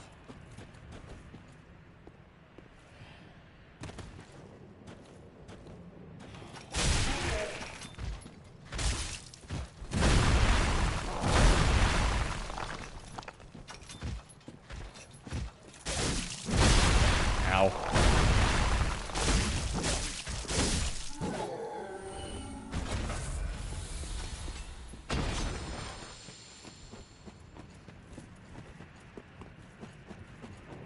Aha, is this the other access?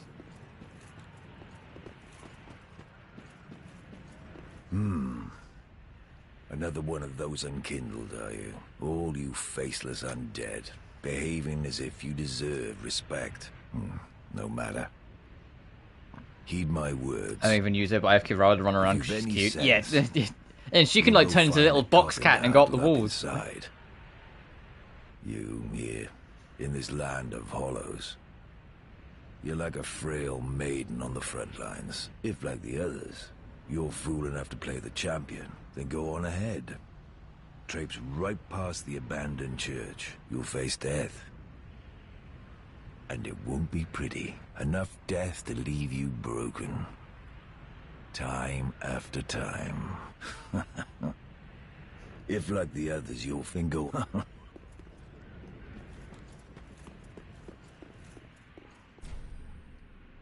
Oh, we can't go talk to her yet.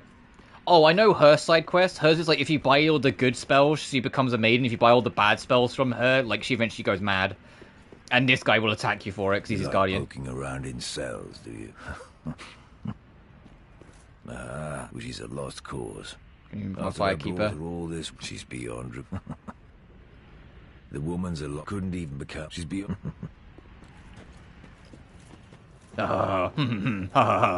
Let's play over here from him. Right, we have no Estus, so we're probably not going to win, but we can give it a fair shot.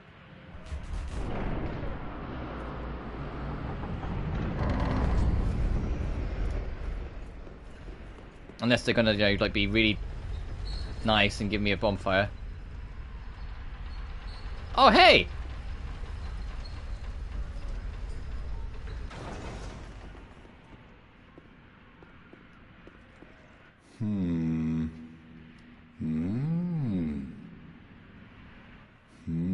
Oh, pardon me, I was absorbed in thought. I am Siegwart of Katarina. To be honest, I'm in a bit of a pickle. Have you ever walked near a white birch only to be struck by a great arrow? Well, if I'm not mistaken, they come from this tower. Whoever it is, I'm sure I can talk some sense into them. But I have to find a way up. And that's just the trouble. This lift only goes down, you see, and, well, that doesn't get me anywhere. This lift with... I've got... This with... Does it pull another one down if I send it down? Hang on.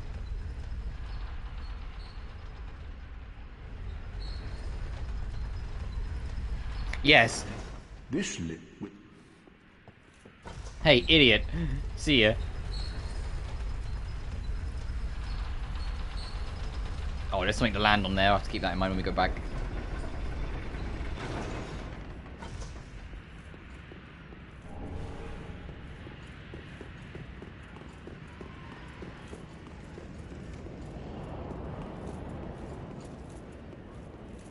Who are you? I help anytime. I help. I was like, it was like, make peace. Like, don't do it.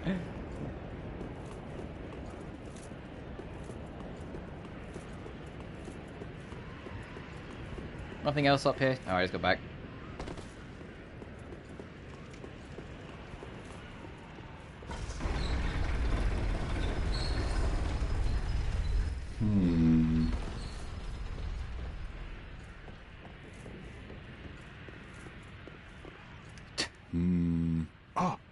Oh, don't disappear like that. You had me downright worried. Downright worried? But thanks to you, an epiphany has struck me square. Oh, there's a in the fucking head. demon in town over there. I've unraveled the riddle of this inscrutable lift. On some days I begin to doubt myself. I went up the tower, so I thought, then somehow ended up here. I'm not exactly sure what happened. Anyhow, do you see that? That humongous beast? I'm no coward and I've a steady hand, but that thing makes my skin crawl. How now? Think twice before you go down that road. I could... No, I think not. Far too overheated, huh?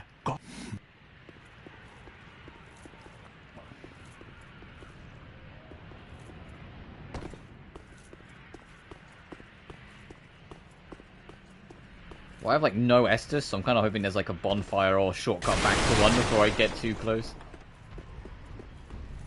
No! You should have waited! Oh, you're diving in too? It's too late now. I, Siegward of the Knights of Katarina, fight by your side! Thanks, buddy.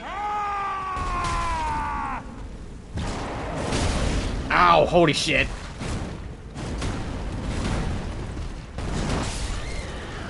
Well, that went well.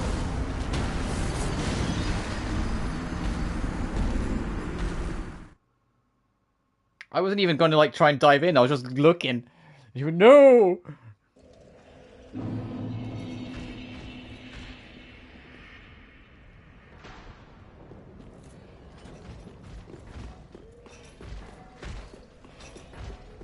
I gotta remember to get fucking back there. Hang on.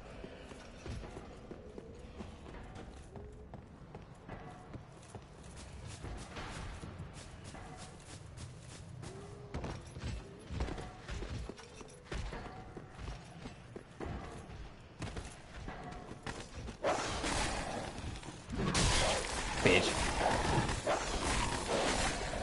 wood. Like...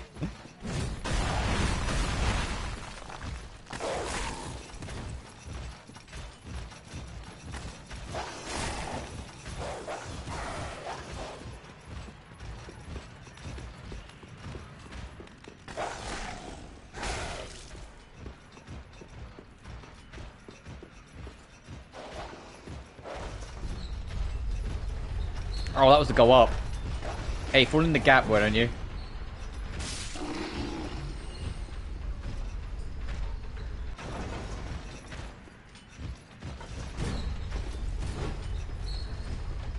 I'll have to check what's down there later, but I want to go fight the fire demon.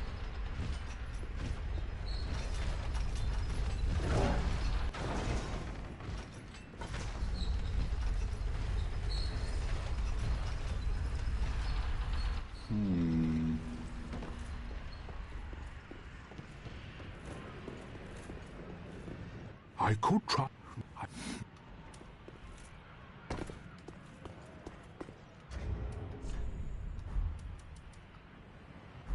Going for it.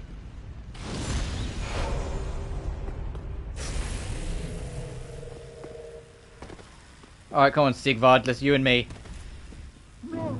Well, I, Sigurd of the Knights of Katarina, fight by your side. That fucking battle cry. Ow!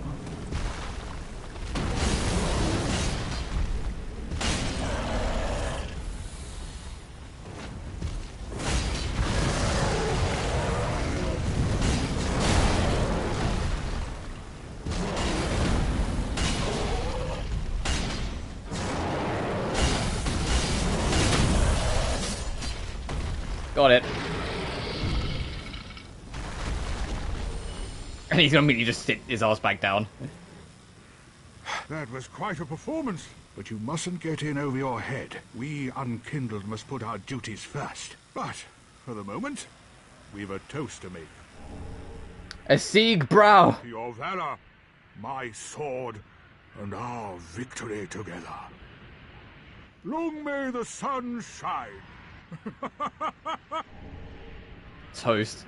Well, I'm going to have myself a little nap. Attaboy, done one thing. Oh, I need a nap. Nice toast. And that's it. That's it. He's napping now.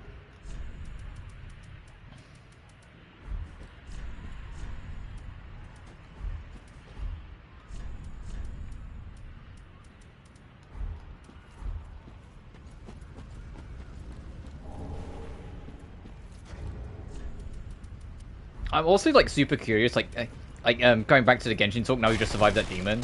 How are they gonna handle Columbina personality-wise?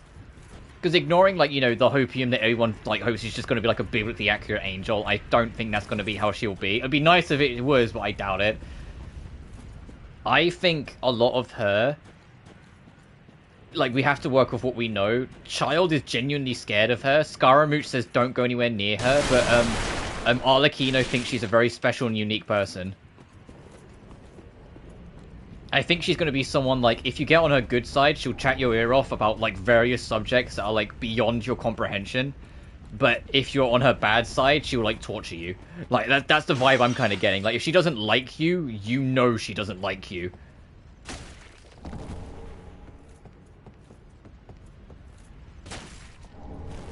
Oh, a northern set. Can I equip...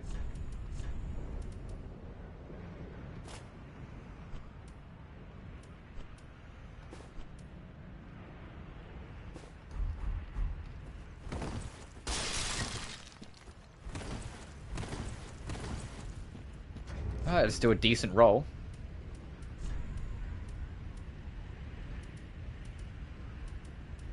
Oh, it's the same weight, but way worse. Okay, got it.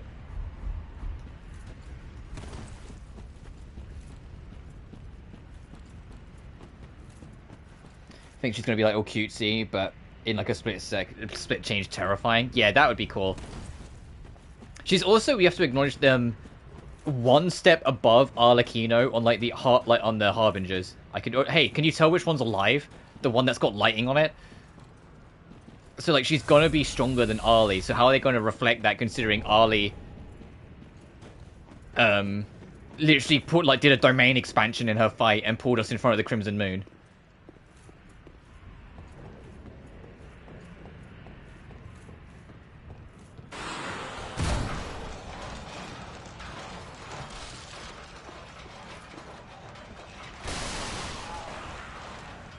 Oh, I need to put my phone on charge. I didn't realize it was getting low. I need to be able to still see chat. It's on 18%. It's not a hazard low, but it's also like lower than I'd want it to be.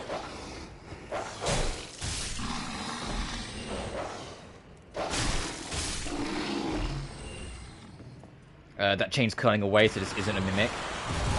It is a trap in another form, though. Holy shit.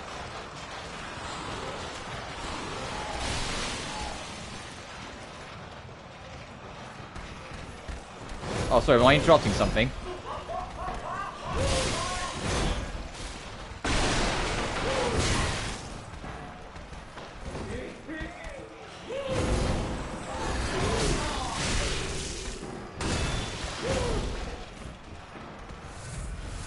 You can tell I've got actual equipment on now because these guys aren't like nearly killing me in one go. They're actually like, they're only doing a little bit of damage to me.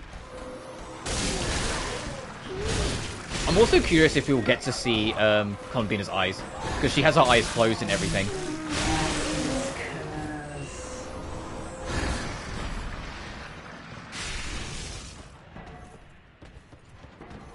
And if she opens them, what's in her eyes?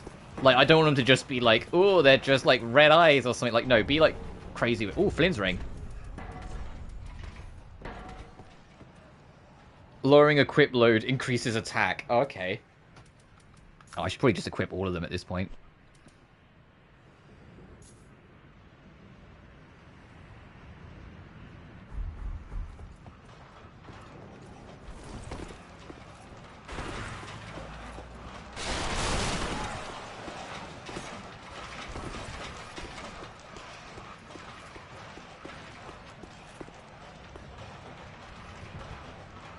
I think there's something like scrapping around below us. Probably just that fire witch lady trying to get to us. Yeah, it's literally just the fire witch lady, okay.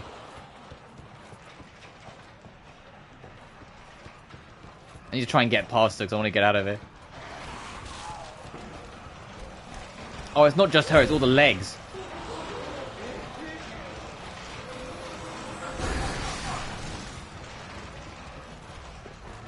Oh, you would be blocking my path, wouldn't you?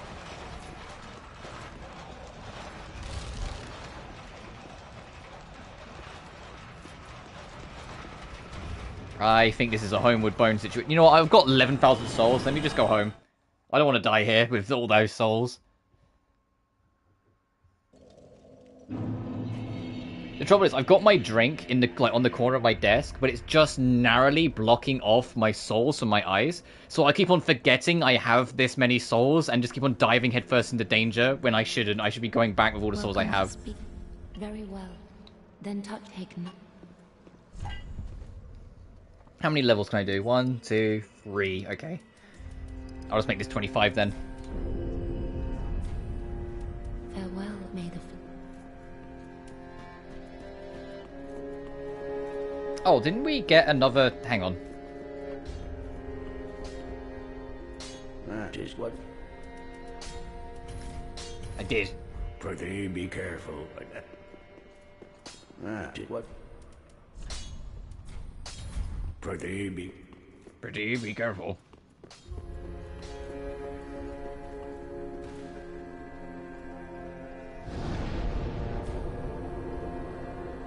And we don't have any bone shards, do we? No. Right,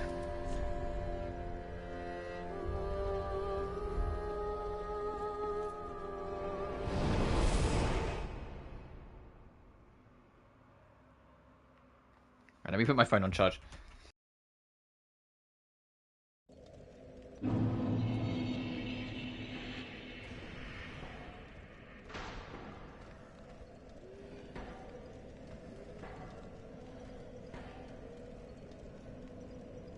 I'm back. Because we have actually heard Columbina's voice once.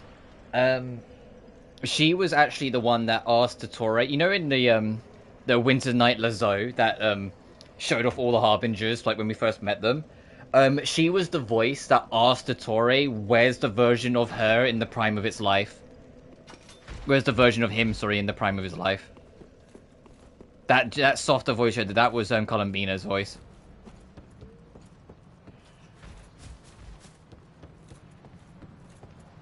And the fact that she immediately brought up something that she knew pissed Dottore off.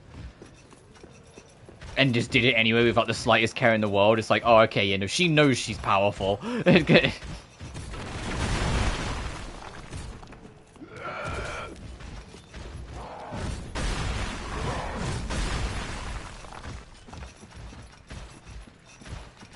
She's strange. Sounds like Qixing. Yeah. It should be.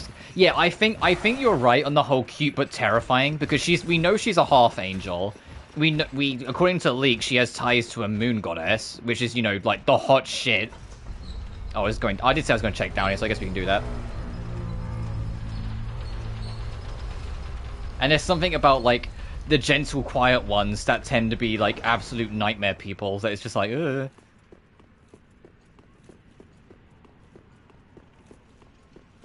Where's this lead? Oh. Oh, Jesus Christ, you're fast! Fucking Lothric Knight.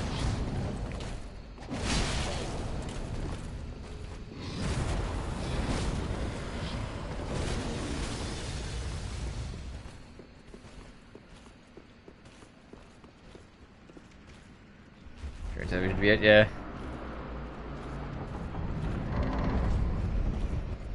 Oh, that's leading to the forest. Okay. So, yeah, this is a giant reference to Dark Souls 1. A mini-boss just outside the entrance to the forest. Uh-huh.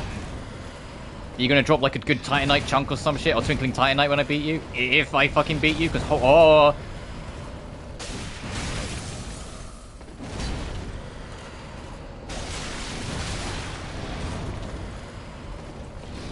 Oh, Jesus Christ.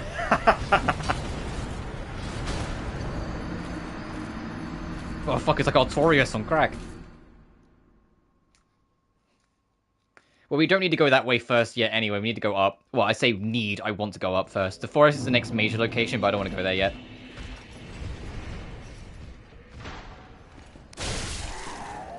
Wrong way.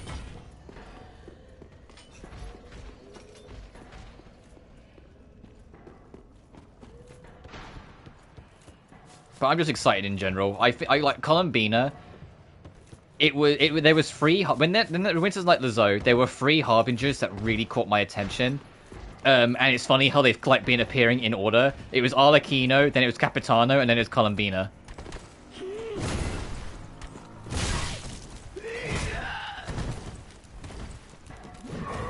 And Arlecchino ended up being a fantastic unit and a really interesting extra piece to the story.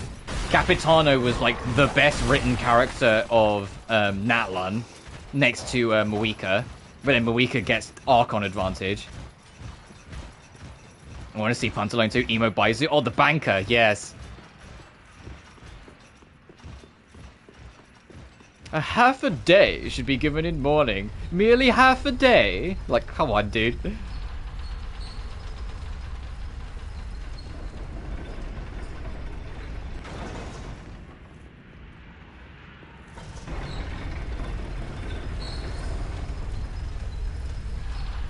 Oh, so I was looking on the wrong side. I was like, where the fuck is it?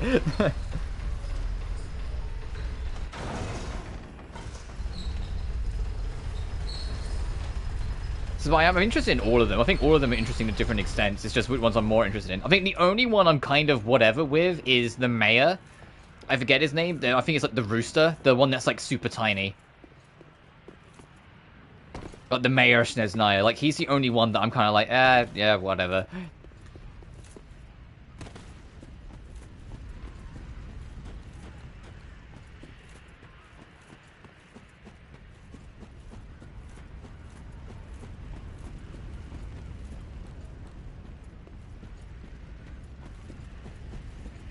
I also just want to hear Sundrone because I want to hear Deneen Melody.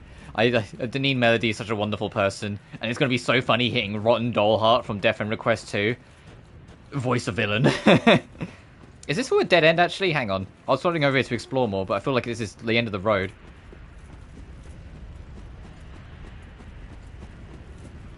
because there's the big boy in the tower.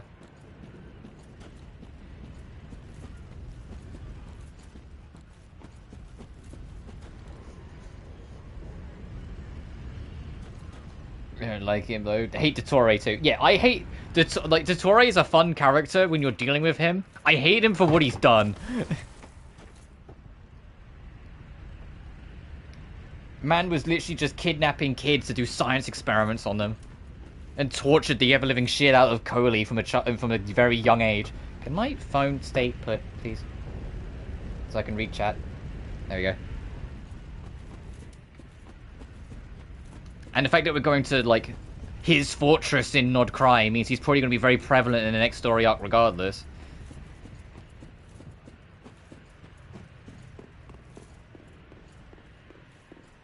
So it's like, well, yeah, but you know what I mean. Like, we hate his guts, but we hate... because that's the point, but we still hate his guts. I think... is this really it? Let me poke around a little more. Is it just like this, like stray path to get the Flynn ring?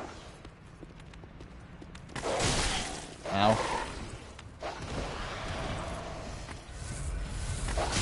You bitch.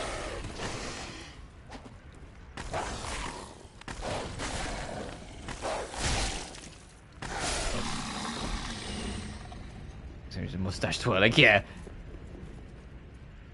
Alvinus, he's just too horrible. Yeah, I get that.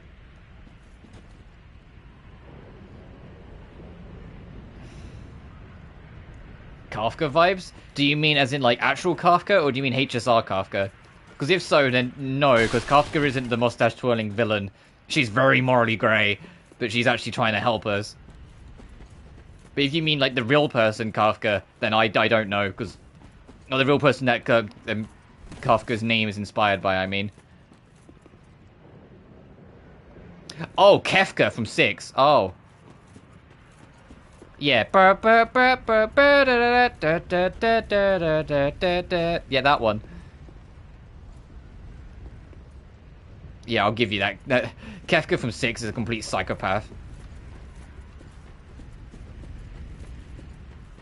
I like how his backstory is kind of like, oh, he's just kind of born a little fucking freaky, but then he just got worse. Like, I mean, we just kept him in the Empire for some reason. It's like, what the fuck are you doing about? And again, about my life.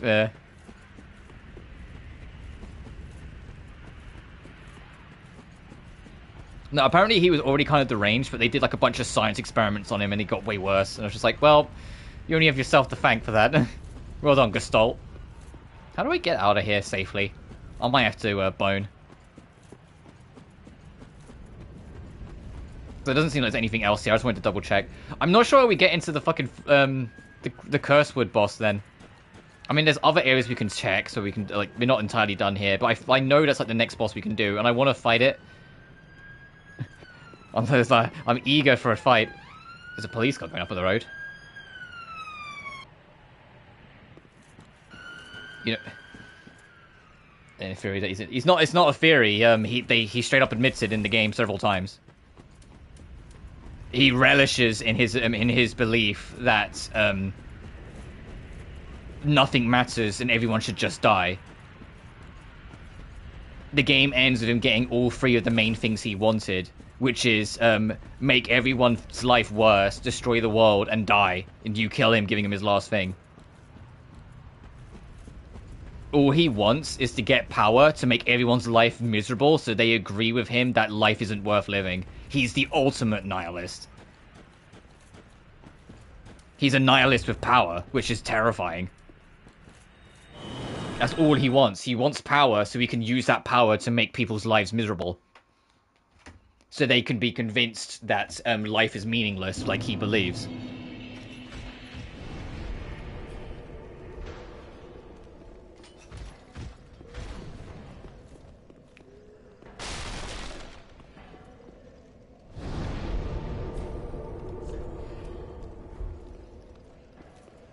Literally, why create what will only be destroyed?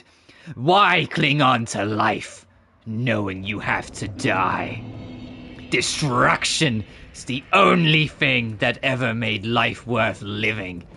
So destroy, destroy, destroy! Let's destroy everything! That's Kefka.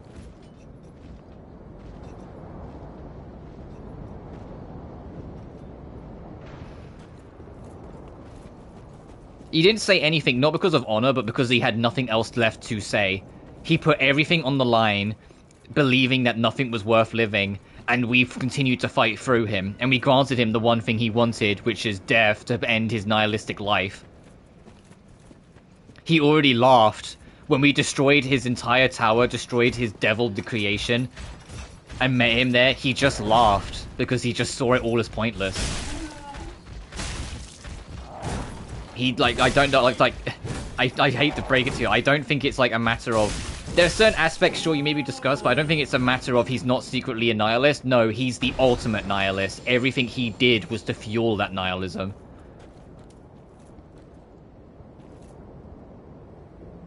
He got to the point of godhood solely so he could use it to prove to people that life isn't worth living by destroying everything. By destroying everything you've ever held dear and hoped to hold, to prove that it wasn't worth it to begin with.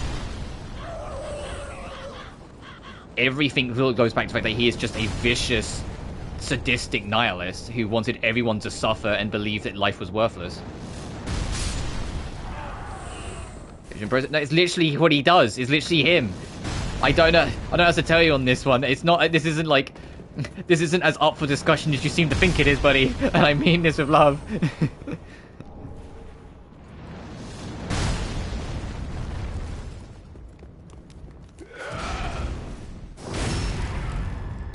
You might not agree with certain aspects of his character or how it certain feels, but no, he was designed from the ground up to be the ultimate nihilist incarnation. That was the whole premise of and structure of his character, and they nailed it. And making him this terrifying person who just hates life and hates this pointlessness that he feels with it. No, it doesn't. That's how you're just choosing to take it. Everything that you're pointing out is leaning into his nihilism. You're making an argument out of nothing, and I don't care to continue this conversation.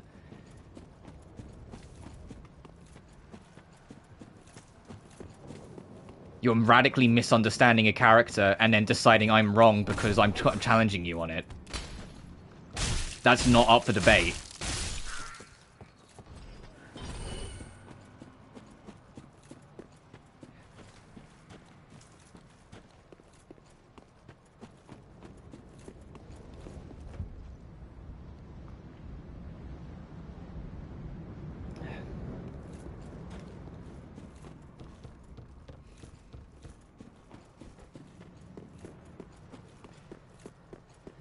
But I digress. I think we're properly at the next boss. Is there a shortcut I can open before I do this? Is this where we were?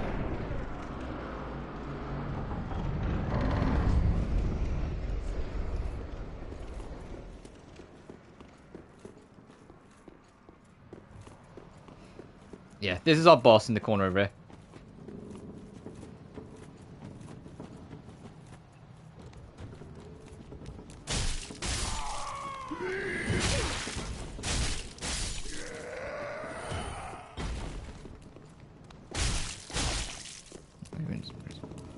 Well,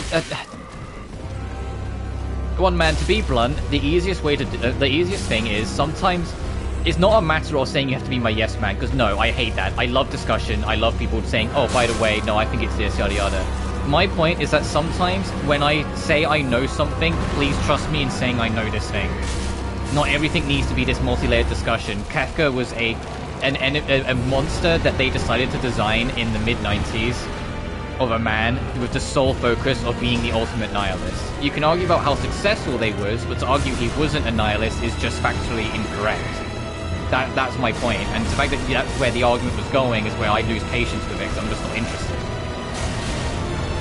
I'm here to play Dark Souls, you know, not argue over a villain from 1994. I think I'm dead. Oh, I'm not dead.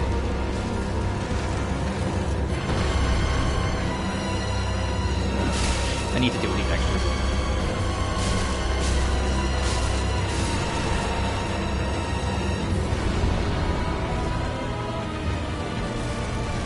and I want my chat to not like scare people off by me getting into arguments. Like you know, like so. I always push for wanting to be a safe space. Getting into arguments doesn't make it very safe.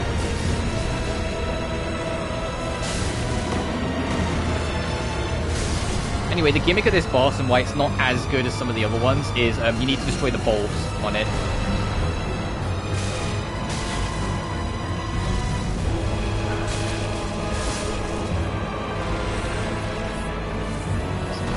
Yeah.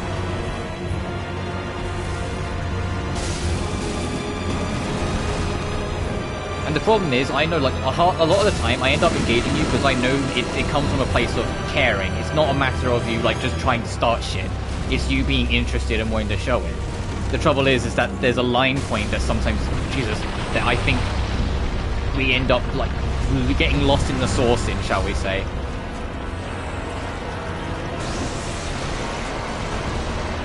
Like, instead of either of us being prepared to take a step back and go, no, hang on, we just end up getting lost in it, and I'm trying to be better and just shutting it down. Basically, when I start getting annoyed, I just shut it down instead of trying to chase it further. There's no need to try and prove I'm right on anything. It's just another, like, day in the office.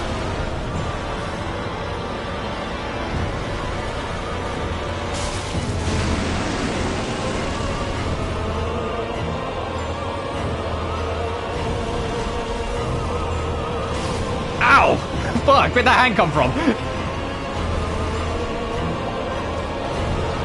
Binging Kafka videos.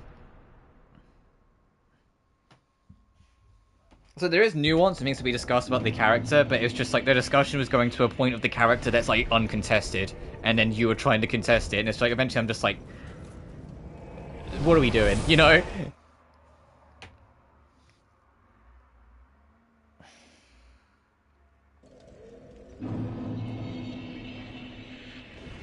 It's like when people try and argue with me that Kuja's actually secretly a good guy, and it's like he destroyed a whole village. Just because he had a redemption at the end of the game doesn't mean he's suddenly a fucking good guy. he's some layered character, but he still like massacred a whole village just for power because he felt like it.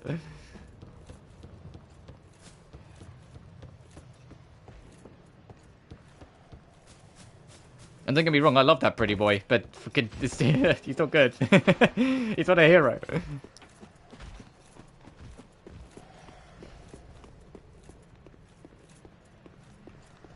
Right, but because we opened this door, we can run straight to the Great Wood. Do I have any of the, I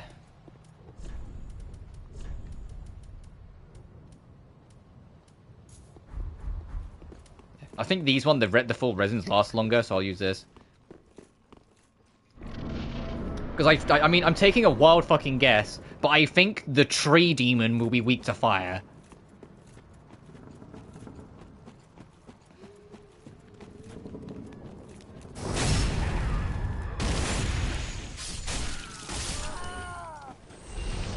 Let me just do this now because the thing's going to wake up in a sec.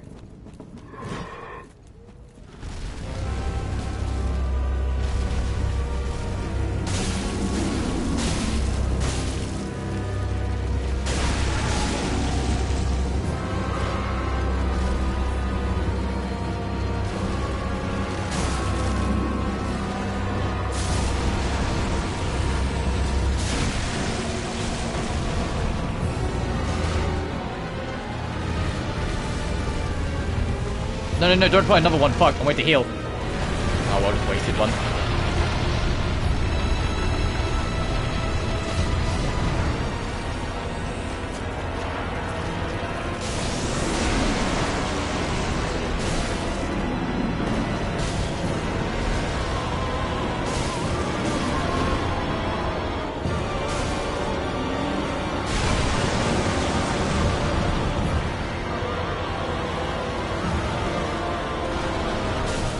The sound effects this guy makes so loud.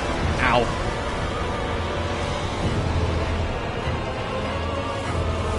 Well, this is the most Dark Souls 1 sounding arse track I've heard in a while. There we go, boss fight's over. We took all the pull. Kefka to Zinnian Saint, where his name is in Ace Investigations 2. Oh, fairs.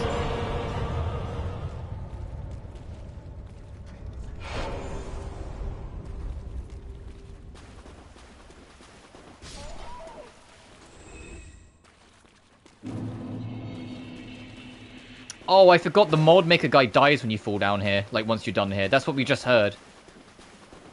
Or the mound maker guy, if you haven't got him already. Which is why his covenant can be missed. So what was that fucking thing we picked up?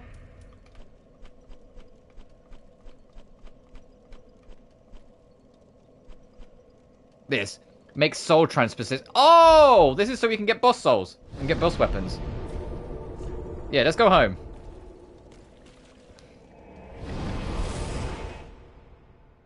We're not going to get... I don't think we're going to get to Abyss Watchers today.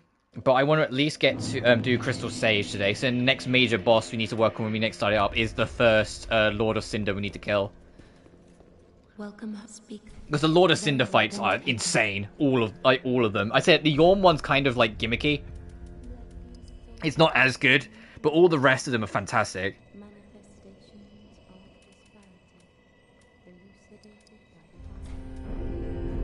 Farewell, Ashen One, may the... Can I upgrade my sword while I'm here? Ah, tis one. Good, and now I need large shards. Pretty, I don't know.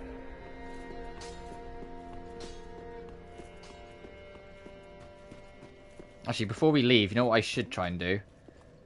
Hang on.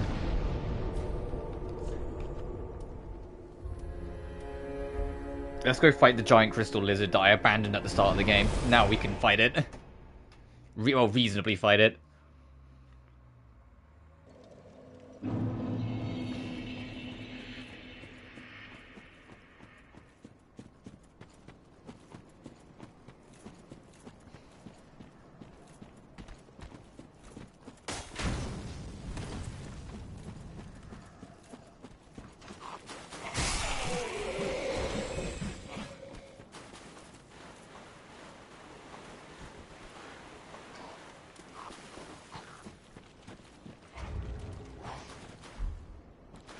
Are you serious?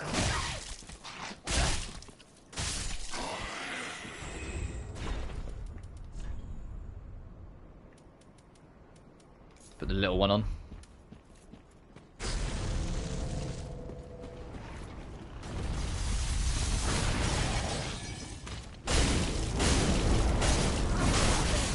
Oh, he still hits a little bit. We've got to be a little careful.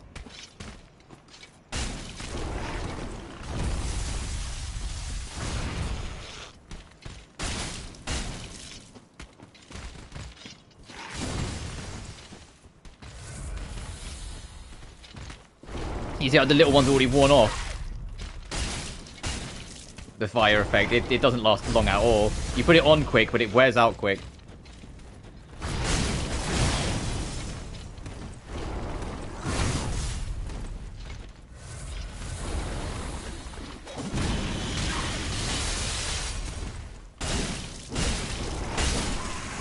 There we go. Give me my Titanite scale. That's all. Get me out of it.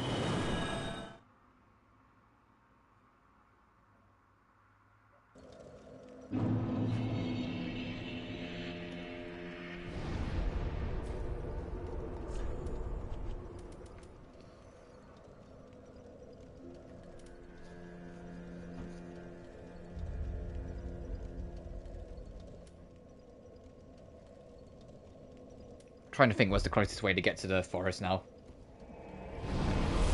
I also got to remember where the Crystal Sage even bloody is. Because the forest, like every fucking Miyazaki swamp forest, is a maze. And I don't completely know my way through it.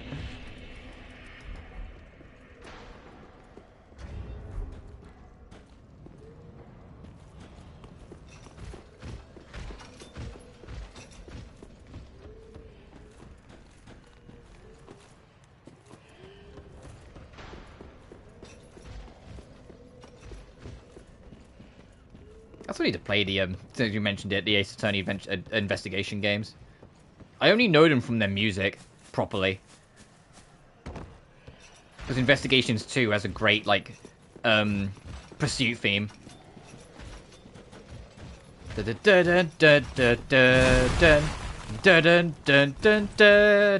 one.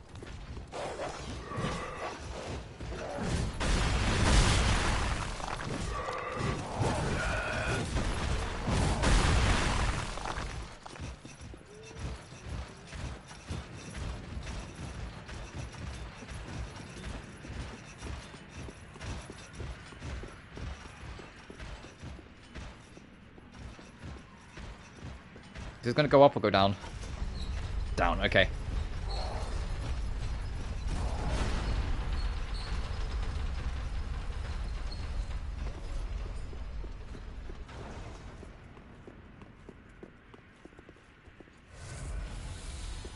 Alright, now we got the lightning fast Ice Knight in here. Fucking Eula Lawrence.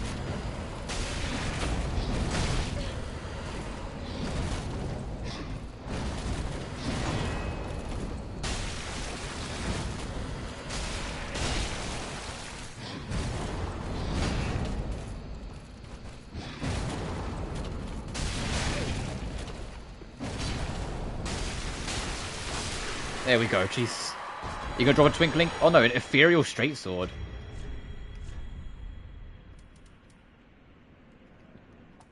It's strength with a little dex.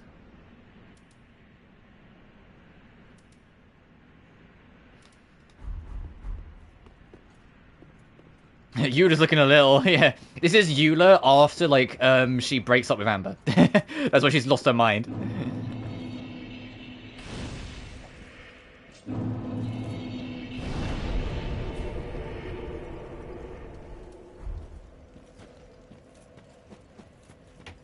Right, next area.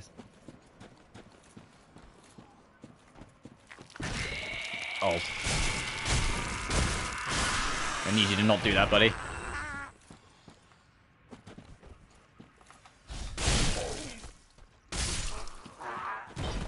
Dude, if I fumbled Amber? Yeah, right?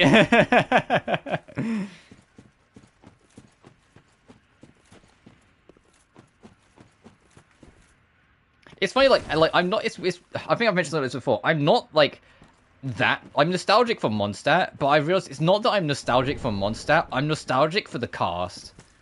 Like anytime like the Mondstadt crew show up, like when that we had like the Albedo trial or the Albedo trial, the other patch.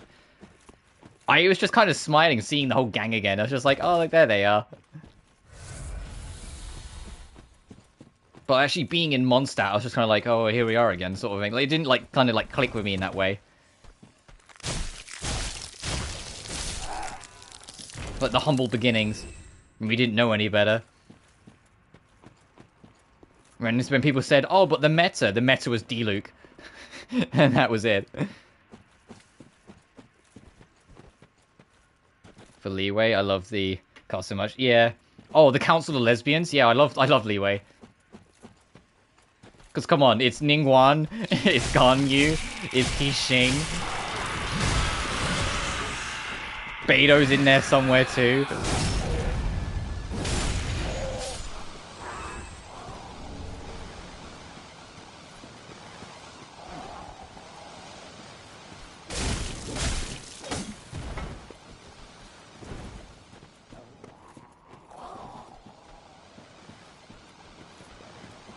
And Chi-Chi went Cocoa Goat Milk, and like we were trying to figure out where it was coming from, and she was actually talking about Ganyu, and completely misunderstood. What is that sound?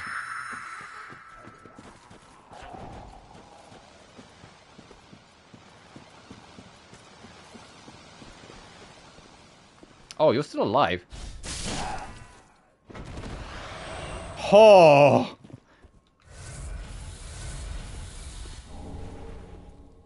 Twin daggers.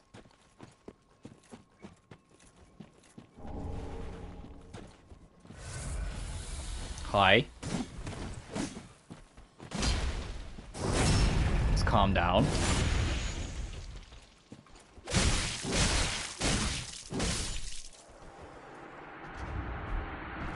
Sorry, lady.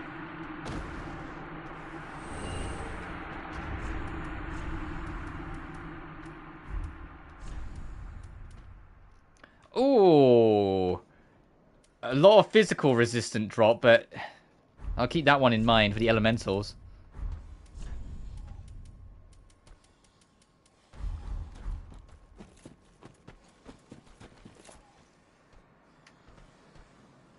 Hey, Fabled.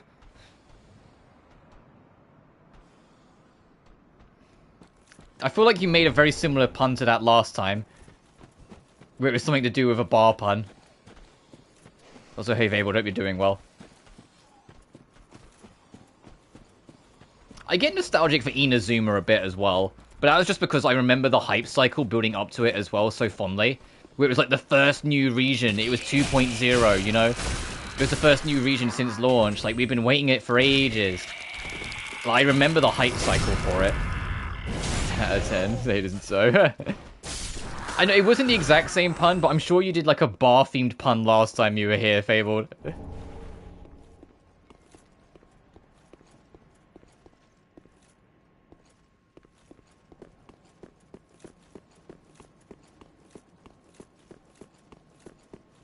Am I going mad? How do okay, there we go. I was gonna say, where the fuck? Everything is just looping over. Hope you're staying hydrated. I am. Even though it's been very rainy today, it's still pretty warm. Actually, that reminds me, I've just finished my drink. But I'm gonna wrap up soonish anyway. Hope you're staying hydrated too.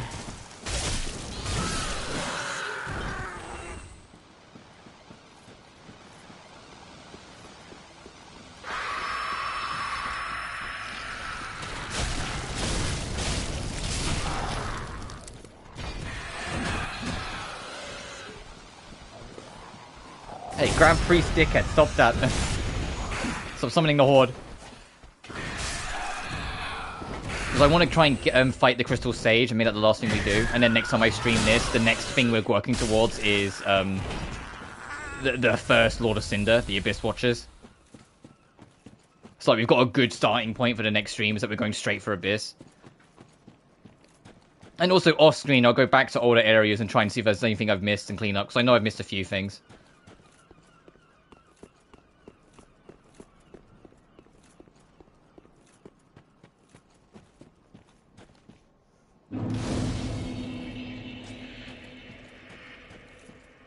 Oh, hello. How do you do? Oh, hello. I'm Anri of Astora. Unkindled like you. Aren't you in the Dark Souls 1, like, Kia armor? A friend and travelling companion. Hey, Horace. Are you too in search of the Lords of Cinder? We're well along the road of sacrifices. Below us is the Crucifixion Woods. Beyond the flooded woods lies Farron Keep, home of the Undead Legion. Oh, right, I forgot about the cathedral. The Cathedral of the Deep. We seek the cathedral, home of the grim Aldrich.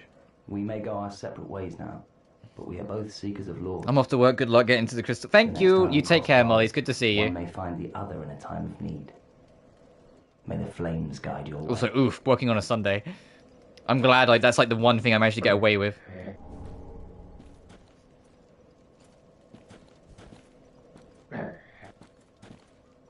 Oh, he's not very talkative, but don't think ill of him. He is an upstanding, kind-hearted knight. Without his help, beyond the flooded... Made it. Okay.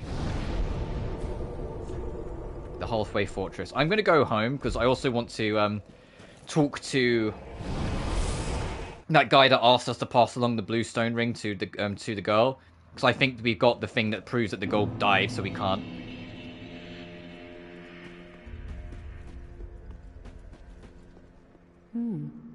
I am Cirrus, Oh, of the Cirrus? Sunless Realms, former servant of the divinity. Duties we each bear, but one's duty is a solitary affair. I doubt we've much to gain from fraternization. Blessing of the moon upon your journey. I doubt we've much to bless... Okay, she doesn't want to chat at all yet. I gotta remember where the guy is.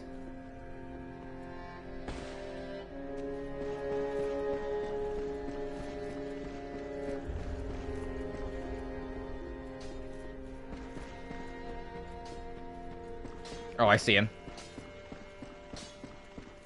Oh, hello. And in one piece. Heavens. She was already dead. Thank you. I'm not surprised, though. Almost a relief, really. You can keep the ring as... well... a little trinket of thanks, I suppose. You can keep the ring as...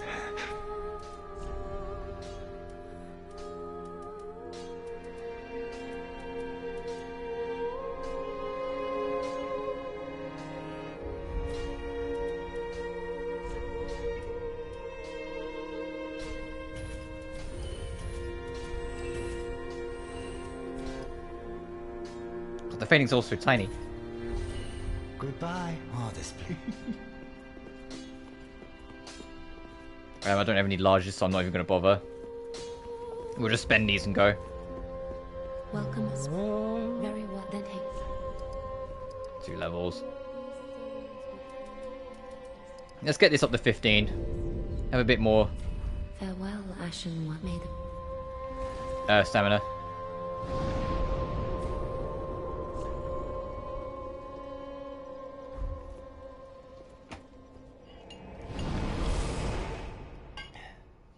I'm sipping my drink.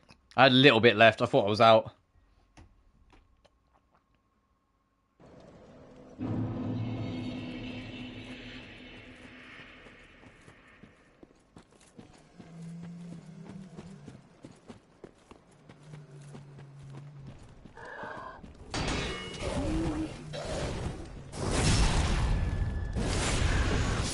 Oh, fucking alright. I'll take it.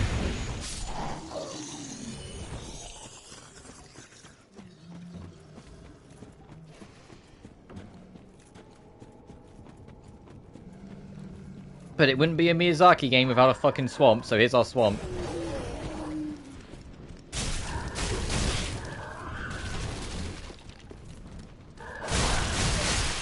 Ow! Holy shit, hang on. Time out, time out. Right, time in.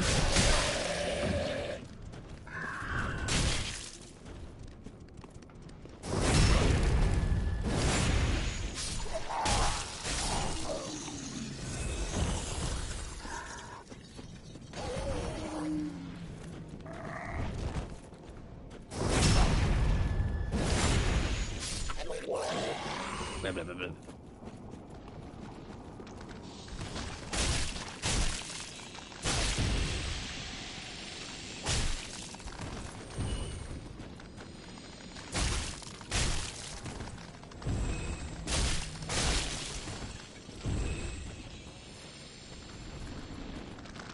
Hi, lads.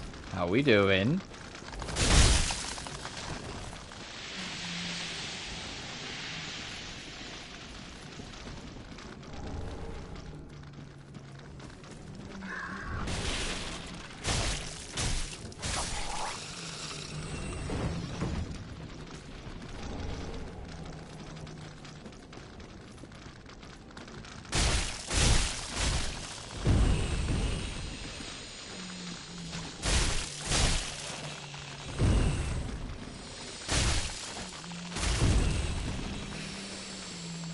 These little fucking weird poison turtles. Get out of here.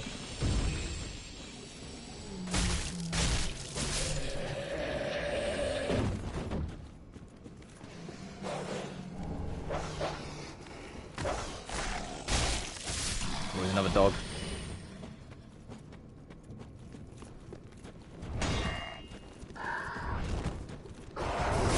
Also, if at any point during this you, like, can't figure out where I am anymore and you feel like you've lost where I have and have been, understand I have too.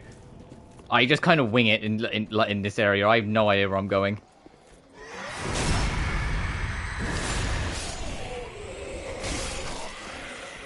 Just somewhere in here is Crystal Sages, somewhere in here is the Cathedral that goes to Deacons of the Deep, and somewhere here is eventually the Farron Keep going into the Abyss Watchers.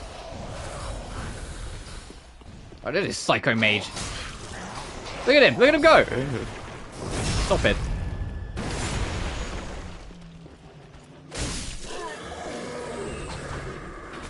But between here and Farron Keep, it's a giant swamp with a lot of branching paths.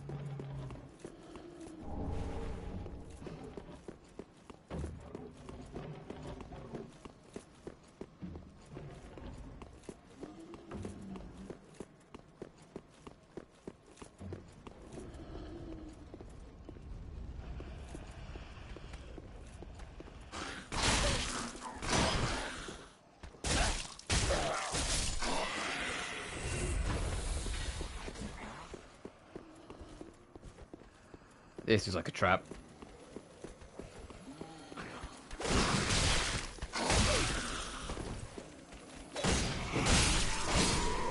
Still got him though.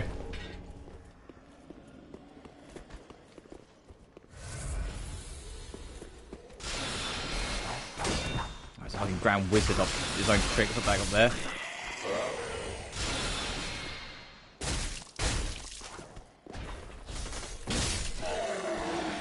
So all these wizards are giving me hope that we are getting close to the Crystal Sage.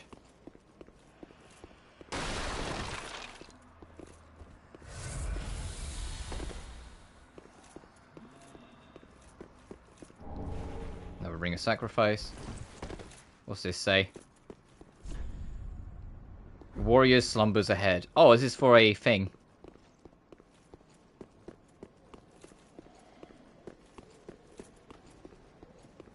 There's a covenant nearish here.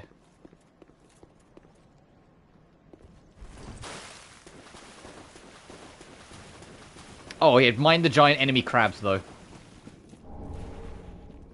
Fallen Knight.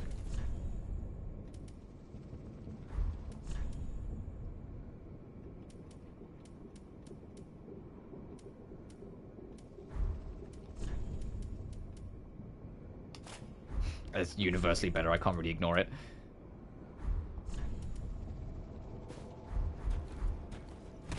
Fuck, I'm fat rolling, damn it.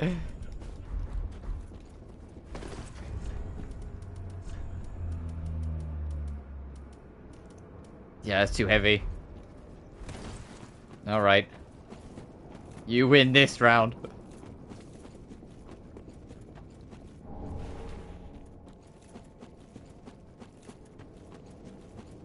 To get that, we need to drop it from there.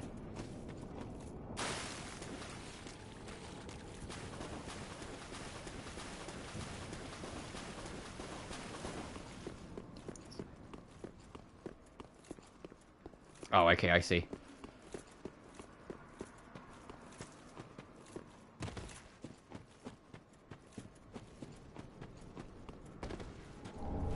Golden Falcon Shield.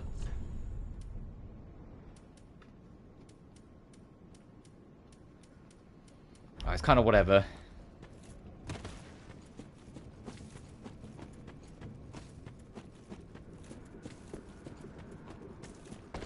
Uh-oh.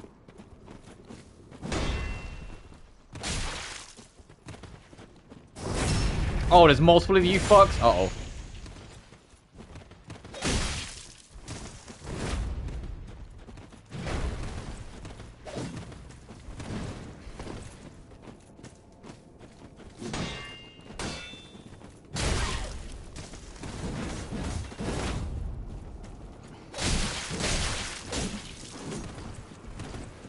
Trying to fucking kick me, son of a bitch.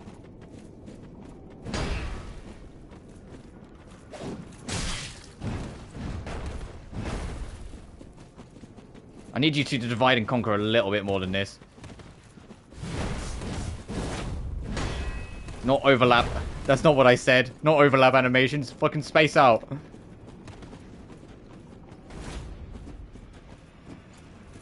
Son of a bitch trying to kick my shield. Oh, I think I caught both of them with that.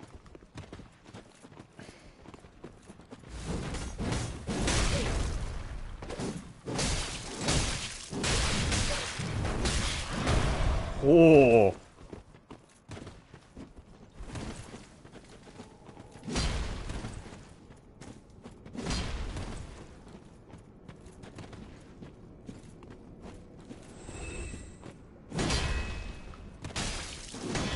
Oh, no! Damn it.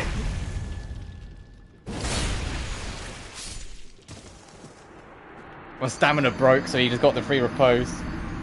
I was hoping to recover before he got the repose, damn it.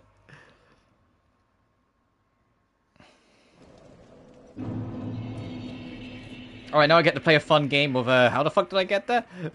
How do I get back? Huh? Where am I?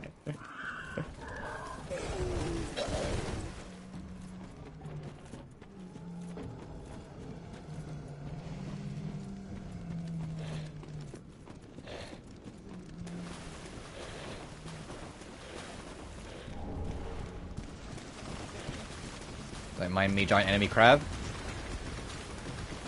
Please don't mind me, a giant enemy crab. I have no qualms with you, I promise.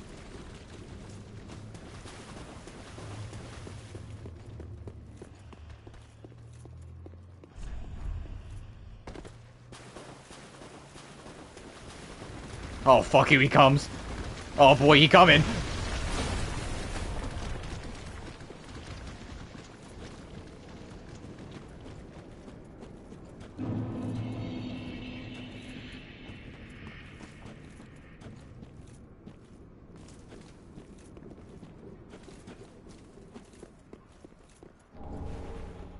Oh, the other guy did die, because Club's there. So I must have just caught him on the trade.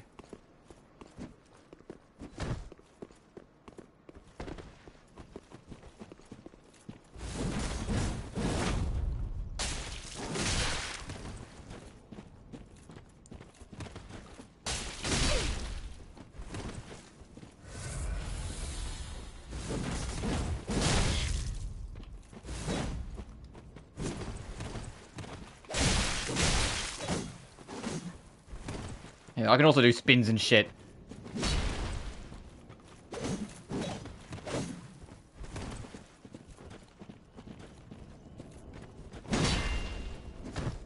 You son of a bitch.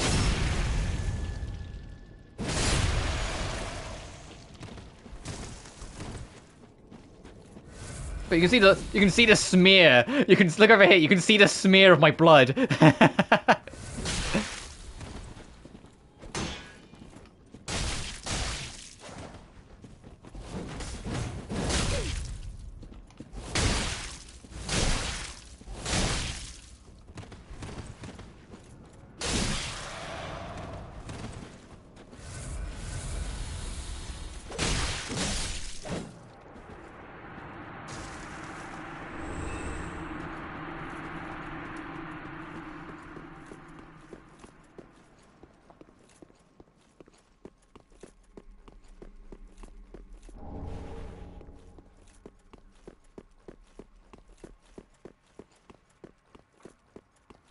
Oh, okay.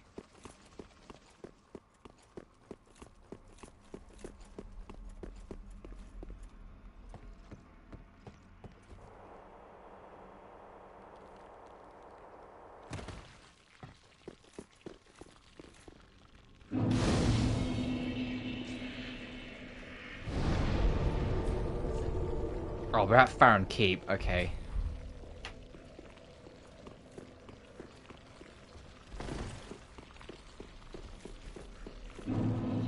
Oh, we're definitely at Farron Keep, alright. Here's the poison.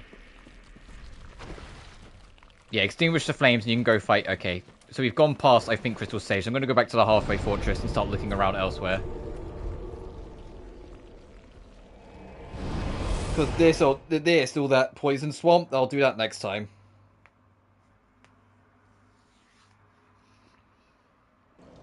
Because if you can believe it, considering I have not eaten, I am getting a little hungry, so I would like to wrap up sort of soonish.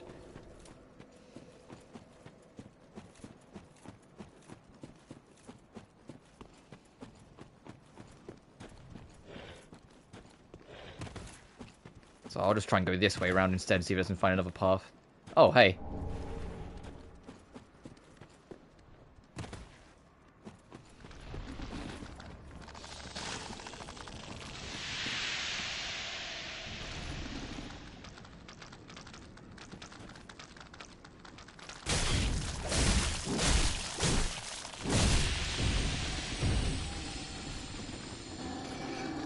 Oh, you're big! He's fucking crucified.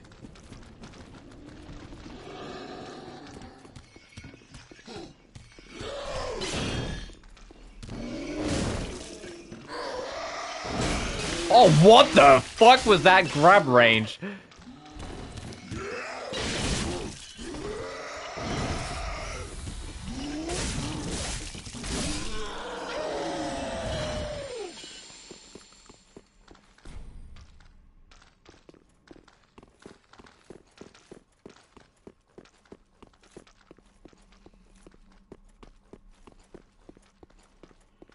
Oh, fuck, that's a familiar face. Uh-oh. What the Lordran... Am I dead? I just got one shot by the Lordran Black Knight. Holy shit.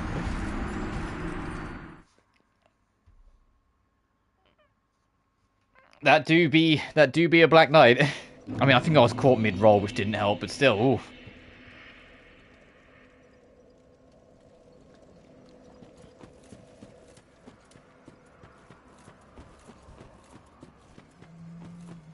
I like how in any Dark Souls game, those knights show up, they will just get you the first time.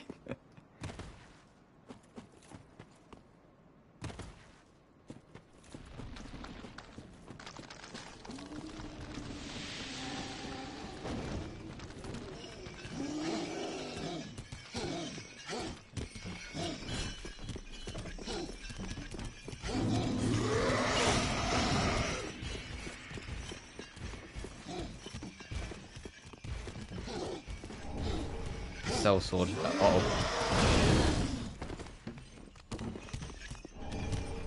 Cell sword, twin blades. Isn't that what I have literally on? Yeah. Okay, so that's the mercenary equipment.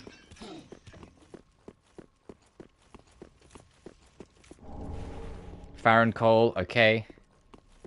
Still not what I'm looking for, though.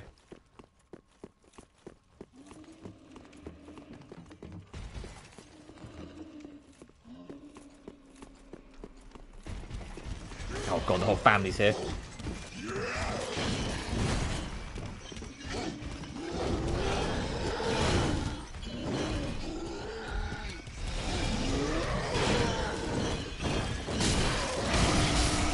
Never mind. Okay, I didn't even get to try anything. I just got eviscerated. I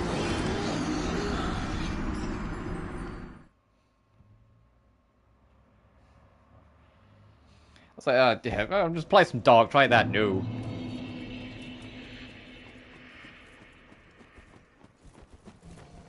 I'd like to at least try and get my souls back, though, before we move on to the next spot to try and find this Crystal Sage, because I honestly God can't remember. I mean, it might be in Farron's Keep, to be fair, but we can still look around.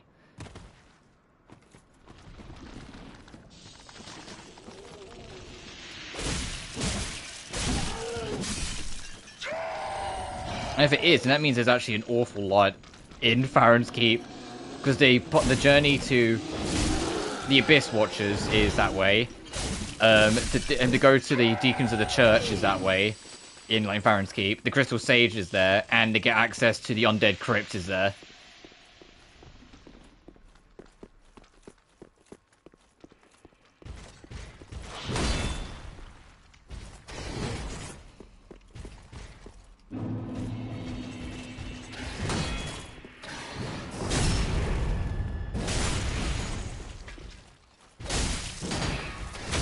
I deserve that. Oh my god.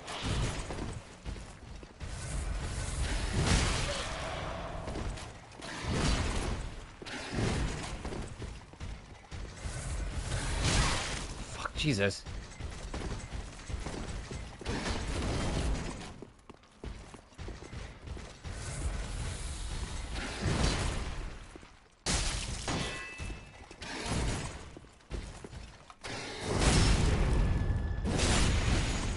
I'm still in one-shot distance. Let me just do that last heal. There we go. There we go. Whew. Don't fuck with Black Knights. They eat you. Yeah,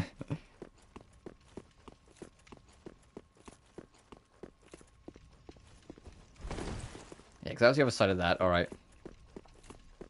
Let's poke around elsewhere, see if we can find our Crystal Sage. And this is still locked.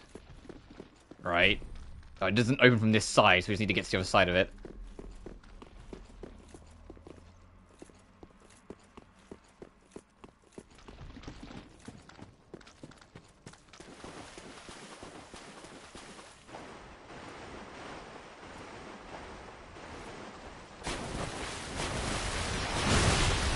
Oh, hey, giant enemy crab.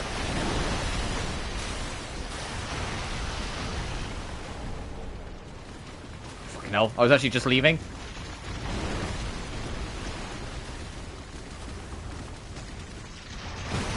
Maybe it isn't Foreign Keeping, because this is here. Yeah, this area isn't that big.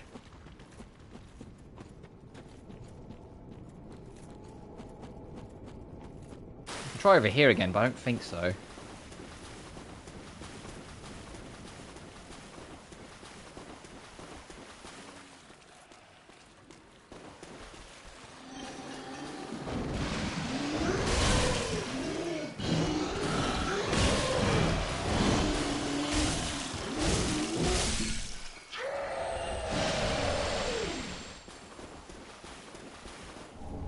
Sorcerers. What's in here? Sage ring. Shorten spell time. Oh, okay. You know, just because I do have a lot of souls and I'm just exploring, I'll chuck this on so I will keep my souls when I respawn. So the ring will just shatter instead. Oh, fucking hell, which might be imminent. This might be imminent. Run!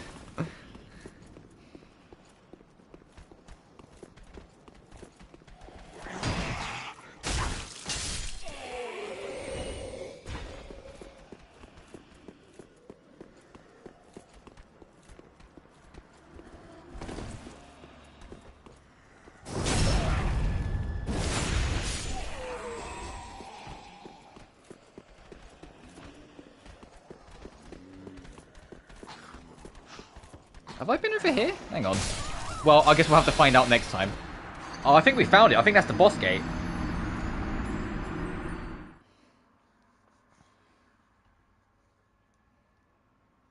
I think we have actually just found it. I think that it's in there. Yeah, through sacrifice, no souls were lost, but your ring shattered. Let me go spend these souls, and then we'll go fight. I think that is the Crystal Sage, and then we'll go to Fire and Keep, and that's what we'll call it.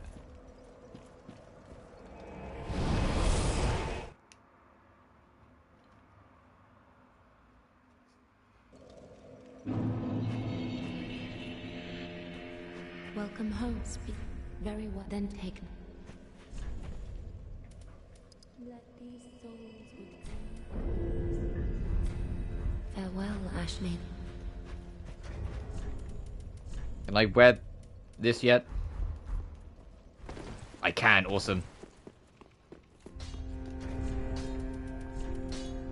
Okay, so it's just strike and slash that it's a little worse off, but it balances out nicely with everything else. That is quite used to for a fine pro. Now the special gems, basically got something to spawn to use.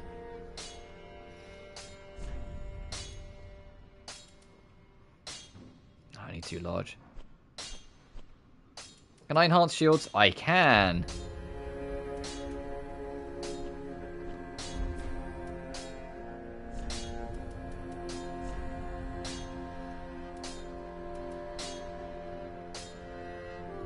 Okay, we get sharply into its dex more.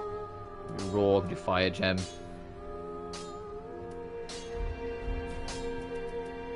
You're simple. We bring this in back. Hurrah! Okay, I'm glad I clicked on you.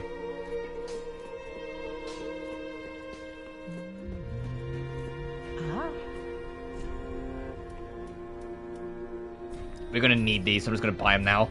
Ashen one.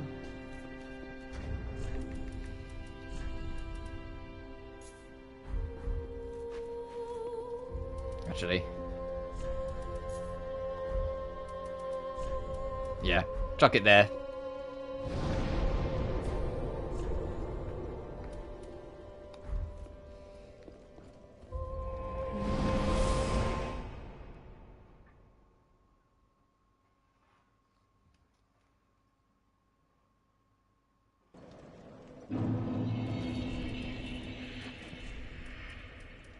Double checking I've got everything I want, yep.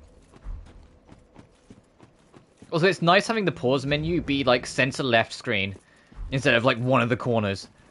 Because it's hard to pay attention to both, whilst this, it's like you can pause and you can kind of like still like look at the menu whilst paying attention to where you're going and what you're doing, you know?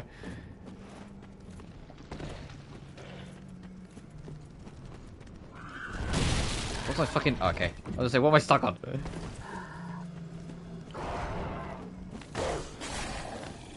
You're gonna chase me, so I'm just gonna deal with you now.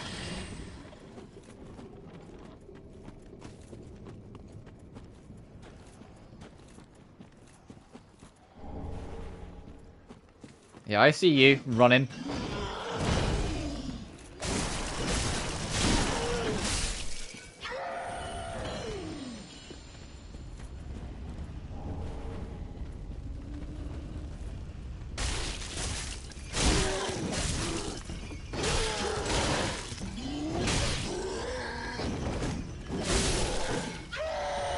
Also, this isn't where we were before. I just hung a left and we've ended up somewhere else. Uh oh. Yeah, I see you. Come down.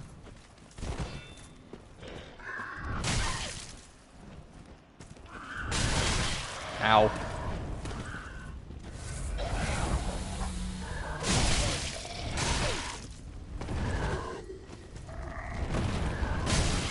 Okay, you guys are annoying me.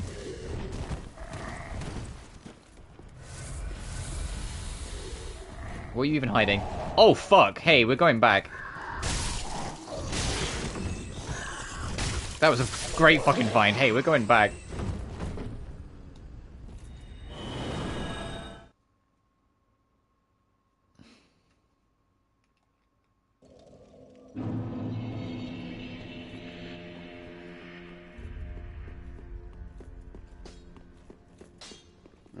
What? Try to hear me.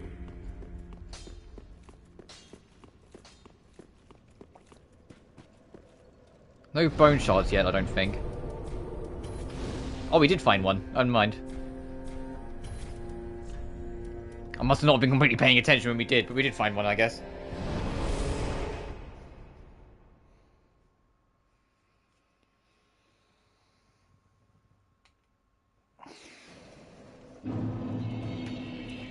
So now our healing will be a little better.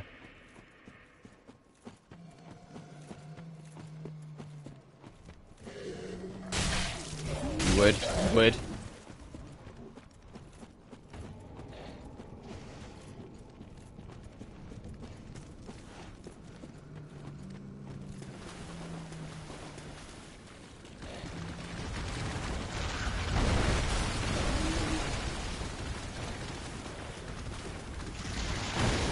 Oh god.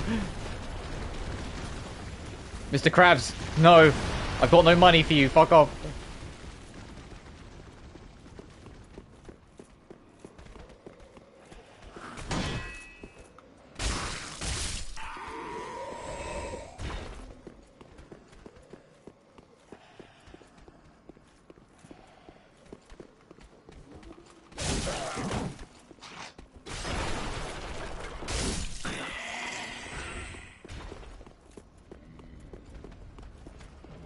Oh, it wasn't this way.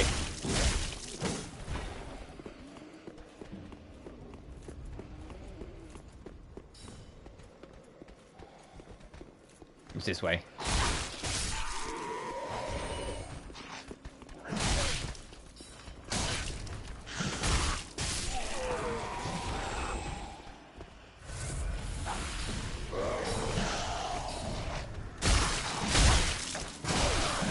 Holy shit.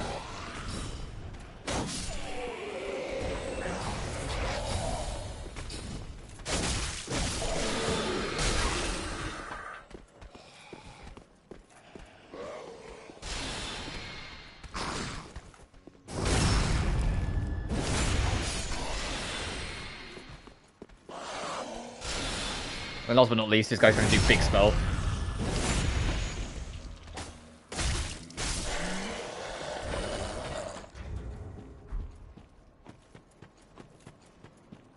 Yes, this is the boss. Okay.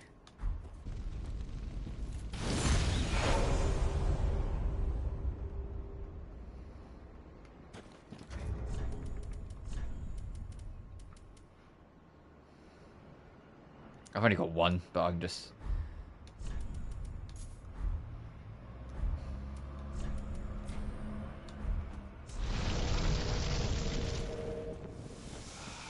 This boss is kind of whatever, because she teleports a lot, but we'll try and do this.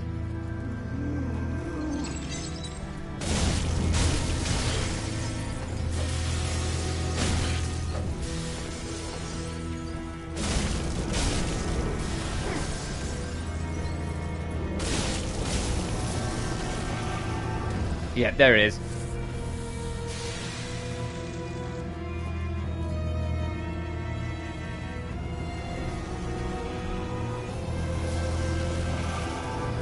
You bitch.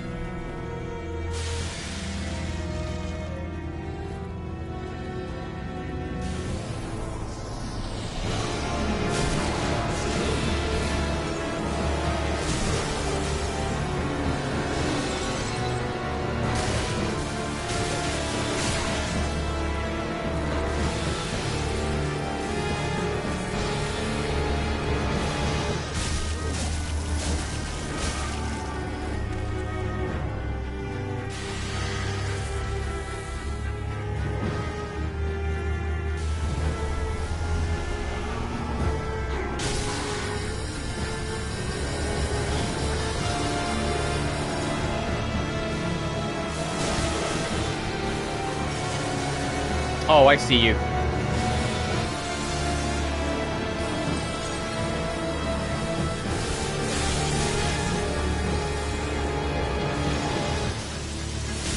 Whoa.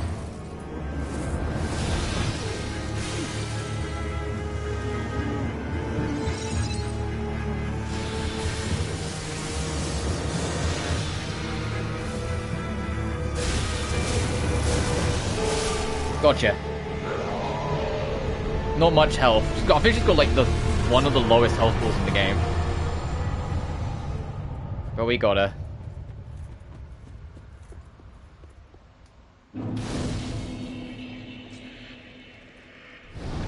So I knew she was around here somewhere. I was like, I'm sure she's not in Farron Keep. I'm sure she's here.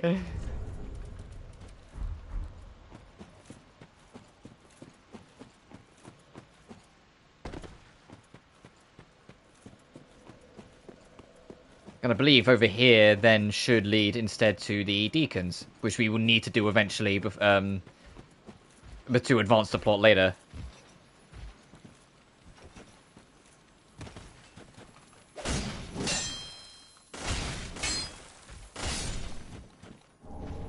Oh, twinkling.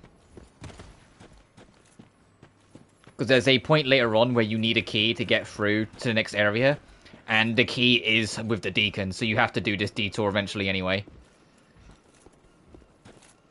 I think that's it over there, actually, the Deacon to the Deep. But we'll do, what they'll do, next stream we'll do Abyss Watchers, and then once Abyss Watchers are done, then we will do Deacons to get it out of the way. And then we'll go into the Undead Catacombs.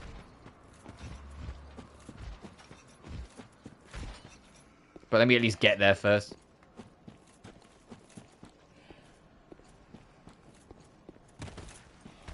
Oh, you heard that.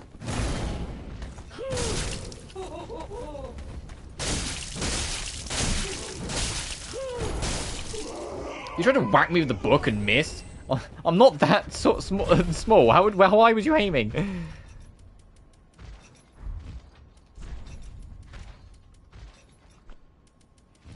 I can hear something's moving around, so I'm trying to be quick. Yeah, something interesting.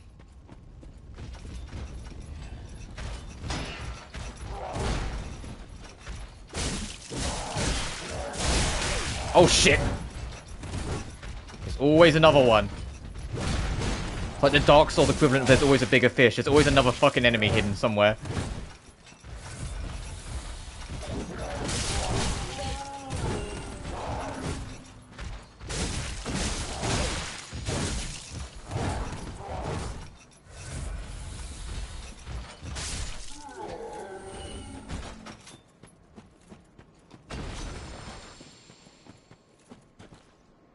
Just circles back round. Alright, let's go. I mean, we need to remember this area anyway, because when we go to do DLCs way later, I believe Ashes of Ariandel starts in the church. I can't remember if it's this church, though, or if it's the church in an area later on. But I know it's one of them.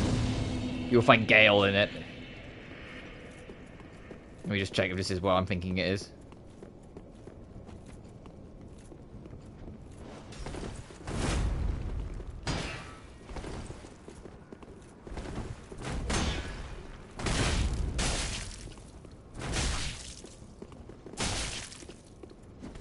Fuck, I deserve that. What the fuck? You had backup, you son of a bitch?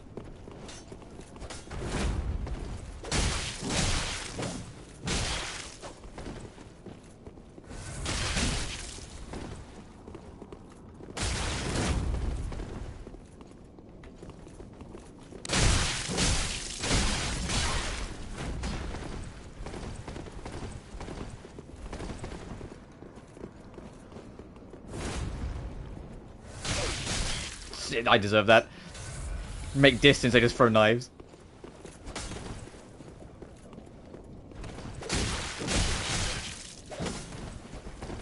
They're trying to alternate as well. Whichever one has the lower health tends to go back.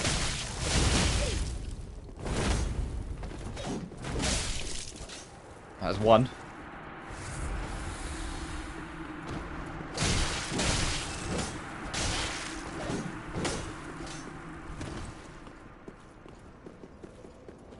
Hang on, I'll read it.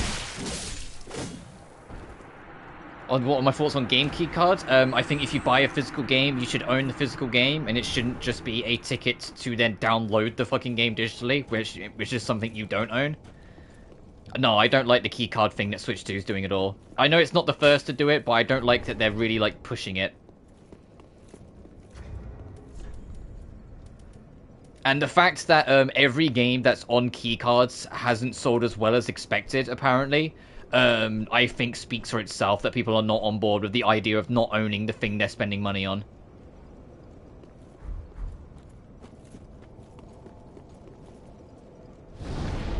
Which is a shame, because it's like Bravely Default, I really want that to continue to do well. And this remaster apparently hasn't sold well, and it's like, it's not because the game is like unappealing, no, it's because it's on a fucking keycard bullshit, so no one wants it, because they want to be able to actually physically own the game they buy when they buy it physical.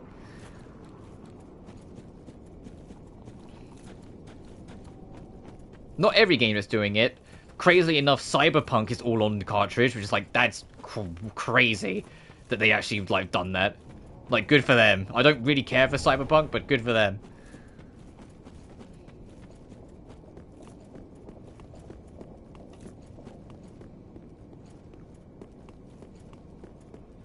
Because I still collect physical when I can, if it's a game I really care about. I tend to nab digital for streaming purposes. It's quicker and easier to just kind of fire it up and get ready to go. But if it's a game I really love, I will afterwards double dip and get physical. That's kind of how I handle it now.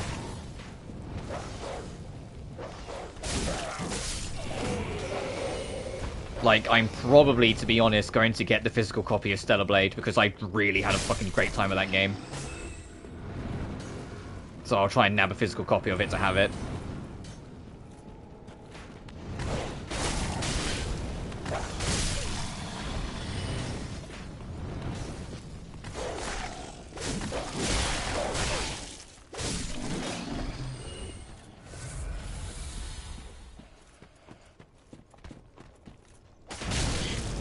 Ow.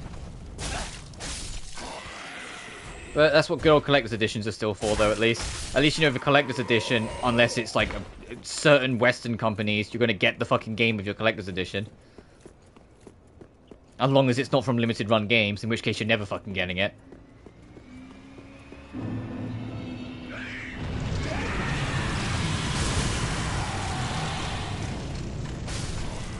Alright, buddy.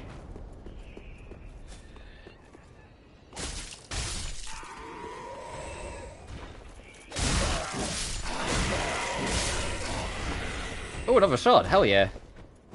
This detour's worth it.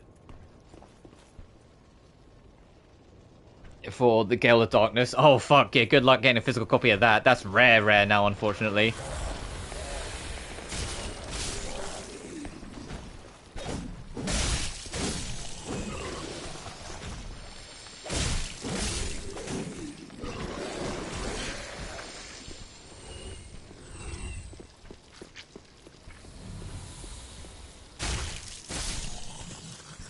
My big goal right now is slowly but surely, I want to own a physical copy of every single Outlay game. I've got a lot of them, to be honest, just not all of them yet. So I've got all the Salbergs, all the Gramnids, all the Irises, both Monocamias, all the all the Veronas, yeah, all the Veronas, no, all the Arlands minus Lulua physical, and then on the other side of it, I got Yumiya physical at launch because I'd already started working on it. So, like, I'm missing Dusk's Mysterious and... oh, sorry, Great Sword. And, Secret. It's what, an $80, start at 30. Oof. That's the trouble. Pokemon especially, some of those older Pokemon games, especially the ones that aren't main series but beyond that, are a nightmare to get a hold of.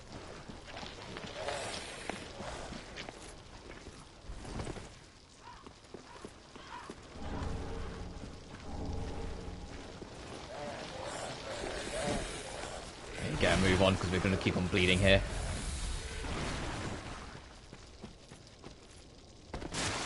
Yep.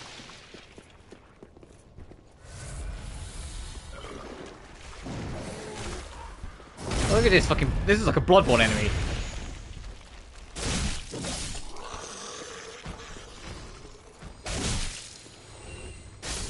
But there is one enemy, it's not until a little later on, there is one enemy that genuinely creeps the shit out of me. We'll get to it when we get to it, but I remember it. Like, there are some enemies that remind you that from Soft games, although they're not horror, they are horror adjacent.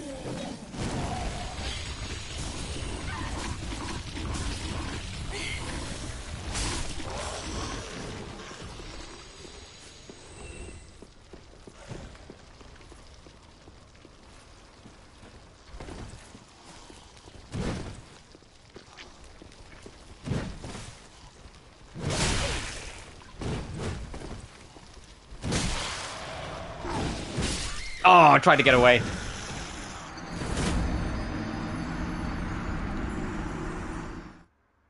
Would you ever part with your older Pokemon games? No, because I know I'd play them again. I don't really like collect or have old games for like financial gain's sake or intention of financial gain's sake. I have them because I want to play them, and I want to preserve the legacy of their existence by having them.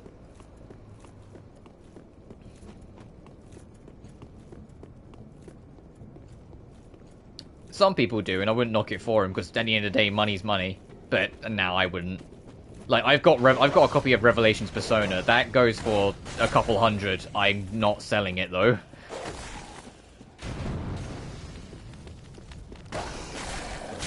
Yeah, the whole Atelier collection would sell for a pretty penny, but it's not worth it. I'd rather collect and have them. A specific Artonico 2, I got very fucking lucky getting a hold of that. That was one of my prouder good nabs, because I got it on bid for cheap, but in reality it sells for like $100, or like 80 to 90 pounds.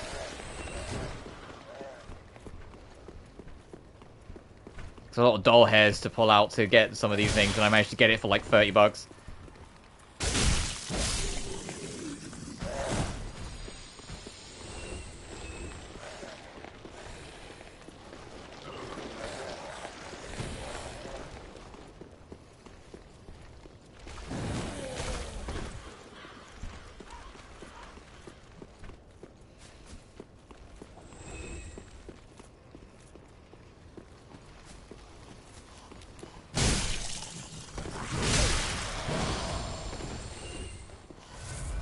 Get you away from everyone if I'm going to fight you.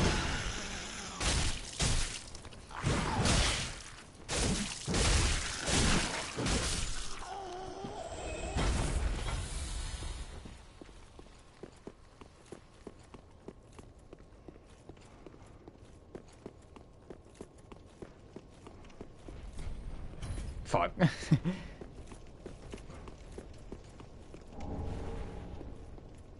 So I'm going to wrap up soon. I'm more just kind of like clearing out what's immediately in front of me here while I've got the chance. I also need to go get my souls back, but let's just do this.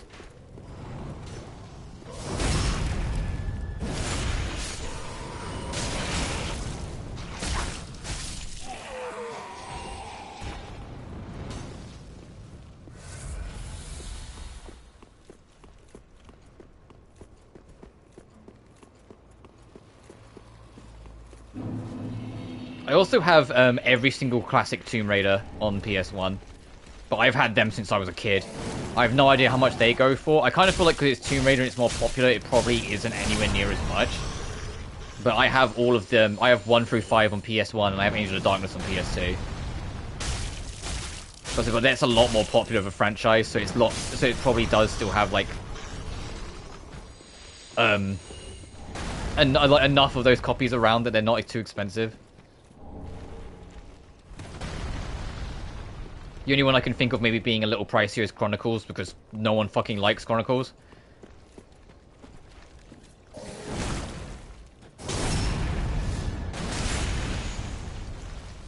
And especially nowadays with the remaster having the original versions built in, and they have physical copies, it's like, it's kind of, there's no real reason to try and hunt down the originals, so there's going to be no value to them.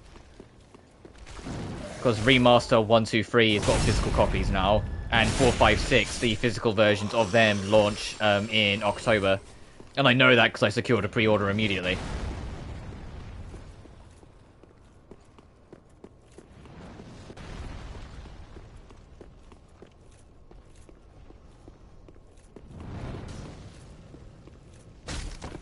Oh, bye, bitch. What was he hanging on for?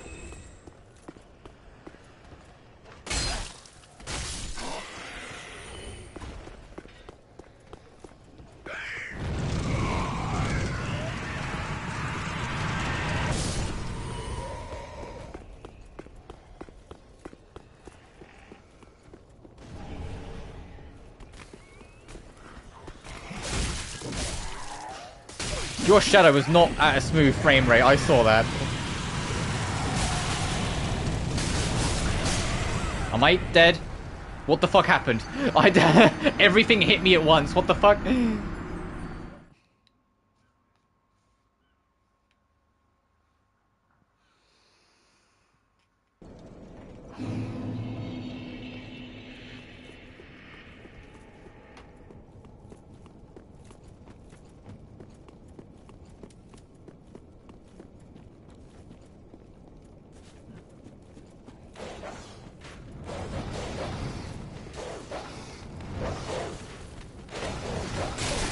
Excuse me, everyone. Just coming through. Yep. Yep.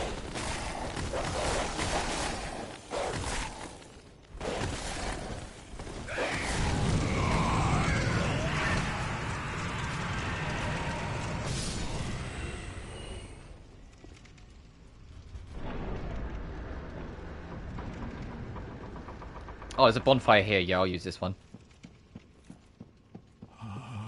Oh, hey, that's Gale. Yeah, we're not doing that yet. I don't want to do Ashes of Ariandel yet.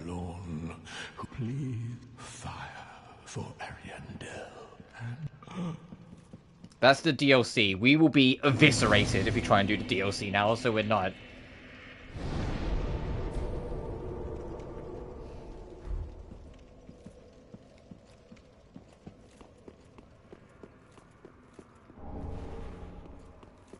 The DLC is super hard even when you're prepared. And you've got endgame stats. I have neither.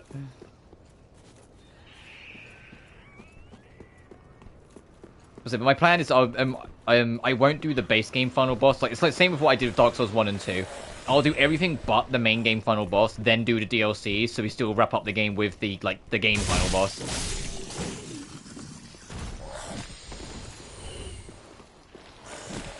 Even though the DLC's final boss is a lot more of a final challenge. Slave Knight Gale, when we get to him, he's one of the best fights in the franchise, but he's also one of the hardest.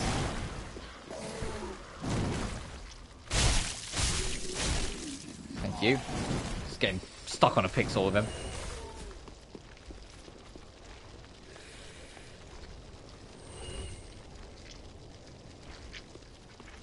So I need to check something quickly. Oh, you respawn, cool.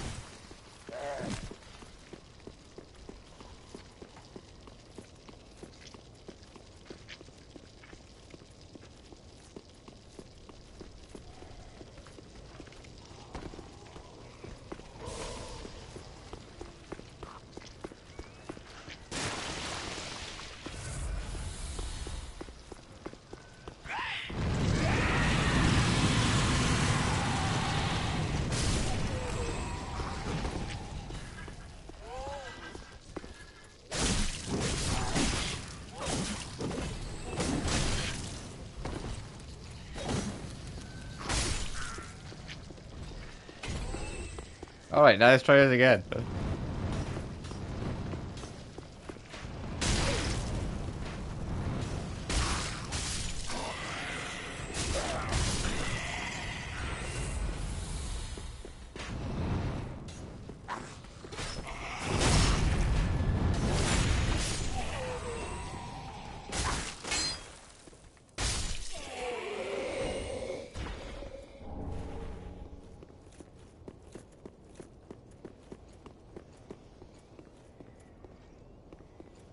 Oh, this looks inviting.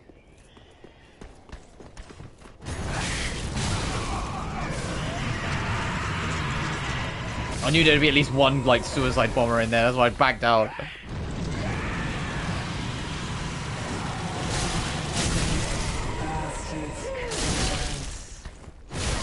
Holy shit.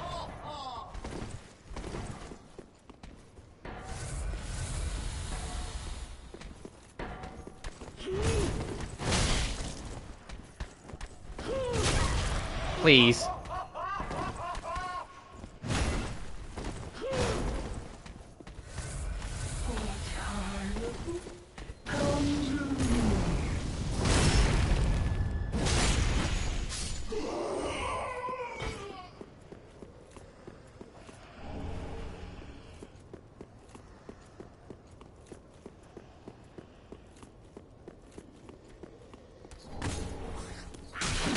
Of course.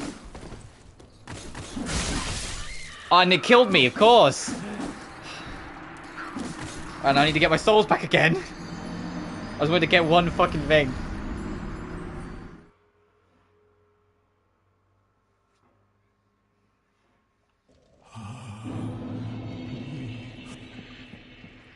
We're gonna hear that every time we respawn. The from Gale.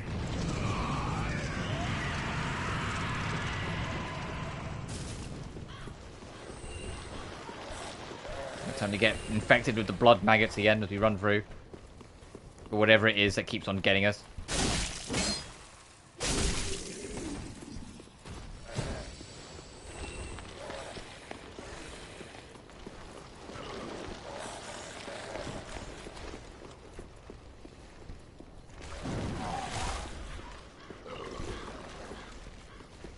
Fucking bite.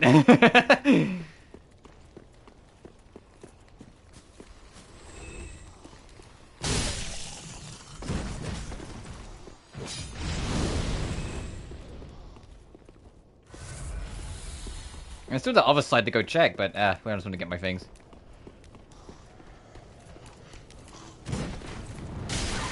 Ow.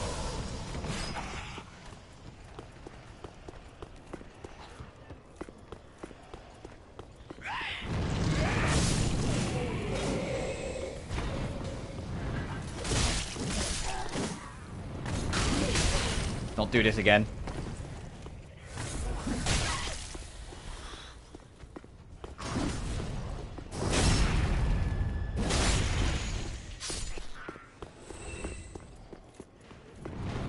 Coming for you. You try and shoot you across my balls all you want.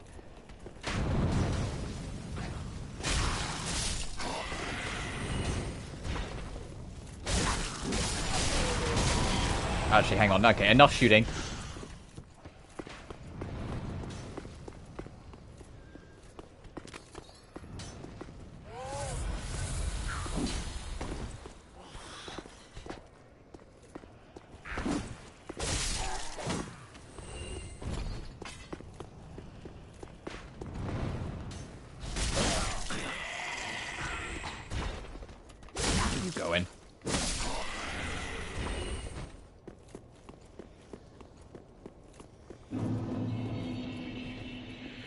Drop good.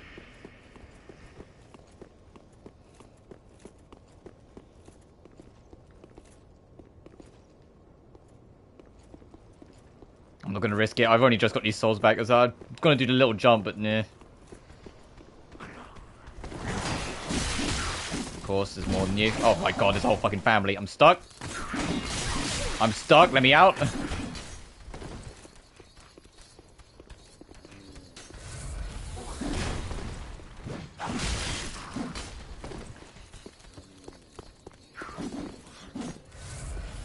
He fell off.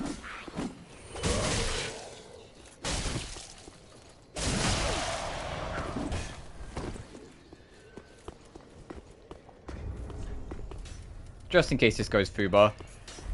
I don't want to do this run back again.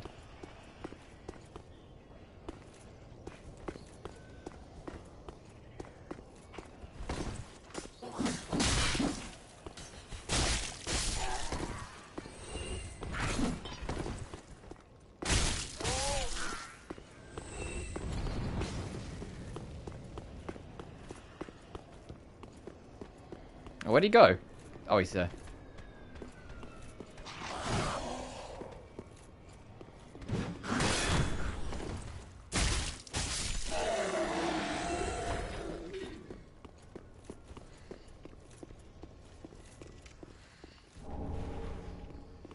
Fucking leaving.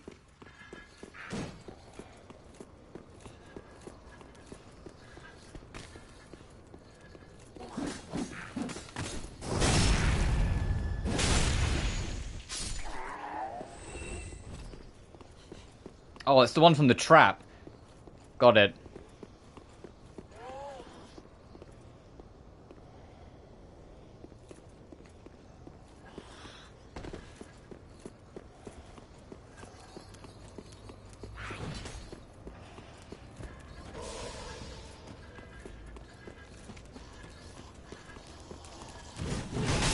Ah, I had to try. That's right, I'll keep my souls, but we'll call it there. We'll explore here properly next time. But we've done what I came to do, which is get the crystal sages, and we carried on a little longer after that. I'm gonna go back, level up, turn my shit in.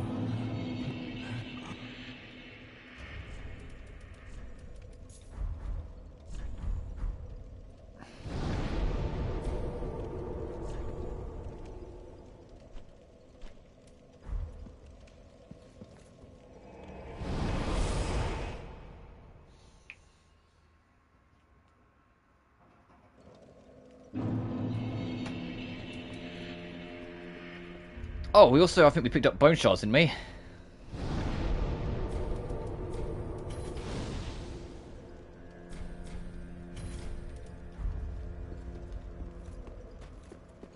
Welcome, speak. Very well. Then hey. I think an Estus shard, but we'll have to check.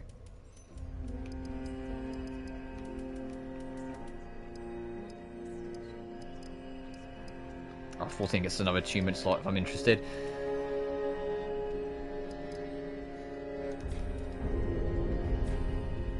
Farewell, maiden. Ah. Give you the Umbral Ash so you can sell more things.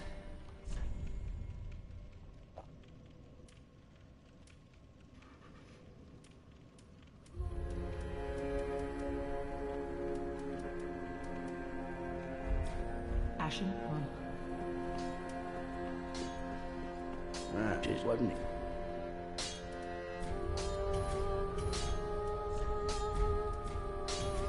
Peak shards, we're not doing too bad. I think 15's your cap. The 15 is how many you'll get, or 14 or 15, somewhere around there. So we're not doing too bad at all. Pretty, I don't know. And lastly, I'm going to go talk to him. Because I think we've got the ability to use boss souls now. Fretful. Yeah. Oh? Well, I can see better day. Let me think it would suffice. It'll be a Twisted Soul. Yeah, and then we can turn boss souls into things. You have Demon Grey Axe, Vort Gate Hammer, the Arstraw's Spear, Demon Fist. Oh, the Pontiff's Left Eye for the Soul of the Boreal Valley. What? Sure, we'll take Pontiff's Left Eye.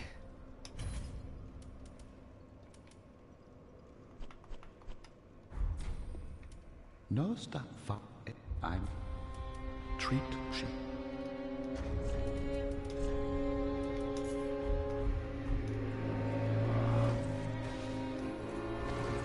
Yes, motorbike, I hear you.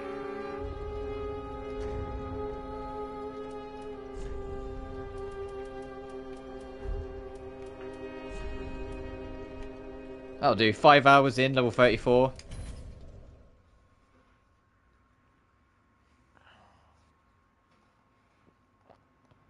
So yeah, next time we come back, we will go to Farron's Keep first and start working on Abyss Keepers, or the Abyss Watchers, sorry. But we will go back there because we need to do that next afterwards.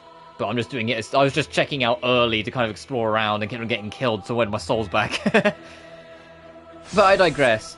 As always, thank you all so much for watching. Also, just to compare, Sir Gus was my original character from nearly a decade ago. Thank you all so much for watching. Remember to like and subscribe if you haven't already. It genuinely helps the channel grow. Additionally, you can find my BlueSky and Patreon in the description of every video. See you all next time, though. You guys take care now. Peace.